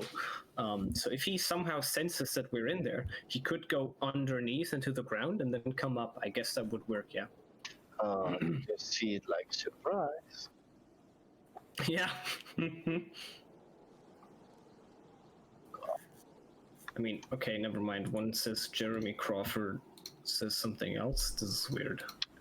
Oh, isn't that nice? Is it said in the spell that it is a dome? Yeah, they used a dome. Yeah, it says Well, dome. a dome does not have a bottom. Exactly. Here, Jeremy Crawford has 2 tweets. One says, Lehman's tiny hut does not have a floor. Mr. Crawford, read your book. Spells range entry says the effect is hemispherical. Sorry, he says, Lehman's tiny hut does have a floor. That's the one thing he says. And then he also says, Lehman's tiny hut creates a dome, not a hemisphere. There's no floor. So there's 2 tweets of him. That's useful. Success! Well, it does make the sense thing that is- it wouldn't be all around and including the dome. It's just what you can physically see is the hemisphere. You can't see what is underneath. So I would say that makes sense. That's what I found. In the DM guide, it does say that a solid object on the overlap plane, which would be the ethereal plane, a creature would be able to go through that border. But there are exceptions, and that exception goes to certain magical effects, which would include a magical force. And the Tiny Hut says that it creates a immobile dome of force. So I would rule that no, it cannot go through. Not through the side of it, but through the bottom. We can decide now because Jeremy Crawford is like it would not be able to go through into your sphere at all, because the way that it's meant to be doing is to give you a safe space, and even though it is incorporeal, it would not be able to go in. Okay. But given other abilities it has, it might be aware of your presence. Yeah, okay.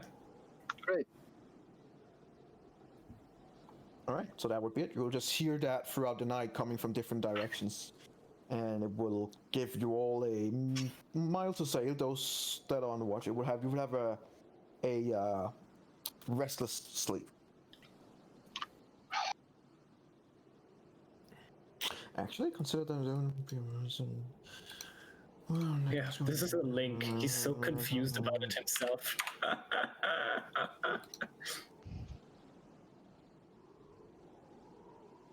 So at one point he said, there's no bottom. And then at the other point he corrects himself and says, there is a bottom. So I guess we can just decide now if there is or if there isn't.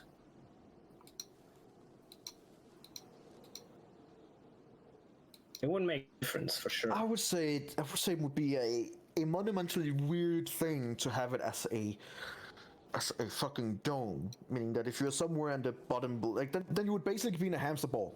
What's the fucking point of that? It makes like the bottom half is open, yeah. That would be weird. Yeah, it would make perfect sense that it is a hemisphere with a floor. Otherwise, it would be.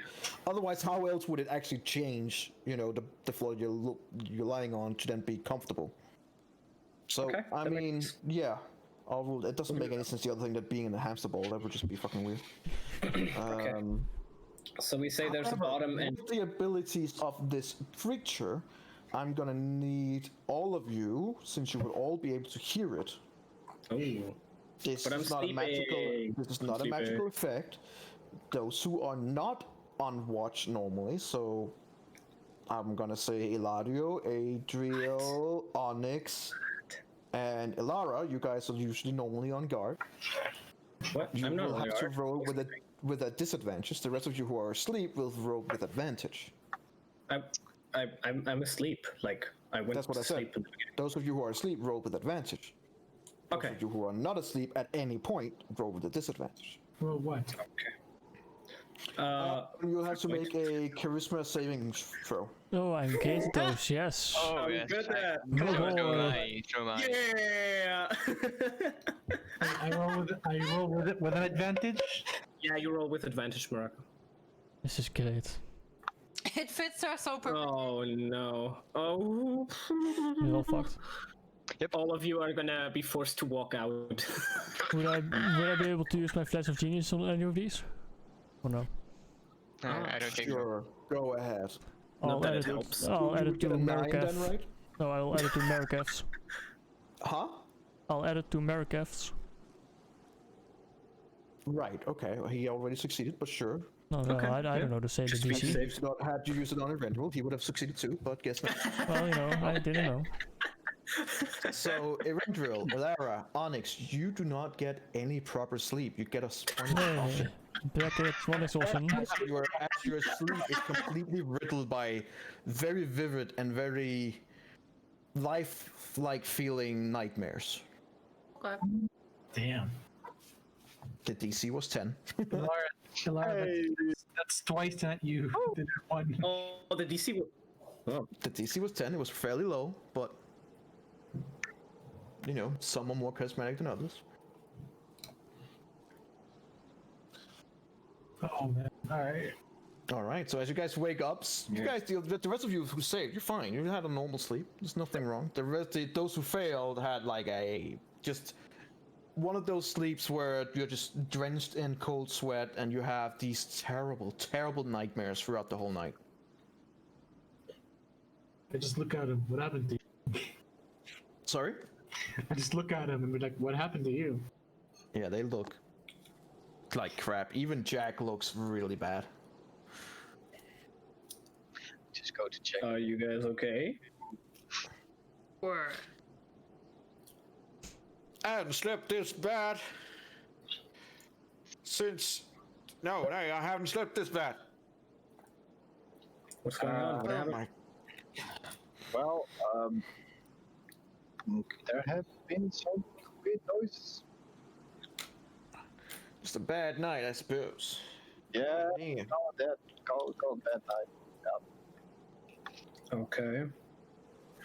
It's not cold at all, though. It's actually quite warm in here. Do you think that's the only thing that can disturb sleep? No, I'm just saying it's not cold because you said it's cold. I mean, who said it? I mean,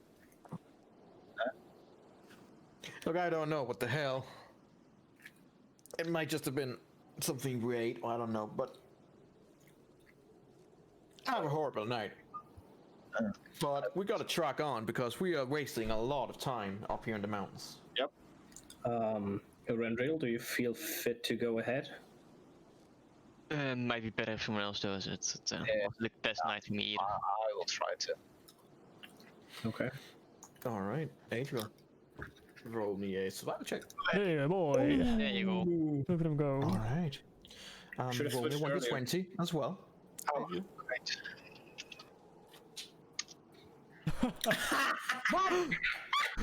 Oh, great success.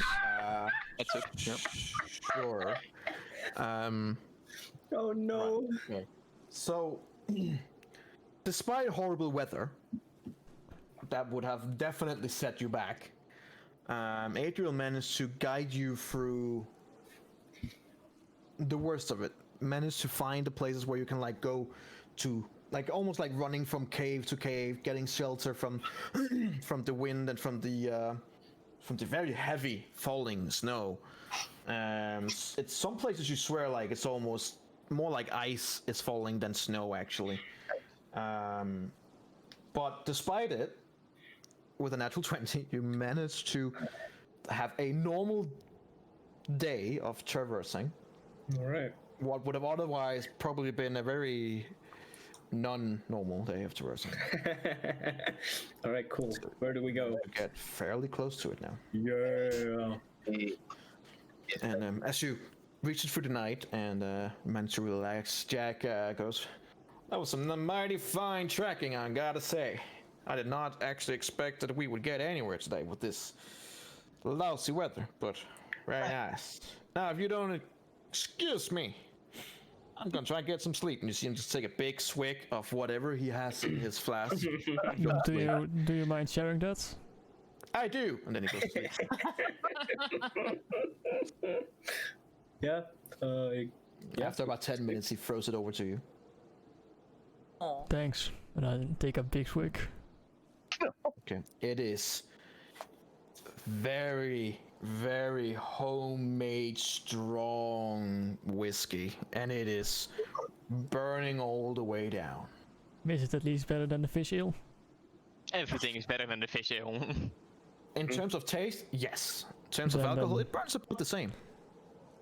At least if the taste is better, I'm all good. It is definitely better. You get the feeling that the fish one is an acquired taste, so to speak. Yeah, I want to say Sure. so. That's a word for it, I guess. I throw the flask back. Catches us and go to sleep. All right. Sleeping time. All right, Adriel, make me a 1d20 for the night. Great. Are we going to sleep again? Yeah, you'll like 9 years. I mean, you have bypassed several encounters because, yeah, the dome. The dome is like, oh my god, thank god I took that, huh? Jesus. We would have gotten fucked. Thought you would have encountered some interesting things. That's all. You know, if we're going to sleep, I'm curious what this. I don't know how this would work. I want to see how you would. I want to use the. What are you saying? So, if we're about to sleep, I want to use this. I'm curious what would it show us? Do you have specially marked sticks, bones, or similar tokens worth at least 25 gold pieces? That's the question. I don't know. I mean, maybe we have some on us, but I mean... Holding dragon bones. I'm curious, like, what would happen? Consider you would have a lot of different things between your magic users. Sure, I'll allow you to cast it if you want to. Yeah, let's do it. All right. So you see, basically that's why let me just read it here. You receive an omen from another worldly entity, but there's also a course of action that you plan to take within the next 30 minutes. Well, within the next 30 minutes, you're going to sleep. So I'm guessing you'll use this after you sleep. Oh. Yeah. After. Don't you have the level 4 one? Yeah. You can use the level 4 one, can't you? Fine. So, well, in this case, because of your roll, nothing really happens during the night. So we'll just skip to morning. Mm-hmm. So are you about to travel? And do you want to use this one or another one then? What do you mean another one? No, you have one that is at level 4, and it does give you the possibility to ask us questions similar to this, and you get an answer for the next 7 days. I think you would need to. That's divination. That's something else. Sure, but if you have it, that requires sacrifice. Right. Okay. What kind of sacrifice? I wouldn't be surprised in your group. What kind of sacrifice does it require? Like component sacrifice. I'm sure that he meant that. He just said sacrifice. I'm sure. Yeah, that's true. This is what it says. See, and a sacrificial offering, appropriate to religion or whatever. Well, sacrificing could also be items. Yeah. Yes. With at least 25 gold pieces, so... It must be a sacrificial offering appropriate to your religion. What is incense? What is incense? It's like a... I know, okay. Smoky stick. Okay. Yes, it's a smoky stick. Smoky stick. I like that terminology. Smells weird. And I want to use augury. You want to see how... Okay, yeah. Alright, that's fine. Alright,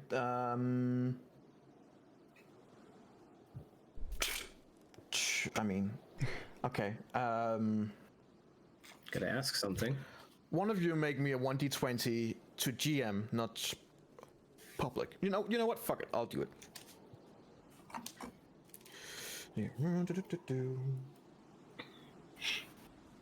see what we have. Are we gonna get a wheel or a row? A wheel or a hoe? We'll probably get both. Can we turn it into a hoe? So Right. you mark your bones down, and you try to reach out to get an answer of your specific course of action within the next 30 minutes, which would be to travel towards Yeah. Sunblight. Yeah.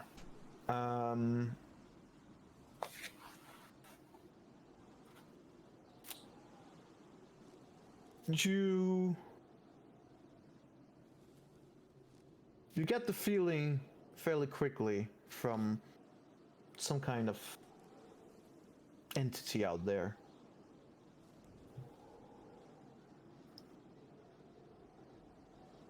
That there's a good result. A whoa. Oh, A wheel. a wheel. Yeah. Okay. Oh, yeah. At least for the next 30 minutes, yeah. Alright. Nice. Very good. Now time to roll the natural one on the survival check. After 30 minutes, an avalanche.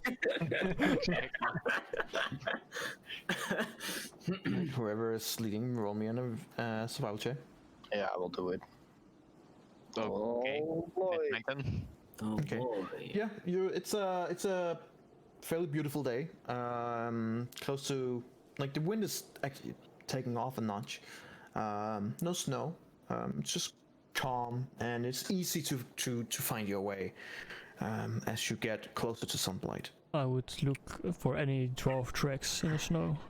I Anything would that's look for a castle in the mountains. All right, roll me a perception check. Yeah, I will do the Can you same. look for corpses Oh while you're at my it? god. You can look Sure. for corpses. Roll me a perception check, sure. Oh yeah, I have my sight back. Yeah, you do. Come on, natural 20 for corpses. Yeah. All right, there's no corpses. Wow. And with your shitty perception, you'll have to wait for now. I have to pee again. So we'll take a 5 minutes break because you're getting closer to your destination. Yep. See So you. get your things ready, and we'll see each other in a second. Alright.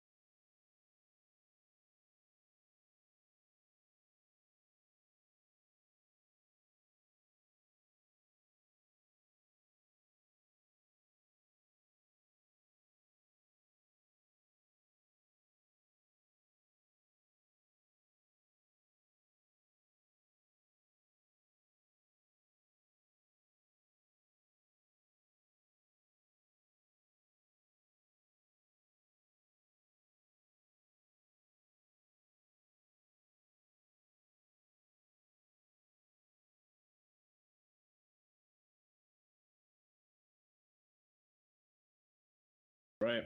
We're getting closer, I suppose. Is it nighttime by now again, or is it just we're still traveling? Yes, nighttime. Nighttime is Well, I cast the dome.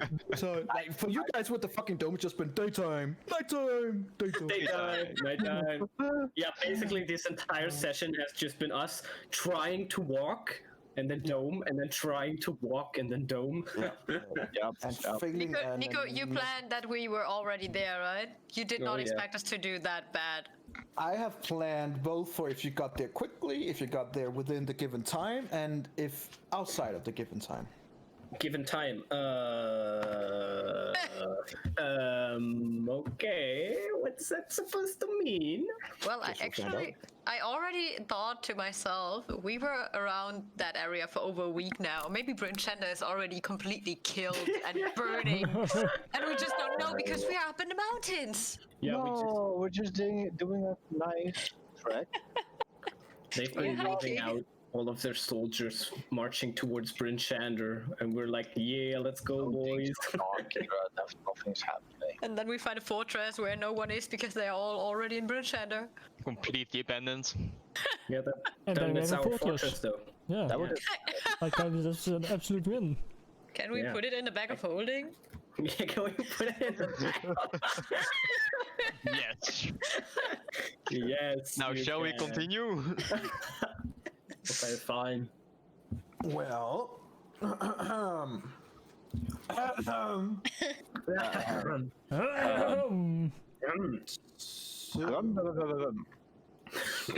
fine.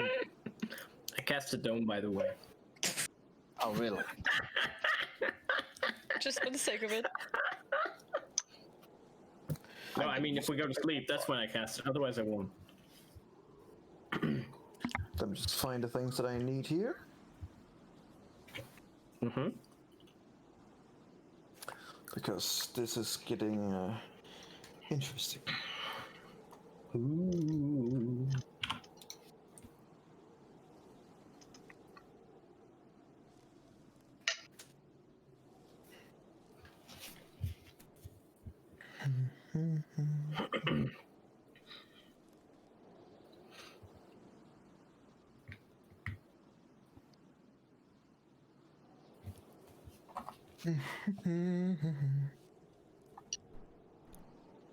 If your DM takes too long. DM's just making sure he has everything that he needs. Yeah, that's why I say it's never good. 200 archer, 20 yetis. You know, like, do I have this enemy and this and this? Mm-hmm. All right, powerful spellcaster, level 9 spells are ready. See, what does this guy have? Oh, okay, 8 counter spells. Awesome. Nice. Video light strike. Full party kill initiated.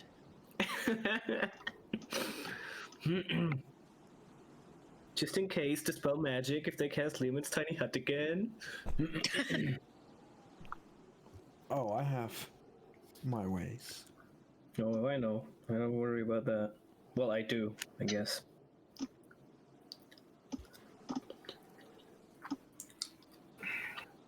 Alright. I don't have to wear a pirate patch. No, you No, don't. you can still wear it. Just to look badass. Yeah. Just take it off How I before you got want to these look at scars? something. You still have my cheek scar. Yeah, that's true. Okay. As you gain into the area of where you were basically finally supposed to be, due to it being a clear sky and everything, you do manage to see it. This mysterious sunblight castle. Let us look. I will show you.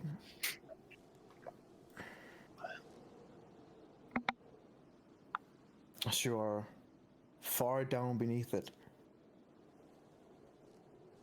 you look up and you see this humongous castle, this fortress of, well, it's hard to describe really what kind of fortress it actually is, because it's not something that you feel like you've ever seen before.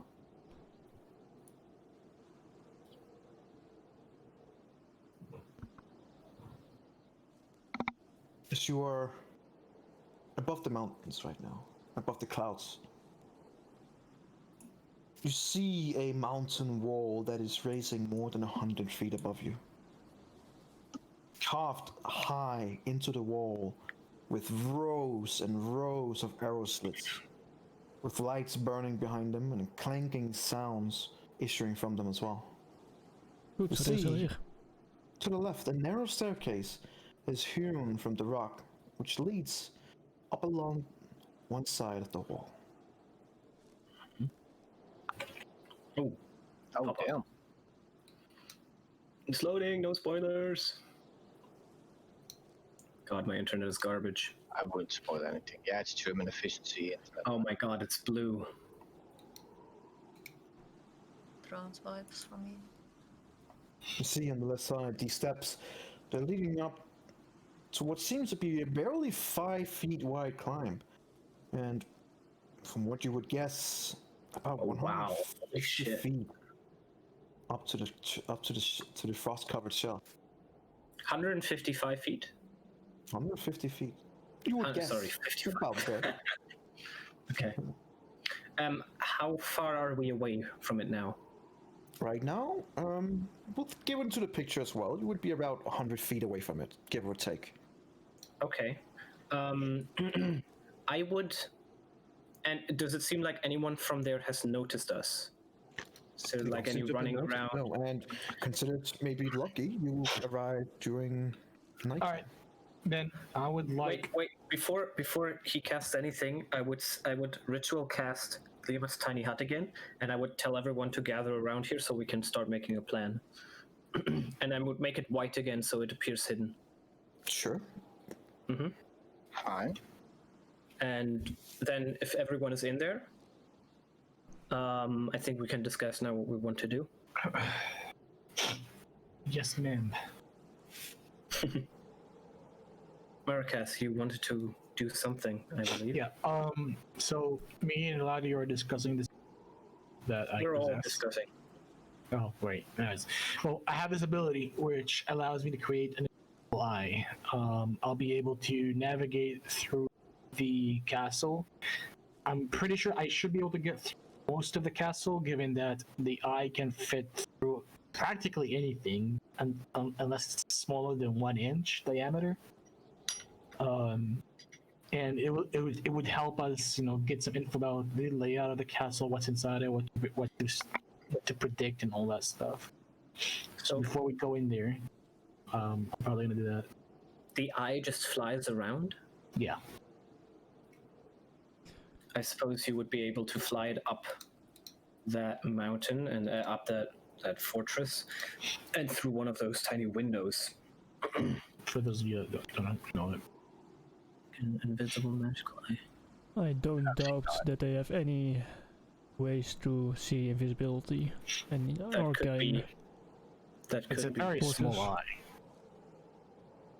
I mean, we can still test it out, and if they don't detect him, I also do have Path Without Trace, which I could cast upon Yeah, us when but- we move towards it. Once they notice it, they know that something is up and it's about to happen. I mean, They'll Worst be case- alert. They'll be alert. they'd be on alert. That's the worst case scenario, but they won't know where it's coming from. They will know, though, that a powerful caster is in the area, and also you have to concentrate on this eye for quite a while, and you can't do it from inside of the dome, which means you would have to be outside of it for an hour. And I mean, it's not terrible in this wind, but you could be seen. I suppose you could try and hide behind it, or we could find a way to hide you. But I mean, as long as there's something no we need small to keep in barrier. mind. It's also use up a spell that you wouldn't be able to cast later. That is also true. Except if we scout the parameter, then go to sleep and then go in there in the morning. which also risks that these aren't Yetis who might see a half bubble and then think this is strange. These are probably actually intelligent people, and if one of them comes out or sees one of these, well, I think it's worth the risk rather than going in blindly. Does any of you have Pass Without Trace prepared? Yeah. I do. I do remember that it worked once before pretty well for us, but We can try. even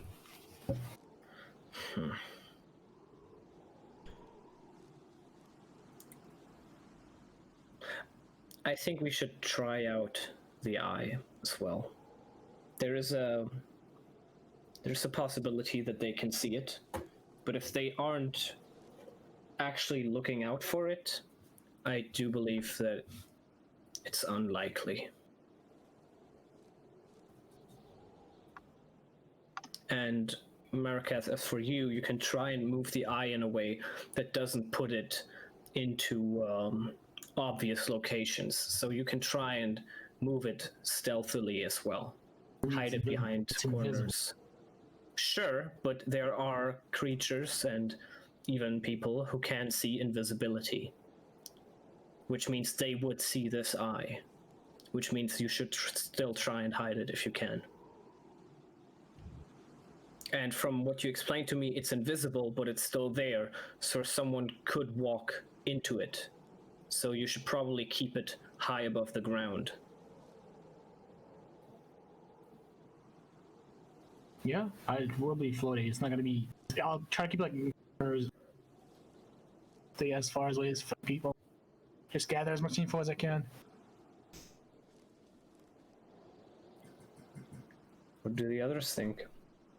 I think we can use Pass Without Trace as well, but I do think that this is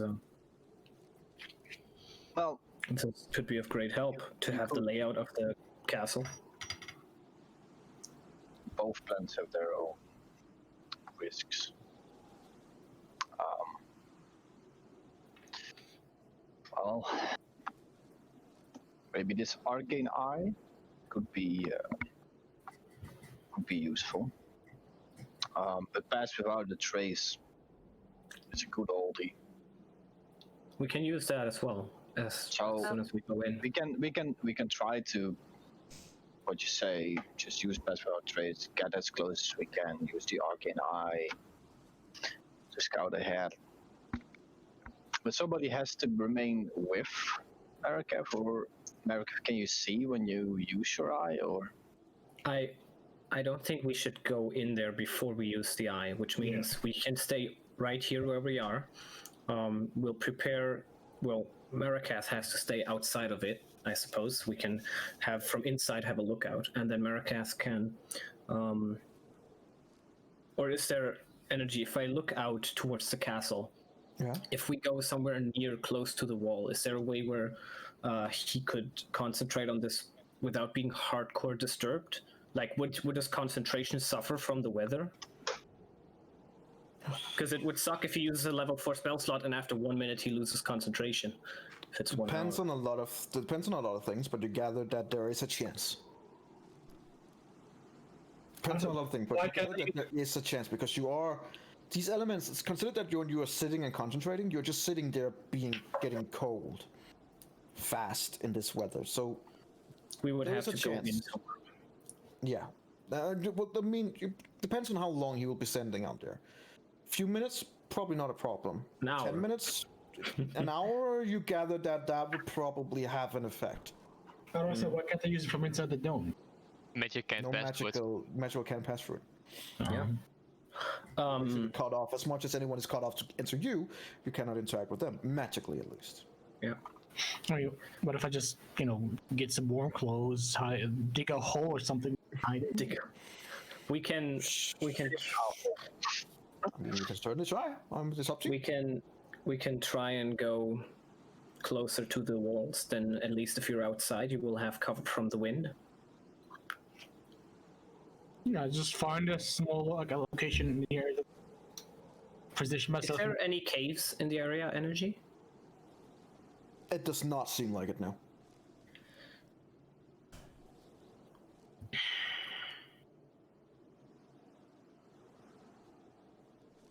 I think in that case, we can use Pass Without Trace, try and get up towards the entrance of the castle, and then if we find a place inside where we can stay for a little while, Maracas can cast it from there.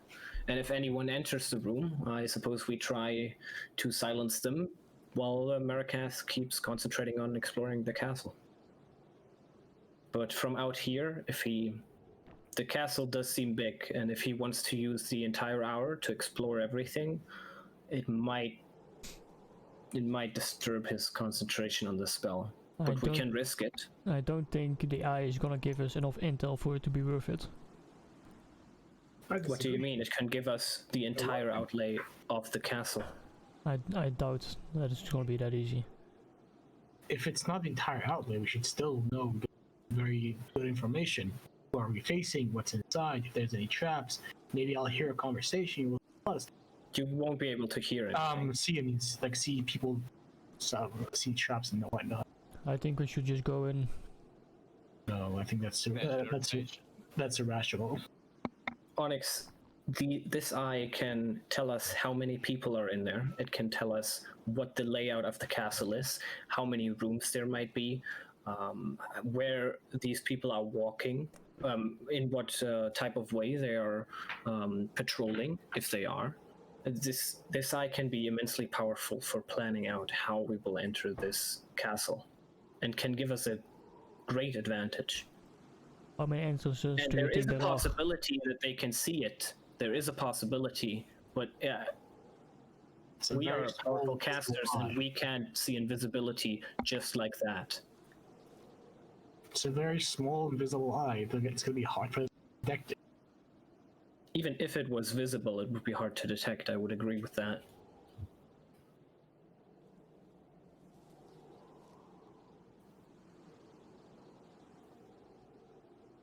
Well, do what you want, just don't take too long.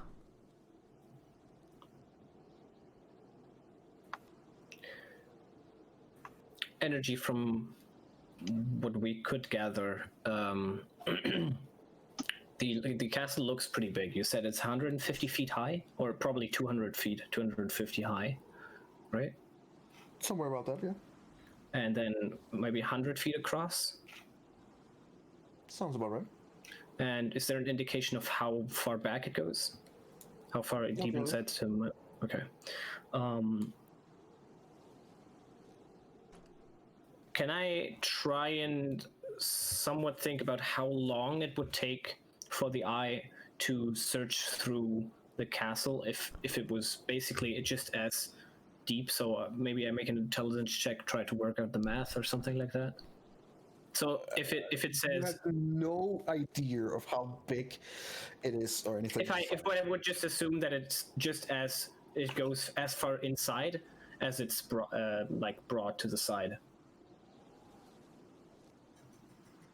Sure, make me an intelligence check with disadvantage. Yep.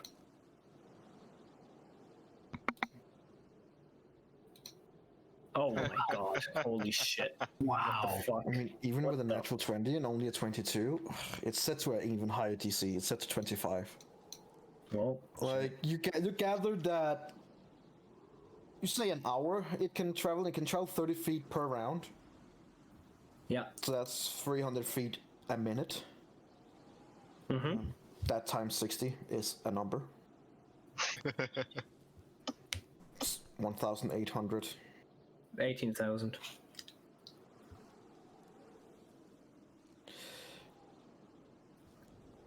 You gather that you would not be able to go through the whole area, but a lot of it, like, it would take a lot of time just to get up there with the eye.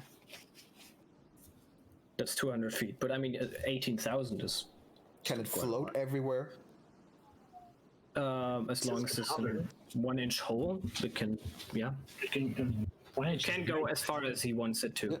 Yeah, that it could probably go into that, but if it can go through the whole area, you have no idea. You don't know the interior. But I mean, now you have a more precise dealing of what, like, it can probably go through a lot of it. The whole thing, you have no idea. You don't know the inside. If it goes far back into the mountain, probably not. If it doesn't, maybe yeah. Depends. But if you're going for the assumption that it doesn't go far into the mountain, that it's just the high in width, sure. I mean, regardless, it's still good intel. Could be pretty good intel, yeah.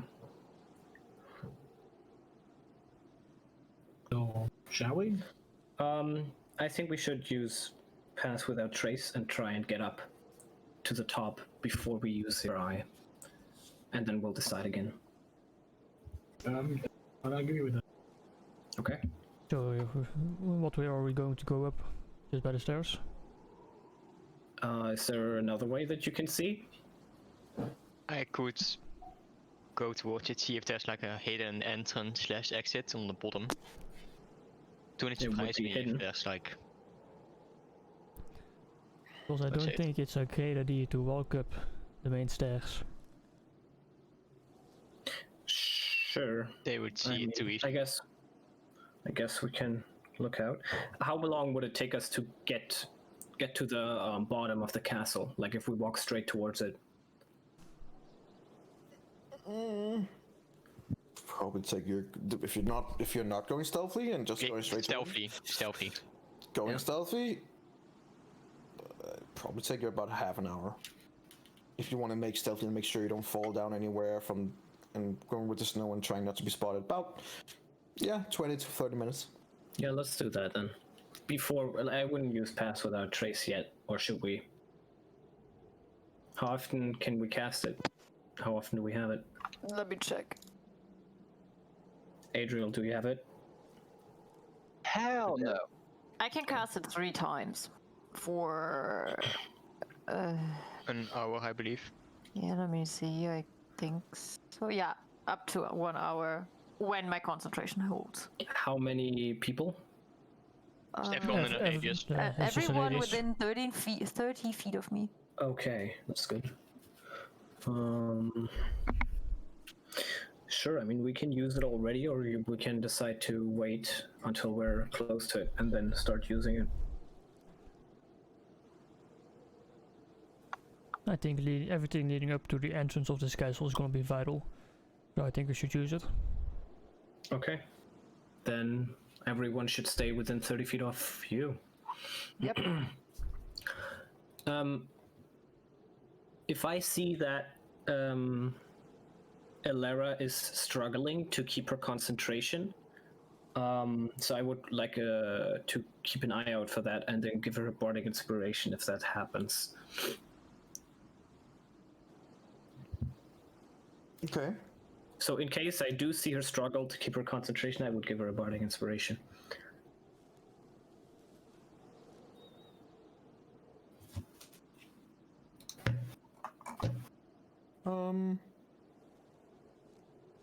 Doesn't seem so, but I will need all of you to make a stealth check. Yeah. Wave plus 10, right? Yes. Yeah. Great. No, Okay. with advantage or what? Oh, you No, get a normal plus one. 10 on it. 32. Hey, I got a 33. It's a 20. Alright, so as a group, with the plus 10, you assume that it would be very hard to see any of you. Oh, shit. We go towards the bottom of the castle first, and I guess we would all look if we find an entrance somewhere. Yeah, go looking for secret entrances. Yeah. I guess So if we detect magic. is that around you? How far range is that? Yeah, I was gonna say. You're That's not within 60. You just started moving. Oh, I thought He you said means that when we we were get there. there. Yeah. When you get there, right, as you cast it, yeah, you can feel all kinds of magical things. Like, It's 30 feet. does it go through walls and stuff like that? It depends how Depends thick on how they thick are. the wall. Is the wall thick? You One did not foot of feel stone. anything. Okay. They are much more than 1 foot of stone. Nope. I figured. Okay, I can go, we? I go looking for secret doors and stuff. Yeah. Same. Okay. Yep. I will give him guidance for that and a bardic Sure. Make me inspiration. an investigation check. Investigation. It's not like one of your characters has set ninjas on the roof, I know. But Well, whatever, I mean, what do yeah. know? Yeah. I was gonna say Onyx has fucking yeah.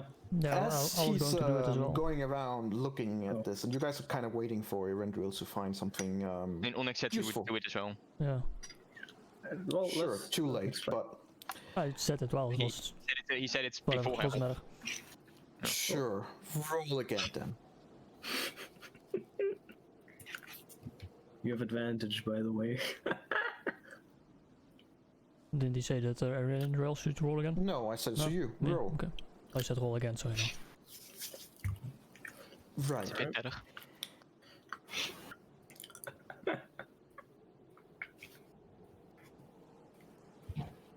As you guys are trying to find something of use, Erendril's concern seems to be just him looking upwards. And you see it a few times, Onyx, when you're kind of like trying to look around and you kind of quickly glance over at Erendril. He's still looking upwards. He's like, you know, really bending his neck, looking straight up, basically. A few times you just thought that, man, okay, maybe you just saw something interesting. But when you glance over the third time, and you've been looking around here for about 5 minutes, and he's still looking up, getting kind of annoyed that he's clearly not helping you in any way.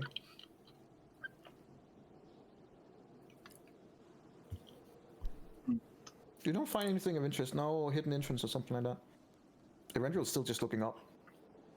I Could you look look up. somewhere else than up?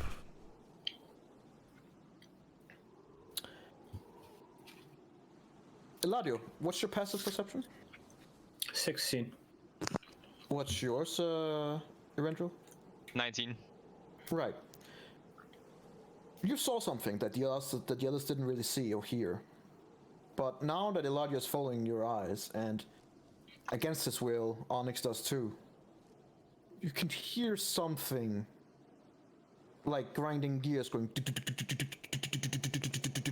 And you just hear these grinding gears going. Something is opening, and then you just hear. Oh god. And you see something at the very, very, very, very top of the fortress has opened up. Far up, very far up. I would tell Maybe everyone we should get away from that. hide.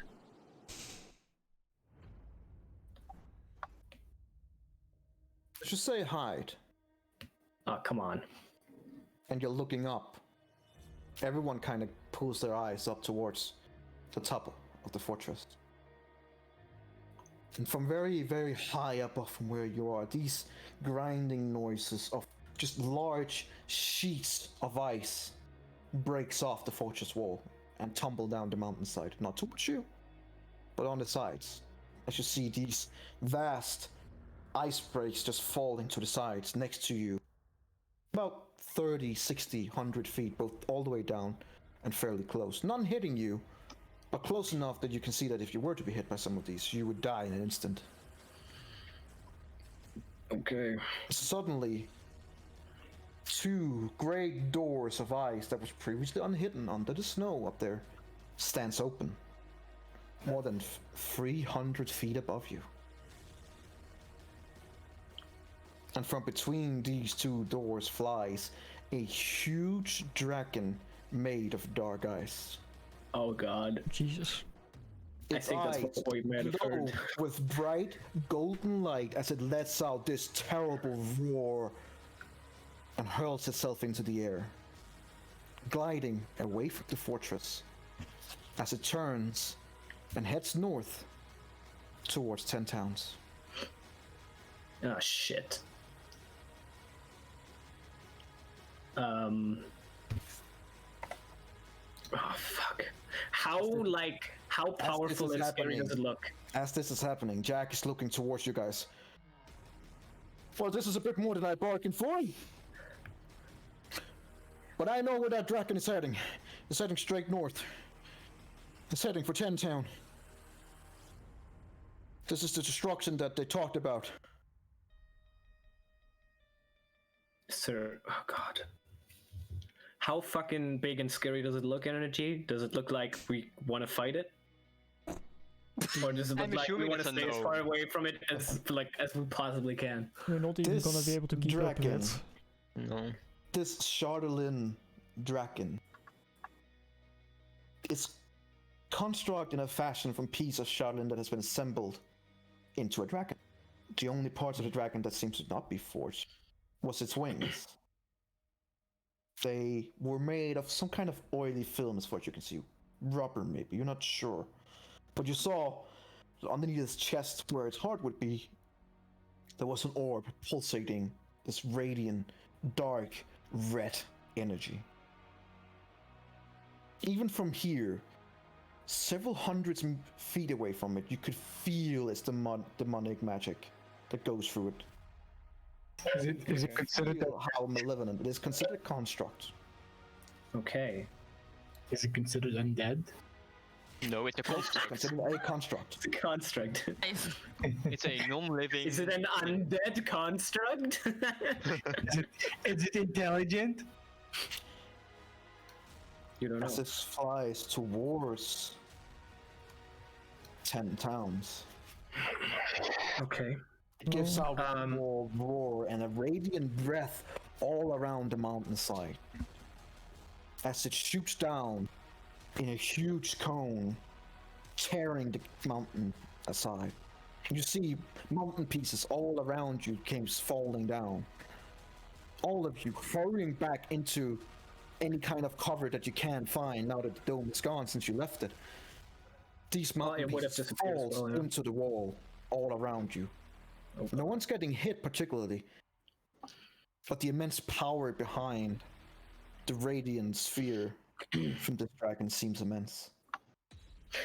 And you can kind of think that if it's used something like this kind of breath, this kind of malevolent power against the houses in 10 towns, they don't stand a chance. This is a siege monster that has been let loose with nothing else in its intent to destroy and vanquish. We have to head into the castle. Whatever this is powered by magic, and maybe it's powered from inside here. Otherwise, it's probably controlled from inside here. That's the point. So maybe we can still stop it. That's different. Make me an intelligence check, Eladio. Oh boy. I rolled the 220s, so this is gonna be a 1. Because I mean, the orb was powering it, so it's probably powered from inside. Everyone who's proficient in Arcana, not you, Eladio, everyone else who's proficient in Arcana can roll an Arcana check. Plus, Nice. I use my Flash of Genius on that as well. Alright. Maybe fitting that it is Onyx, considered that he is used to being around constructs and creating them himself. You get the idea that this would work autonomously, meaning that the same way of your dog, it is created and it is there, and it might get its orders and its will from something else, but nothing would be remotely controlling it. At least you see that to be unlikely. You're now faced with a choice of going back to 10 towns or push in. It took us fucking 8 days to get here. Yeah, we wouldn't be in How time. fast is the dragon gonna fly there? Like We're 2 not gonna days? make it back in time. And there's no way we're gonna save anything. We have to try and find a way to end it here.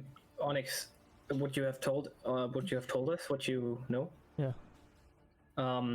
If it is commanded by someone or something, then maybe by we can try to command it as well if we get into the castle. I don't know, but we have to try. There's no way we will make it back in time. The castle is our best bet.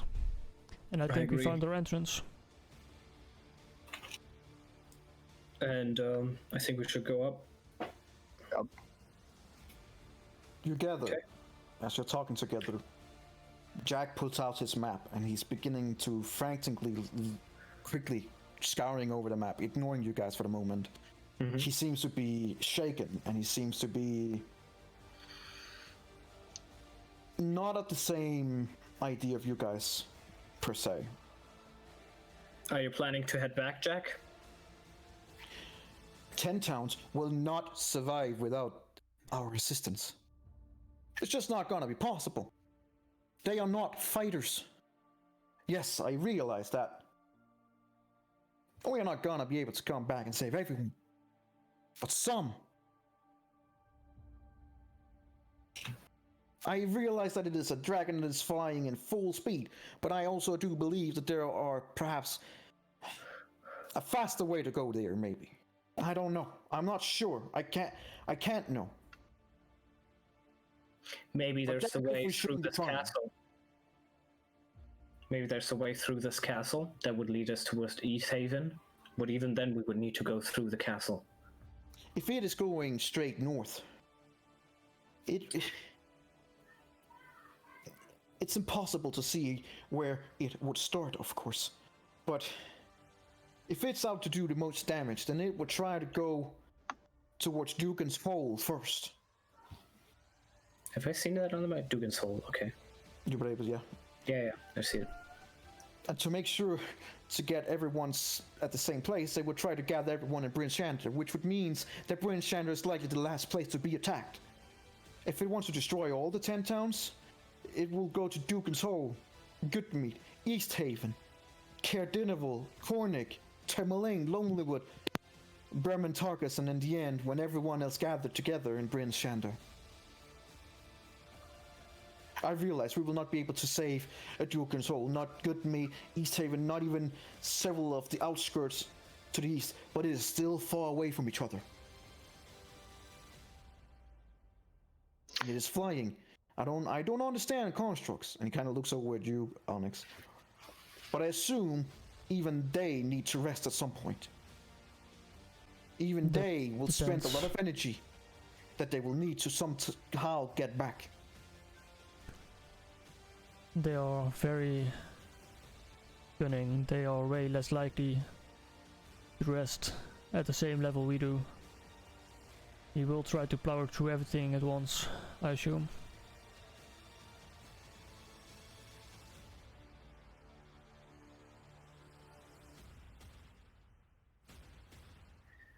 Is there any chance that what we find in the castle might reduce its power? Or change its course of action, Onyx? I doubt that we'll be able to reduce its power, since it's been built, the power is there. Unless they have some very powerful things in there. Maybe we can command it. But still, it might not listen. Maybe it's the one command it got and it will finish it.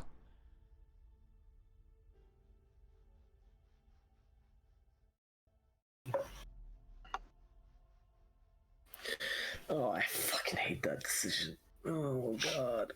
I don't see a point. If we went over the mountain, straight north into the wilderness and towards Dugan's Hope, we would cut off time. The only reason we went towards that and we used the trail was to not find weird creatures in the night. But if we push through,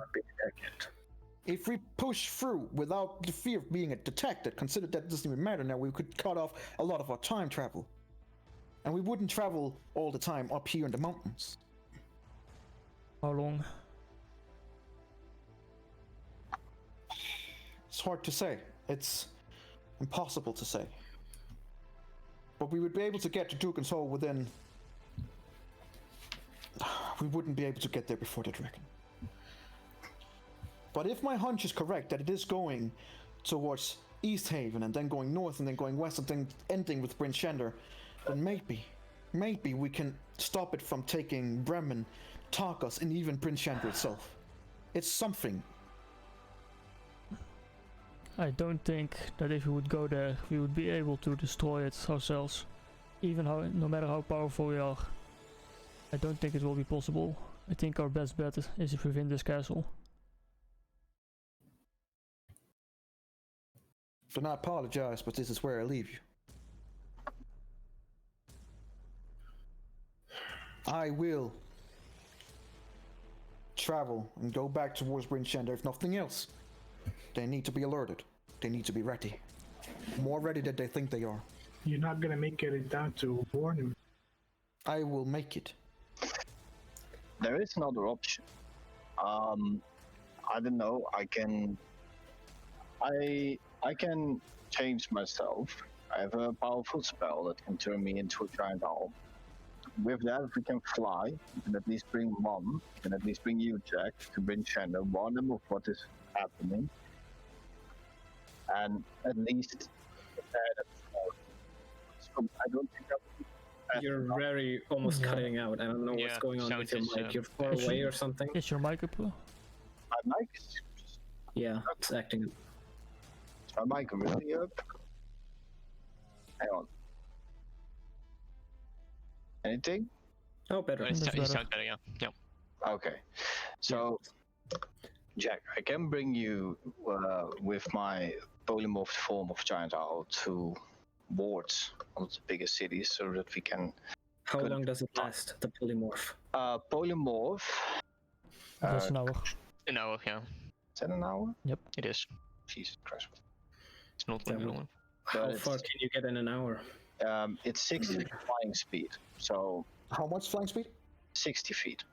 I suppose Okay. you can dash, but not Yeah. forever. Dash action. Yeah, I don't know. It's energy, you gotta say. It can go really fucking mean- fast. Sure. You assume that the dragon would probably be the same. Yeah, it's fair, but I mean, it's better than walking. The dragon flew off. It had. Consider that you're one with animals. It has a higher speed than that 60. You gather with a 60 flying speed and with a dash, it would probably take you. Let me see. How much did I calculate for the dragon? That way I can actually calculate with you. To get to Dugan's Hole, it would probably take you 3 hours. Oh wow. So it wouldn't be one swoop, but you could get across the mountains, maybe, right? Yes. I And if think you're that- across the mountains, then you can walk the rest. I mean, the mountains is what takes the longest time to walk, wouldn't it, Jack? Yes, that would be the main thing there. Yes. So if he can fly you two across the mountain, either you could both continue, or only Jack could continue and warn the others, and you might make it even faster in time. Yeah. Though I don't know, Adriel, if we will end up needing you here as well. Oh, that is the thing, right? I'm sure we will need him. It's the choice that we make. I would rather defend the towns than go inside this fortress, but it's your choice. I would rather go with Jack and save the towns from the dragon, even if I perish. I don't think saving the town is a possibility. You can all go, but I'll stay here no matter what.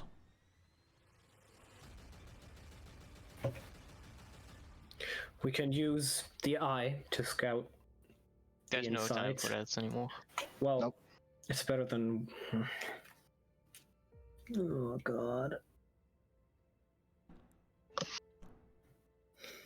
I would rather save the towns. You wouldn't be able to. You would die in vain. That's fine. I can't allow you to do that. Then go with me. Then we would both die in Energy vain. from the. So this dragon basically obliterated a mountain, right? Almost. So it seems like We fought some powerful creatures before, but Yeah. from what I gather, would we be able to stand a chance if we have the garrison, Brinchander, maybe Targus and Bremen even working together, and maybe even from further above, maybe even the Black Cabin, not Black Cabin, sorry, I mean Terminal Lane. consider that if you had that kind of reinforcements and you're all pretty powerful, you're level 7, then yeah, it doesn't seem something that is without reason. Um,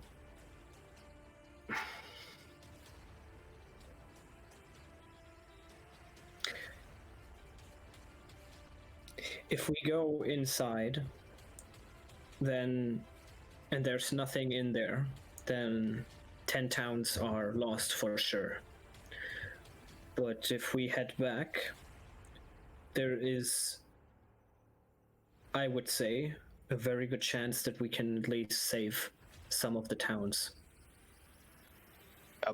I think logically speaking, we're not gonna make it in time. I think we can make it in time to save some of the towns. Not all of the towns, but some of them. And while Onyx does say that this dragon won't rest at all, we did see what happens to him if he doesn't rest. I am not a construct. What about... I see. Your dog is similar, I suppose. His dog doesn't sleep. Yeah, I know. Look, if we don't try, and we lose all the towns, and all we have left is an empty fortress where we just find some gear, then that's all been for nothing. I would rather give my life for the 10 towns than die fighting some weird ass fucking dwarves in a fucking fortress. Onyx, the question is, we can risk everything, which means there is a possibility we are able to command it from in there. But even then we would need to make it that far. And the alternative is that we have a good chance of saving some. Then go. We would need everyone. And you going alone in that castle isn't going to help anyone. We can come back afterwards. The castle will still stand here afterwards. I don't care if the castle is gone or not. I don't care for the loot inside.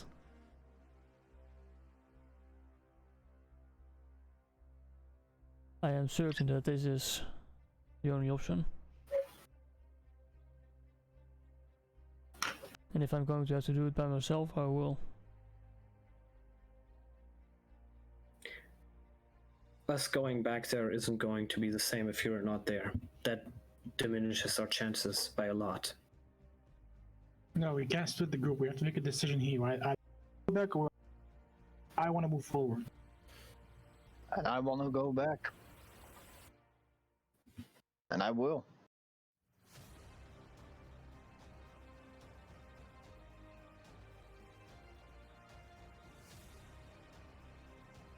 Elara? I would go with the other elves. Meaning you would go back. I think it's a better chance to at least save some of the people that helped us get along in a situation where we don't even know how to got here. And I think we owe them to help them at least. And I don't think we are able to help them from here. What if in here is what would stop the dragon then? But that's a chance.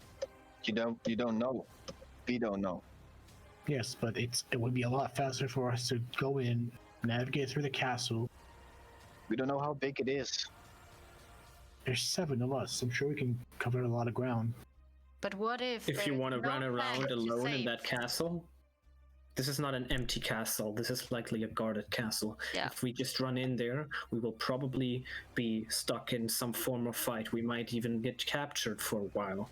This is a risk that if we get into the castle and we don't make it out in time, the entirety of 10 towns will be destroyed. And if I remember correctly, the reason we were sent here was to protect 10 towns. And I understand, Onyx, that there is a chance that we can command the dragon from inside this castle.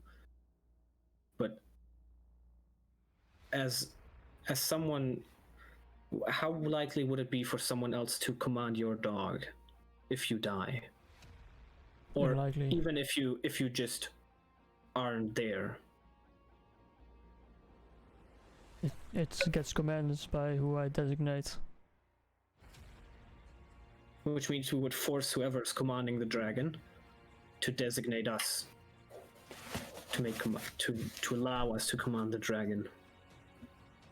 And if he doesn't do that, then we wouldn't be able to command him, if it works similarly at all, which it might not.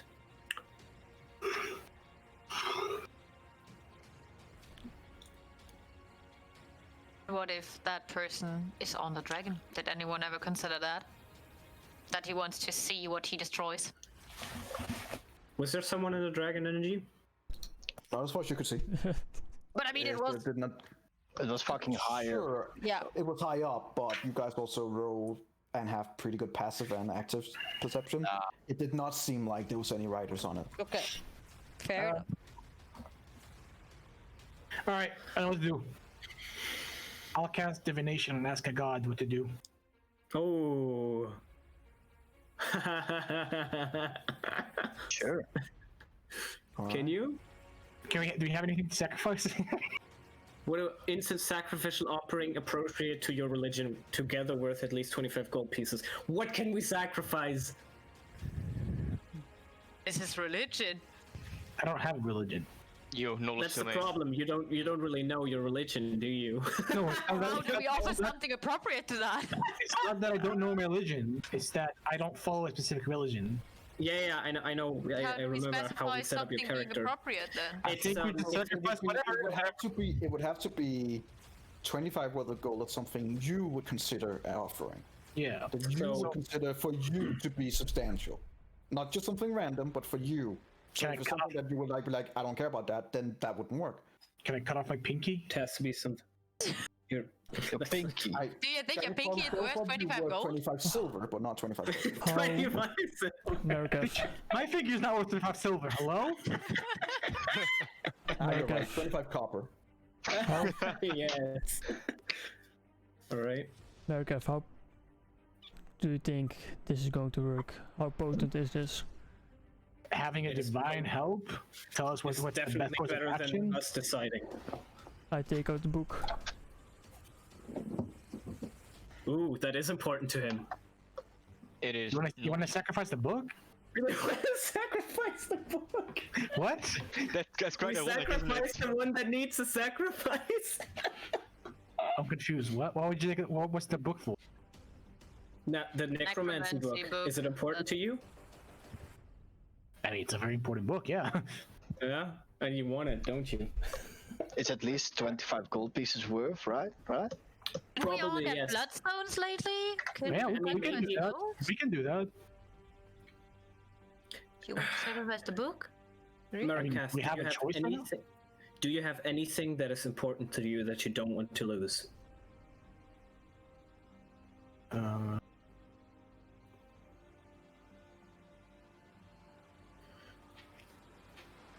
No, I don't.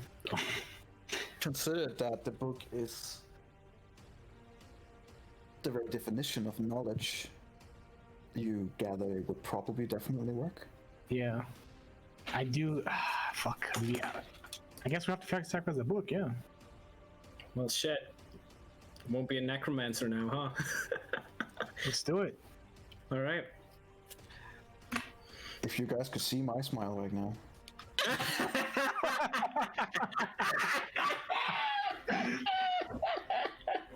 Oh, the holy, devilic, demonic, whatever god that chants this book, please answer us.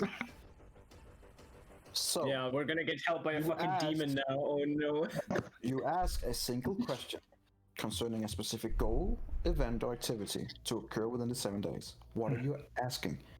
Be This is specific. very important. Oh, fuck. This is extremely important, and I think we should discuss it before. Yeah, we should discuss it. I'm gonna discuss it with the rest.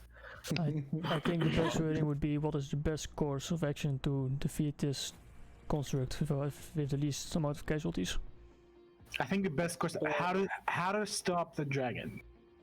Or maybe What's the best way? what should we do to protect 10 towns in the best possible outcome? For the best is a little. Alright, so I'm gonna give you a little bit of DM help for free. Okay. Be specific and be mindful Yes. of what direction your question has. Saying, Yes. how can we avoid the destruction of 10 town? It can also be interpreted as, well, the dragon's all the way, you can't, so you won't give an answer. I think we should ask, how should we stop the dragon? How can we destroy it? The dragon could also be answered with, well, kill it. Exactly. Be specific and be mindful of what you're asking. That's all the help I will give you. Okay, what's the best course of action to stop the dragon from destroying 10 towns or any of the surroundings? Kill it. Yeah. That could be an answer. Okay, how to What about if we ask it if we are able to get the chance to kill the dragon if we move to Bryn Shander now? Because that would also you could say yes. stop our discussion. Yeah, but then we could go. The dilemma we are in right now is if there is an option to go into the castle and potentially kill the dragon or command it to do something else from the inside of the castle before it Then we reaches should ask any something of like that. 10 towns. So maybe the question should be, how can we minimize the amount of deaths that the dragon will unleash over 10 towns? By killing the dragon. Yeah. Well, if it says kill it, Then we still don't know if we stay at the castle or not. No, we should ask. Should we continue with our path into the castle, or should we go back and help stop the dragon?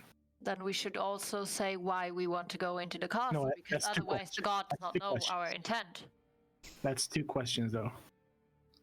I suppose you can phrase them together. No, I doubt we're gonna be able to fucking pull that off on a god. I do think the dilemma is whether we go back or just stay here. So we have to ask him: should we be going back, or should we stay here in order to defeat the dragon?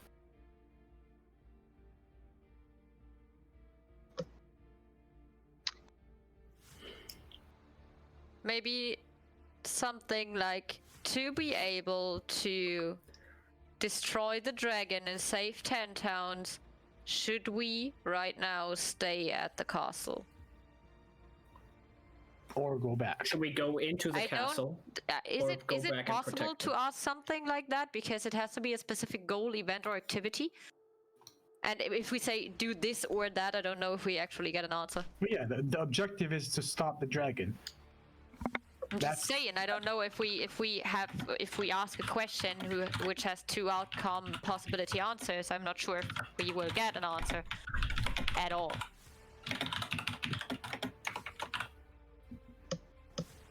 Because we can ask one question, and if we ask can we do this or that, it's not one question anymore. It is. It's just. Well, not choice. that's our definition. Is that the definition of the god that will answer us? Well, I guess we'll find out. Yeah, How great, about we have one this? shot. To stop the dragon and minimize the deaths and damages in 10 town, should we go into the castle or head back to defend the remaining cities? Yeah, that's what I was trying to say. Okay. Yep. Yep. So I will repeat this. I'm gonna also post it in chat just so you know. I think Marikev should ask it. Yeah, that's why I'm repeating it. Yep. To stop the dragon and minimize the deaths and damages in 10 towns, should we go into the castle or head back to defend the remaining cities? All right, you all agree on this question? Yep. Nope. Yep. All right, I would like to summon the god or the servant, whatever we get. Servant. The god is busy right now. You'll be able. Yeah, sorry, I'll call you back in 10. Or even worse, you get put on hold. Please wait. No. I don't work Just night. wait there I for don't work. I don't work night shifts. Who calls me on this hour? On this unholy hour. Oh. Oh, Yeah, shit. this is exactly what Get these into it. spells are for. Yes. Jesus Christ. Okay, so what is your question? To stop the dragon and minimize the deaths and damages in 10 Town, should we go into the castle or head back to defend the remaining cities? All right. As you cast your high-level magic and you ask your question, the incense that has been provided begins billowing a much deeper smoke. And slowly but surely, someone whatever it is begins materializing. A male figure in a splendid armor with a banner with him that he's holding. As he begins materializing further, you see feathers as his wings begins expanding on his back. And you see the banner. It's a blank scroll. From your time with religion and knowledge, you would know that this is the god Ogma, who is the Lord of Knowledge. It's probably not him himself, consider that this celestial being in front of you is definitely some kind of an angel or messenger. But you gather that this is probably as high as you can get without the god himself being there. Mm-hmm. To your question, he answers. To minimize death and destruction, you must turn back. To obtain knowledge and wealth, you must push through. Fuck. So this is a dilemma for my kicker, because I want knowledge above anything. I'm ready to sacrifice anything for knowledge. So I'm not going back. To stop the dragon and to save the people of Town, you need to push back. All right, that's given its answer. It flies up towards the sky and disappears. Well, I'm going back. Out of sight. Oh, it's going back. So that's your answer. If you want to go back and destroy and stuff, you will need to turn around. If you want loot, treasure, and knowledge, you need to push through. I don't care whether the loot the treasure, I want the knowledge. And We that can come back later. We must defend the town. We can go is where we're gonna continue from next time. With you guys making a decision of either going back to save the city of Town, or all the cities of Town and its inhabitants, people that you've come to know, who have relied on you and put their trust in you. Or if you're going to push through to the unknown dungeon of the Durgars. loot and knowledge, loot and knowledge. Knowledge! No. Well, if we were a little faster, we probably would have arrived before the dragon leaves, right? Probably. Yeah. Well, shit. Nonetheless, you stand at a decision that can affect, well, everything. Yep. And how you guys are gonna proceed is up to you. Mm-hmm. Yeah.